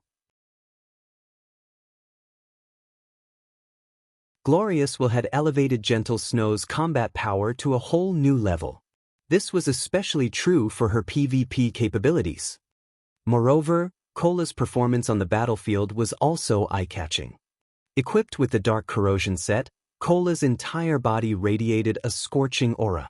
While in battle, this aura became even more intense. Any player that came close to the Guardian Knight would felt a stinging pain, losing their focus in the fight. Without enough fire resistance, players even took damage from this burning aura. Even against multiple Tier 2 melee experts, Cola easily sent them all stumbling backward with a single charging assault when struck by a Tier 2 fire-type spell. Cola would only receive around -2,000 damage. As for Tier 1 spells, they did less than -1,000 damage. To Cola, who had over 85,000 HP, this was barely a scratch. By himself, Cola had torn a hole through the Dark Hunter's defensive net. The Dark Corrosion set performed better than she had imagined. After a brief moment of silence on the battlefield, the Dark Hunters' adventurer team snapped out of their daze, but unexpectedly, the Dark Hunters didn't turn and flee. Instead, they stared at Gentle Snow with greedy eyes. That woman's combat standard is subpar at best. The fact that she can kill the commander must mean that she has excellent equipment. Her Greatsword looks so cool. It's definitely not some ordinary weapon. She just finished a tough fight with the commander. She must have exhausted her skills. If we kill her now, we can claim her equipment for our own. Desire dominated the Dark Hunters as they watched Gentle Snow, who currently stood alone within her enemy's ranks. Have these people lost their minds? They're actually eyeing Gentle Snow at a time like this? Blue Phoenix was confused when she saw the Dark Hunters' greed. She simply could not understand what was going through these players' minds. The Dark Hunters had lost their momentum, yet rather than trying to escape, these players wanted to waste precious time to surround and kill Gentle Snow. Kill her. Avenge the commander. Right? Kill her for the commander. With a shout, 80 or so Dark Hunters near Gentle Snow charged at the female berserker. They had been in the process of retreating, and to kill Black Shark, Gentle Snow had reached their rear line by herself. She didn't have a single companion nearby. This was their opportunity to take her out and plunder her items. Moreover, they were all experts.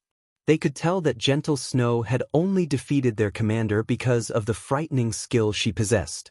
In their experience, such a powerful skill wasn't from a skill book. There was an 80% chance that the skill belonged to the weapons or equipment she used. Many of the Dark Hunters had already consumed the basic Dragonoid potion. They were going to die sooner or later. If they could kill Gentle Snow and get a piece of top-tier equipment before they died, their death would be worth it. Most importantly, there was a very high chance that they would succeed. Not good. Guild leader Black Flame, we need to save her. Unyielding Heart shouted as he watched the Dark Hunters surround the Snow Goddess. However, as soon as Unyielding Heart finished his statement, Gentle Snow charged straight toward the 80+ Dark Hunters approaching her. 5 of these Dark Hunters were Tier 2 experts. Even Black Shark would be hard-pressed to survive if surrounded by such a force. Yet, Gentle Snow showed no intention of running away. Instead, she simply raised Glorious Will. A moment later, the weapon began to cast a dazzling glow. She's going to use that move again. Everyone, pay attention to dodging. Lonely Lamp, who was part of the crowd charging at Gentle Snow, shouted. As experts, the Dark Hunters reacted very quickly. They had also long since estimated Will of Light's AoE and maintained a suitable distance from each other. Meanwhile, seeing the Dark Hunters spread out, Gentle Snow could not help but smile, confusing her opponents. However, before anyone could figure out what was going on, Gentle Snow brandished Glorious Will. However, unlike before, Gentle Snow did not swing her Greatsword downward. Instead, she thrust it into the ground before her. A dazzling beam of light then pierced the dusky sky and descended on Gentle Snow. In the next moment, a magic array appeared beneath the approaching 80+ Dark Hunters. The Dark Hunters caught within the magic array felt an intense pressure weigh them down as their movements became sluggish. They all felt the threat of death loom over them. No, this isn't the same move. It's another skill. The Dark Hunters quickly realized that something was amiss, but it was too late to change their fate. Disappear from this place. Myth of Light. Before anyone could react, Gentle Snow tightened her grip around Glorious Will and pulled the weapon from the ground in an upward slash. The sword light cut through the earth, shattering it. As the sword light moved forward, it rapidly expanded and devoured everything it touched.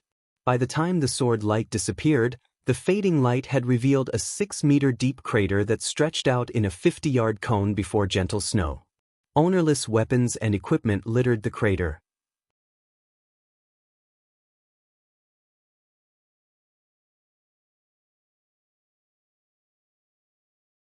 Chapter 1813, Magic Soldier's Descent.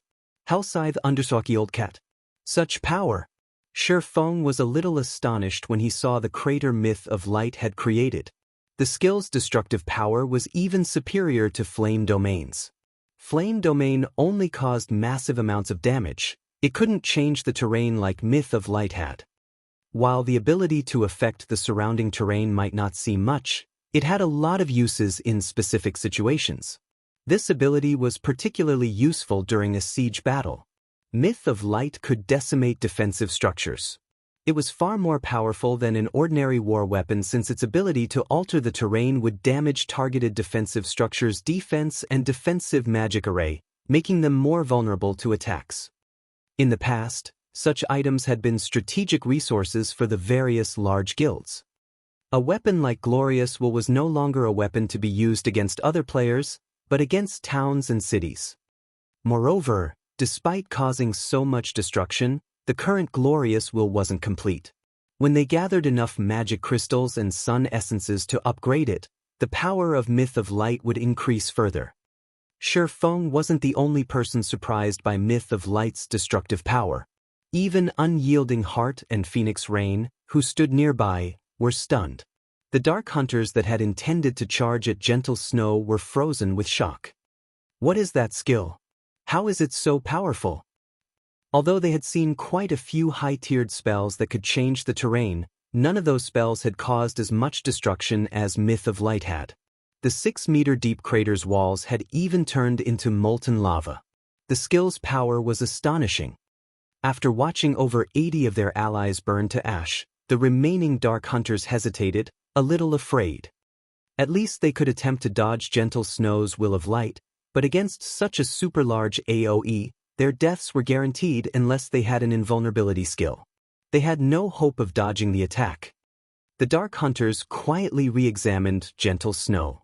Although their greed hadn't faded, fear was now the prevalent emotion in their hearts. Furthermore, the crater Myth of Light had formed prevented them from charging at Gentle Snow. The crater had also split their path of retreat in two. Now, all these players could think of was escape. No one knew whether or not Gentle Snow could use Myth of Light again, as she had with Will of Light. These players weren't fools. While they weren't afraid of death, they wouldn't die for nothing.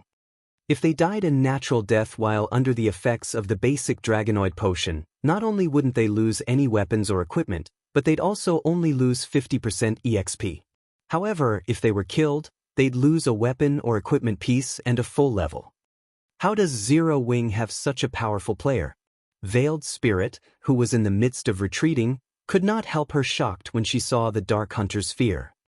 According to the information Shadowclaw had gathered, while Zero Wing was very powerful, it definitely wasn't this strong. Gentle Snow, in particular, was like a completely different person from what the reports had described. The female berserker had single-handedly killed over 100 Dark Hunters. The Dark Hunters were not your average Joe. They were experts that had been handpicked and recruited from among the various Dark players. Moreover, they had received a lot of specialized training after joining the adventurer team. In addition, as Dark players, they were adept at fighting other players. In PvP, they were much stronger than ordinary expert players of the same combat standard. Yet, Gentle Snow had single-handedly killed off 1/10 of the Dark Hunters. This outcome was truly scary. Commander, the other adventurer team's commanders have messaged us, stating that they're almost here. 2 are very close and will reach us in around 2 to 3 minutes. They are hoping we can stall Zero Wing for a little while longer. A level 55 female cleric wearing exquisite, blue robes and wielded a silver staff suddenly reported. 2 or 3 minutes? Veiled Spirit fell into deep thought upon hearing this. A brief moment later, she responded, "Notify the Dark Hunters and tell them that reinforcements will arrive soon. Tell them to do everything they can to stall for time." When trying to assassinate a guild's upper echelons, the first attempt was the most important as these upper echelons wouldn't have prepared for an ambush. If the first attempt failed, subsequent attempts were even less likely to succeed. Now that Black Shark had prohibited Zero Wing, Dragon Phoenix Pavilion, and Unyielding Soul's teleportation abilities and physically prevented these upper echelons from leaving the Dark Precinct, this was the perfect opportunity to kill these 3 guilds' upper echelons. They likely wouldn't find another such opportunity. As long as the dozen or so adventurer teams that belonged to Dark Soul gathered, the 3 guilds' experts would die here even if they were more powerful. But, Commander, Zero Wing's people are too powerful. They are even slaughtering the Dark Hunters' Dragonoid players. I'm afraid that the Dark Hunters will be annihilated before reinforcements arrive. If that happens, we'll be next, the female cleric said worriedly as she watched the Dark Hunters' member count continue to decrease. Moreover, the Dark Hunters should realize what fate awaits them if they stay and fight. They'll never agree to the proposal.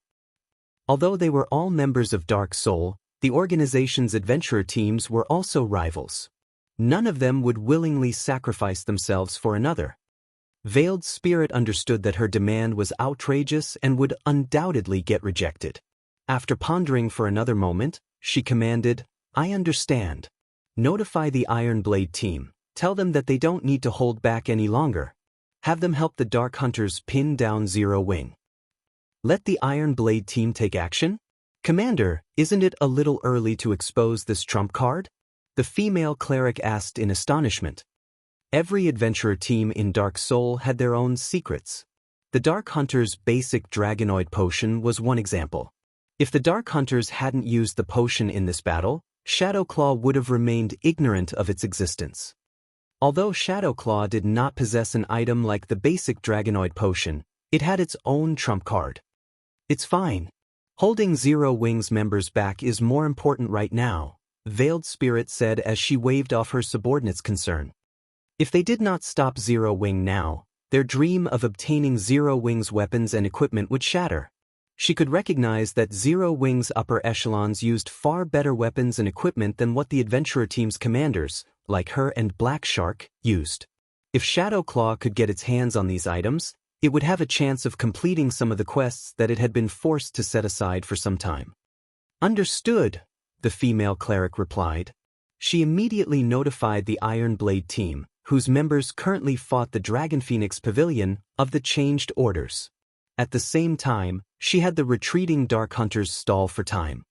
Fortunately, the Dark Hunters did not oppose Shadowclaw's request. They realized that, even if they started to flee now, Zero Wing's members would claim many of their lives.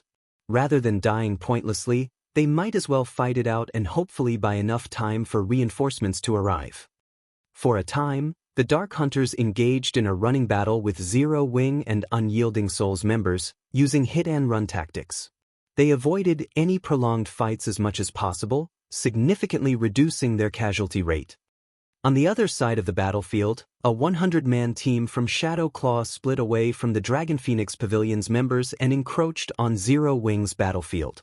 10 of these 100 players were Tier 2, while the rest were Tier 1 players. This team was a relatively powerful expert team. However, this small detachment from Shadow Claw paled in comparison to Zero Wing's members, who were all Tier 2 players. Yet, these Shadow Claw members did not hesitate to face Zero Wing's members in a frontal clash. They showed no signs of fighting a running battle like the Dark Hunters. In fact, these Shadow Claw members charged straight at Shadow Sword's vanguard unit. Interesting. They want to pick a fight? Shadow Sword raised his brows in surprise when he noticed the approaching 100-man team. He selected a dozen or so players and moved to meet this new enemy. When less than 50 yards separated both sides, the Shadow Claw members grinned playfully. Each of them then took a magic array scroll from their bags and unfurled the scroll without hesitation. Suddenly, 10 magic arrays appeared on the battlefield, each maintained by 9 Tier 1 players and 1 Tier 2 player. A moment later, the Tier 1 players standing in each of the 10 magic arrays went pale, their basic attributes plummeting.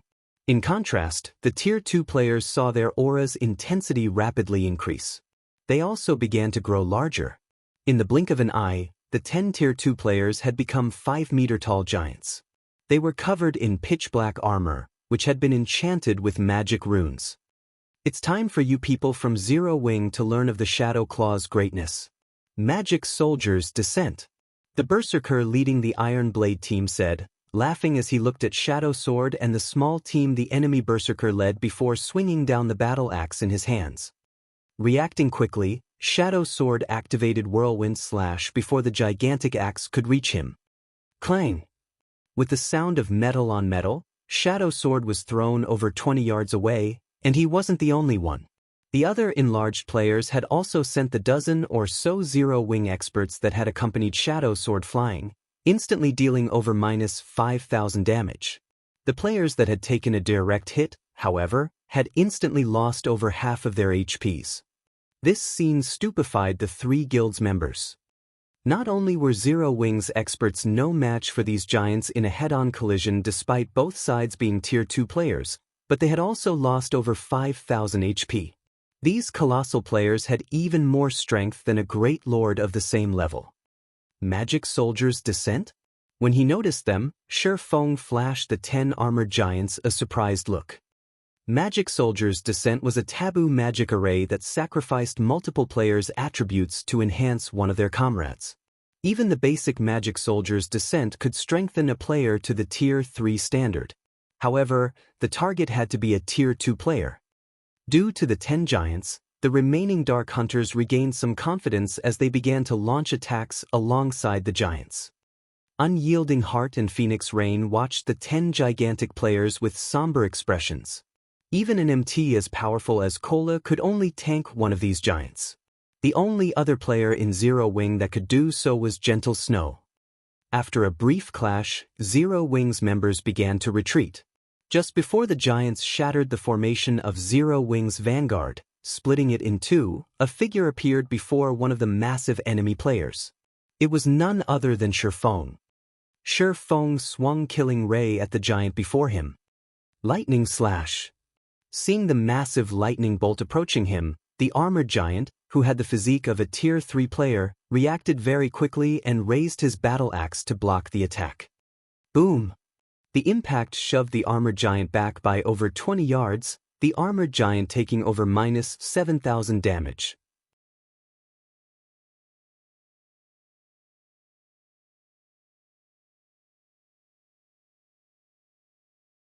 Chapter 1814. Appearance of the Black Dragon.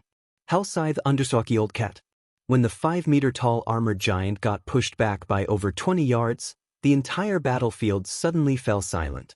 Even the 9 other armored giants fighting some distance away shifted their gaze to their repulsed companion. Guild leader? When Zero Wings members saw Feng appearing on the front lines, they all became very excited. Although Feng had already displayed superb combat power in the team dungeon, fighting in a battle against other players was another story. While inside a dungeon, the contribution an individual player could make was very limited. If one were to say that players only needed combat standards at the Trial Tower's 5th floor to raid a particular dungeon, then the maximum combat power that players could exhibit in a dungeon was the 6th floor standard. In that case, the combat standard that peak experts, who had reached the Trial Tower's 7th floor and beyond, could exhibit would be no different from that of 6th floor experts.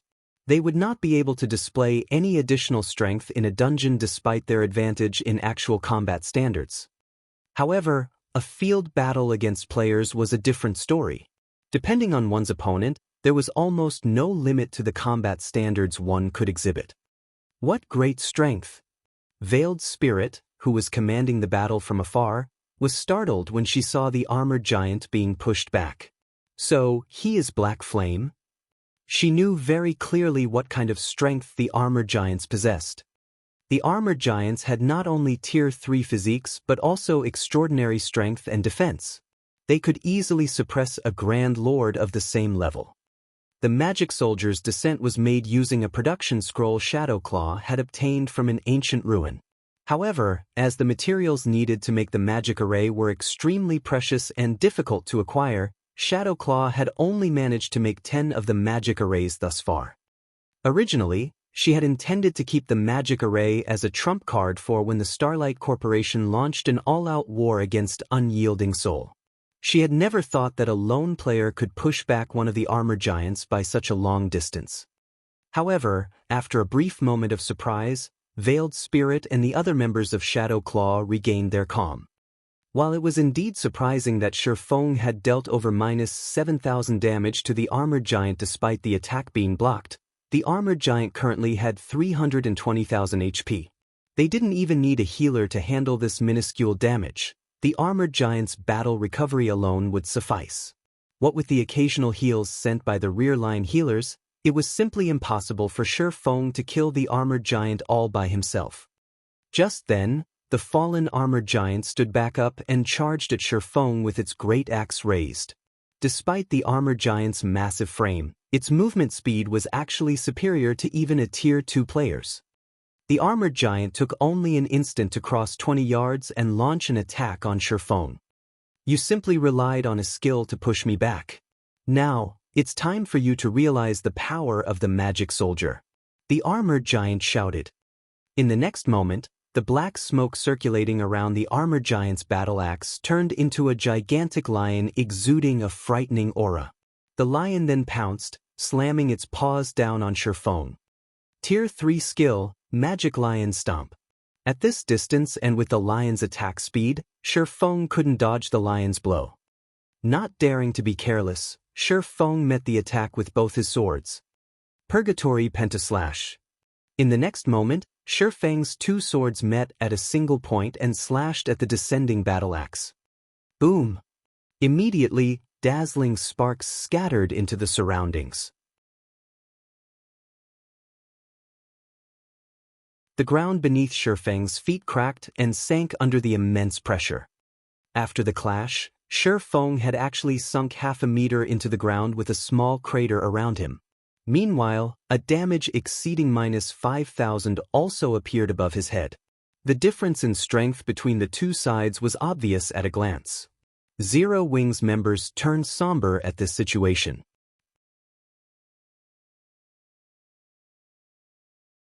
Meanwhile, Unyielding Heart and Phoenix Rain, who were currently fighting their own battles, were also astonished by this outcome. They had never thought that the armored giants would be that strong. An ordinary expert might not be able to discern the technique Feng had used, but they could tell what he had done just now. The general name of the technique was Strength Combination. It was an extremely difficult technique to grasp and was even more difficult to execute in high-speed combat.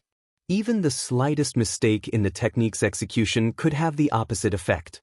Meanwhile, although Strength Combination didn't directly double the strength of one's attack, good execution of the technique would still yield a 70% increase in strength or more.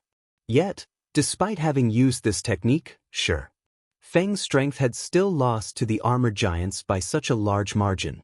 The armored giant's strength was definitely superior to a Grand Lord's of the same level. Its strength is at the peak of Tier 3? Shi Feng thought to himself as he eyed the magic soldier before him. Currently, both his hands were numb. He was currently a level 67, Tier 2 swordmaster. After executing strength combination, his strength should easily rival that of a level 55 Grand Lord. Yet, even with such strength, he was still inferior to the magic soldier before him. While part of the reason for this disparity was the difference in skills used, a large part of the reason was the difference in attributes. If the magic soldier's strength wasn't at the peak of level 55, Tier 3, Shi Feng wouldn't have suffered so much damage in just one attack. Moreover, the combat standard of the magic soldier before him was actually at the flowing water realm. The magic soldier had a very accurate grasp of his location. Otherwise, with Shi Feng's speed, there was no way that attack could have cornered him and prevented him from dodging. As expected of the leader of a guild. "You really are strong," the armored giant said as he eyed Shi Feng. The armored giant then turned to a nearby armored giant and said, "Ape, come over and help me. I want to see how long our dear guild leader here will be able to last against two of us." "Sure thing." The armored giant wielding a great sword nodded. The battle axe-wielding armored giant launched a frenzied assault on Shi Feng. Relying on his high HP and defense, the armored giant completely abandoned all forms of defense and simply focused on trading blows with Shi Feng. The armored giant named Copper Ape dashed over from over 100 yards away. "Do not let that giant get close to the guild leader. Please, stop him," Aqua Rose hurriedly instructed. One armored giant was already more than enough to push Shi Feng to his limits. If another armored giant joined the battle, the consequences would be unimaginable. However, the Dark Hunters and Shadow Claw members gave Zero Wings members no opportunity to assist Shi Feng. They all persistently pinned down Zero Wings members. Cola, Turtledove, Yiwumian, and Fire Dance, players capable of holding their own against the armored giants, were similarly tied up in battle and couldn't move away from their positions for the moment. In the end, Zero Wings members could only watch as the Greatsword-wielding armored giant closed in on Shi Feng. Upon seeing that the armored giant named Copper Ape was about to reach him, Shi Feng could not help but sigh. Due to the recent dungeon raid, he had already used all his berserk skills, which were still on cooldown. If he could use a berserk skill, even if his strength couldn't rival the armored giants, he could rely on his techniques to suppress his opponent. Now, however, the disparity in strength was simply too great. I originally wanted to keep this a secret, but it seems there's no other choice now. Following which, Shi Feng used Phantom Kill. Immediately after summoning his doppelganger, Shi Feng sent it charging at Copper Ape.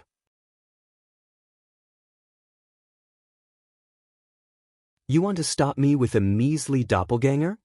Copper Ape sneered. He then swung his great sword horizontally. His attack carried the strength, attack speed, and reaction speed of a Tier 3 player. Even a Tier 2 player would have great difficulty dodging his attack, not to mention a doppelganger controlled by a player. However, as Copper Ape's greatsword neared Shi Feng's doppelganger, a powerful mana torrent suddenly surged towards the doppelganger. When the greatsword got within 3 yards of the doppelganger, its advance halted abruptly, and no matter how much more strength Copper Ape put into his arms, he couldn't push his weapon even an extra centimeter forward. A moment later, Shi Feng's doppelganger gave a loud war cry. Its entire body then disintegrated and transformed into a bundle of pitch-black flames. The surging mana gathered madly in the pitch-black flames, causing the flames to flare up. In the next moment, a pitch-black claw covered in scales suddenly emerged from the gigantic bundle of flames. When the claw touched the ground immediately shattered and sank. Once the flames subsided, a 5-meter-tall dragon covered in pitch-black scales appeared in everyone's vision. Roar! Immediately after appearing, the black dragon let loose a powerful roar that echoed throughout the wetland forest, the horrific aura it released stifling the breath of every player on the battlefield. A dragon?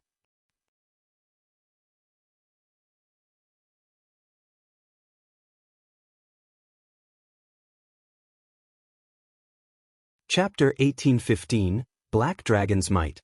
Hellscythe Undersockield Cat. The Black Dragon's sudden appearance forced a gasp from the players on the battlefield. Although the Black Dragon was a lot smaller than an actual dragon, its aura was terrifying. Everyone could feel the massive difference between their life ratings and the Black Dragon's, a difference they had never felt from any creature they had encountered thus far in God's domain. Although most of the players present had likely never come across a real dragon, the various kingdoms and empires' libraries contained detailed records on dragons. Dragons had wiped out many kingdoms and empires throughout God's domain's long history. When a dragon appeared in an area, the area would instantly become a forbidden land for humans. Yet, a living black dragon stood before them. Moreover, when players tried to use an identification skill on the black dragon, the result confirmed that it was indeed a dragon. Why wouldn't these players be shocked and afraid? Black Dragon, Dragon, High Lord. Level 67. HP 24, 000/000/24, 000/000. Wait, this dragon is only a High Lord. That's right. Although the dragon is high-leveled, it's only in the upper standards of Tier 2. It isn't even a Great Lord. That spooked me. I really thought that someone had summoned a powerful dragon. It turns out it's only a High Lord. Even our party can easily kill it. The Dark Hunters and Shadow Claw members who had trembled slightly with fear quickly realized that although the Black Dragon was a real dragon, it wasn't like the dragons in the records they had read. According to historical records, real dragons were Tier 4 mythic creatures at the very minimum. If such a dragon actually appeared before them, they'd likely run for their lives. None of them would have dared to linger. But since this was only a High Lord, the adventurer team's members discarded their worry. They had slain countless High Lords, including High Lord-ranked archaic species. And here I thought you had summoned some kind of amazing monster, but it's just an immature dragon. Copper Ape said, revealing a confident grin as he swung his greatsword at the Black Dragon. Scram! The black smoke around the greatsword formed a crescent as it sliced towards the Black Dragon. Tier 3 skill, Explosive Slash. The crescent energy beam tore through space itself as it moved. From afar, it looked as if the crescent beam had just cut through a sheet of black paper. The attack's immense aura was even stifling to nearby players. Just before the crescent beam devoured the Black Dragon, the creature extended a scaled claw to meet the attack. Pitch black flames then emerged and enveloped the massive claw. When the crescent beam crashed into the flaming claw, it seemed as if the beam had slammed into an adamantine wall. Not only had the attack abruptly halted, but the Black Dragon's claw also remained unharmed and stationary. Following which, the Black Dragon lightly pinched the crescent beam. Ping! Suddenly, the crescent beam shattered and dissipated as if it had never existed. That is impossible. Shock filled Copper Ape's gaze as he watched his target nullify his explosive slash. He had just executed a Tier 3 skill. With his current strength and physique, he could easily suppress a Great Lord of the same level, much less a High Lord. He had believed that, in the worst-case scenario, his attack would shake the Black Dragon slightly. Yet, the High Lord-ranked Black Dragon before him had forced his attack to a stop. Moreover, the Black Dragon had shattered his Tier 3 skill. How could such a thing be possible? What's up with that Black Dragon? How did it receive that kind of attack without taking any damage? Veiled Spirit, who watched from afar, stared with wide eyes.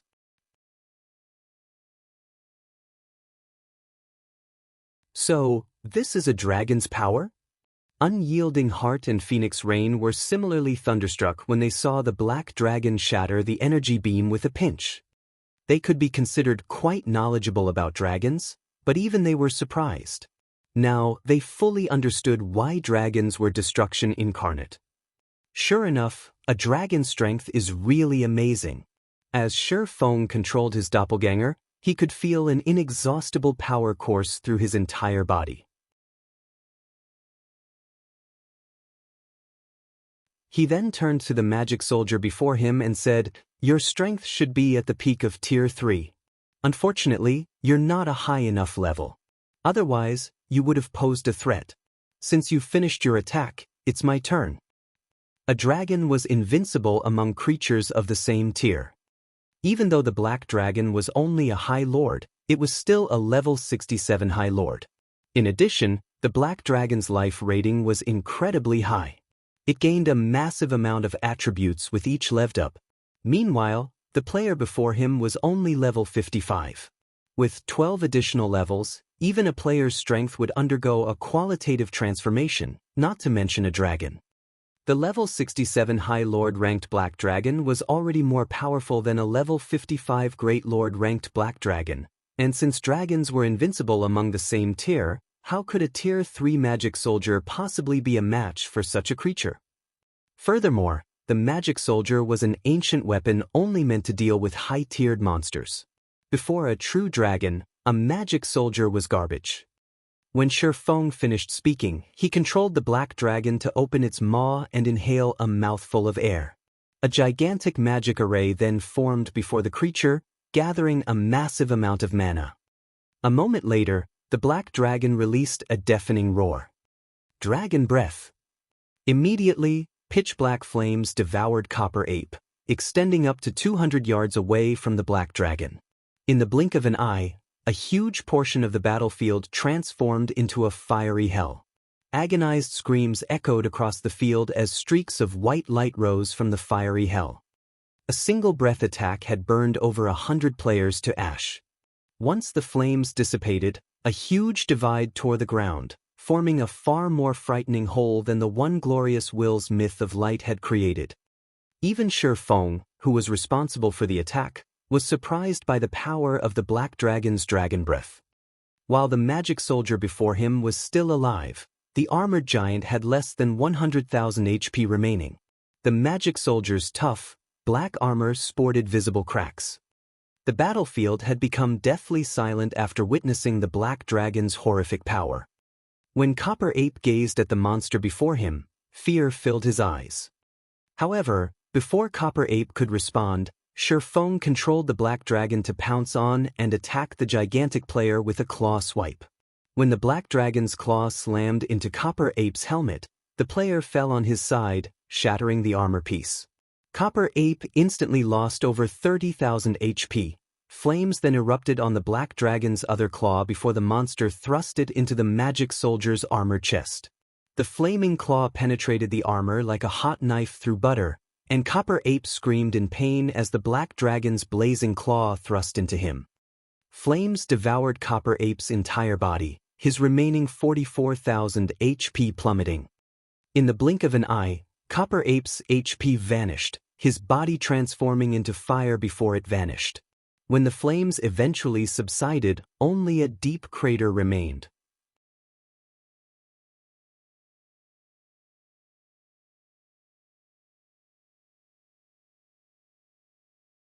Chapter 1816, Level Suppression.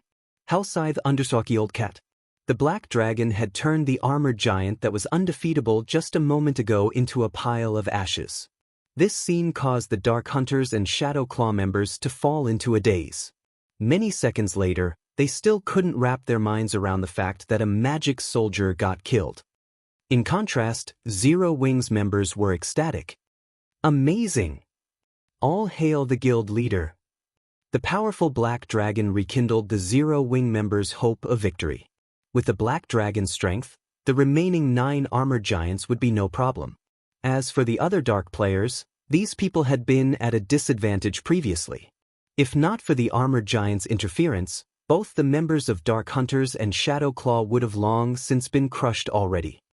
So, this is the trump card Black Flame has been hiding all this time? Unyielding Heart could not help his shock at the defeat of one of the armored giants. He had never thought that Zero Wing actually possessed such a powerful foundation. The guild was revealing one trump card after another, each one more amazing than the former. Although the black dragon summoned was only a High Lord, the strength it displayed was far superior to an ordinary High Lord's of the same level. How is this possible? A somber expression appeared on Veiled Spirit's face the moment she saw Copper Ape die. Had the black dragon spent a lot of time to defeat Copper Ape, she could have accepted this defeat. However, the battle had been so decisive that she simply couldn't. Copper Ape's combat power as a magic soldier was at the peak of Tier 3, yet he had been overwhelmed, unable to retaliate. For a moment, Veiled Spirit even doubted the authenticity of the magic soldier she was looking at. "Commander, what should we do now?" the female cleric standing beside Veiled Spirit asked hurriedly when she saw the black dragon charging toward the other magic soldiers. "Everyone listen up. This black dragon is a summoned creature. As long as we kill its summoner, the black dragon will automatically disappear. Everyone, gather up and prioritize killing Black Flame." Veiled Spirit commanded hurriedly. In God's domain, most summoned creatures shared a common weakness, which was their summoner. Now that the black dragon was proven to be an unstoppable existence, their only hope of getting rid of the menace was to kill Black Flame, its summoner. So long as they killed Black Flame, they would regain the upper hand in the battlefield. After hearing Veiled Spirit's words, the Dark Hunters and Shadow Claw members reacted quickly, staring fiercely at Shifeng. Previously, they had been too shocked by the black dragon's prowess and had forgotten about the fatal flaw of summoned creatures. However, now that they had snapped out of their daze, they promptly charged at Shifeng one after another. Meanwhile, 3 of the remaining 9 magic soldiers moved to surround the black dragon to prevent it from helping Shifeng. "Kill him. He's alone. As long as he dies, victory will be ours." Suddenly, over 100 players swarmed toward Shifeng, killing intent radiating from their eyes. "That's right. As long as we kill you, this black dragon will disappear." Ironblade, the leader of the Ironblade team as well as the battle-axe-wielding armor giant that was fighting Shifeng earlier, shouted as he glared at Shifeng, who stood less than 15 yards away. He raised his battle-axe into the air, then abruptly swung it down onto the ground before him. "Die!" Boom!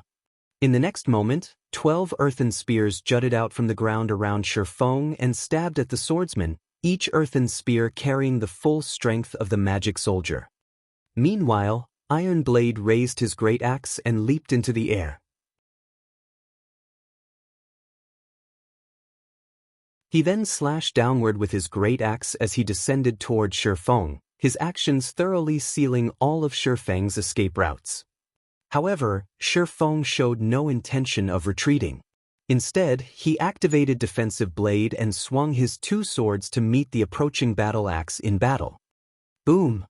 After Shifeng nullified the earthen spears and expended his Defensive Blade's block count completely, his swords came into contact with Ironblade's battle axe.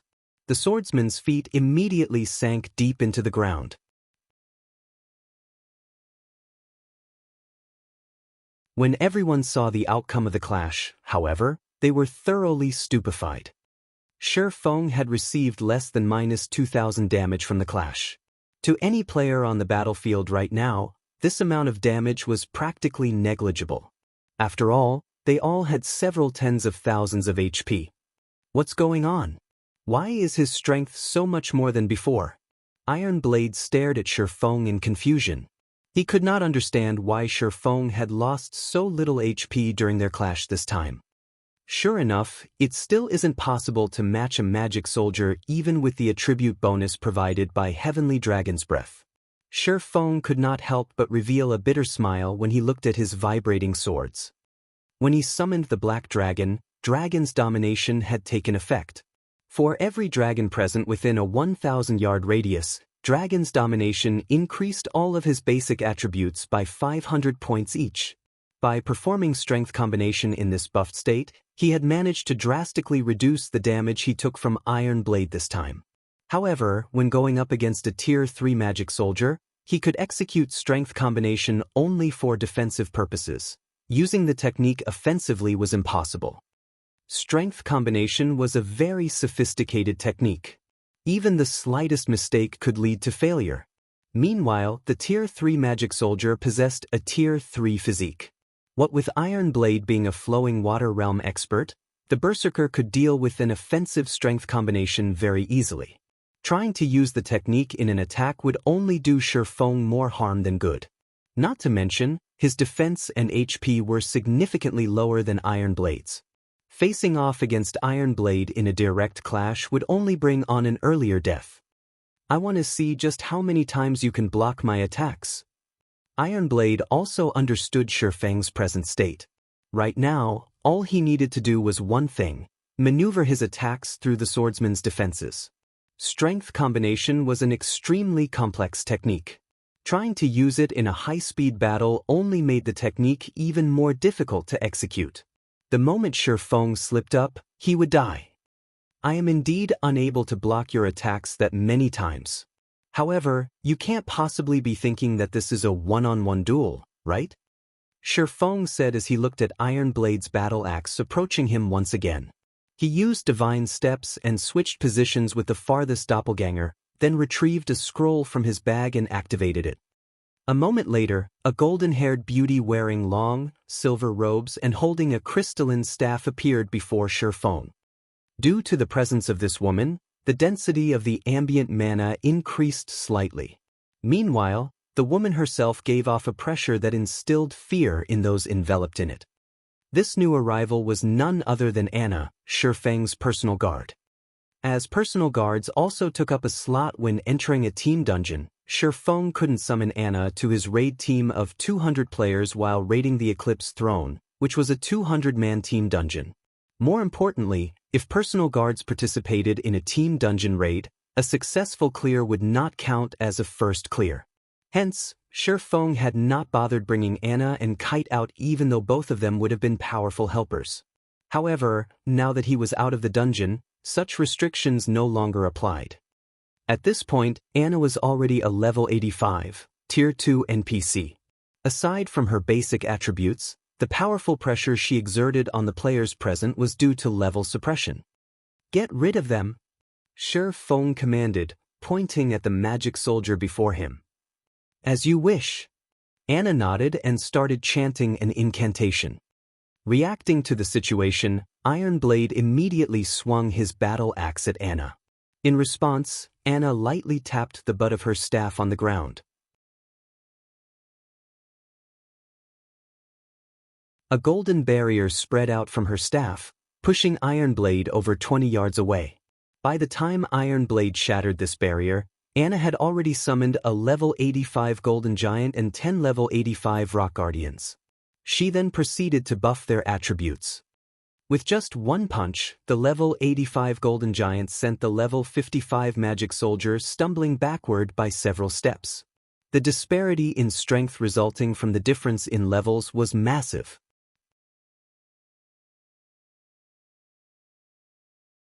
The enemy players charging toward Shifeng gasped involuntarily at this scene. Meanwhile, the 10 level 85 Rock Guardians stood guard around Shifeng, their posture daunting the approaching Dark Hunters and Shadow Claw members, who halted their charge. Although the level suppression system had been tuned down over several system updates, it had not weakened to the point of negligibility. After the difference exceeded 15 levels, the effects of level suppression would become significant. Meanwhile, there was currently a gap of 30 levels between the Dark players and the Rock Guardians. Do you think you all can come and go as you please? Shifeng sneered as he glanced at the members of the two Dark Adventurer teams that were previously charging at him. All of you should just stay here forever. He then had the 10 Rock Guardians attack the backtracking players. Faced with a bunch of level 50+, Tier 1 Dragonoid players, the level 85 Rock Guardians were able to send a couple flying with every punch. Due to the level suppression, the players' defense had weakened considerably. Even Tier 1 Shield Warriors and Guardian Knights couldn't withstand the blows of the Rock Guardians and were sent flying with a punch. Meanwhile, after fighting for some time, the Black Dragon Shifeng controlled finally killed one of the 3 magic soldiers, pinning it down. Now, the Black Dragon thoroughly suppressed the 2 remaining magic soldiers, each of its normal attacks taking away over 20,000 HP from the magic soldiers and over 50,000 if it used a skill. At the moment, the magic soldiers and the other players belonging to the 2 Dark Adventurer teams were getting massacred. Commander, we've lost nearly half of our members already. Are we still going to continue fighting? The female cleric standing beside Veiled Spirit asked. From Black Shark's death until now, only a little over a minute had passed, Yet they had already lost so many of their members. By the time reinforcements arrived, their entire adventurer team would be annihilated. After pondering for a brief moment, Veiled Spirit gritted her teeth before reluctantly shouting, "Retreat! Have everyone pull away from the battlefield as quickly as possible." The report they'd received regarding Zero Wing was outrageously inaccurate.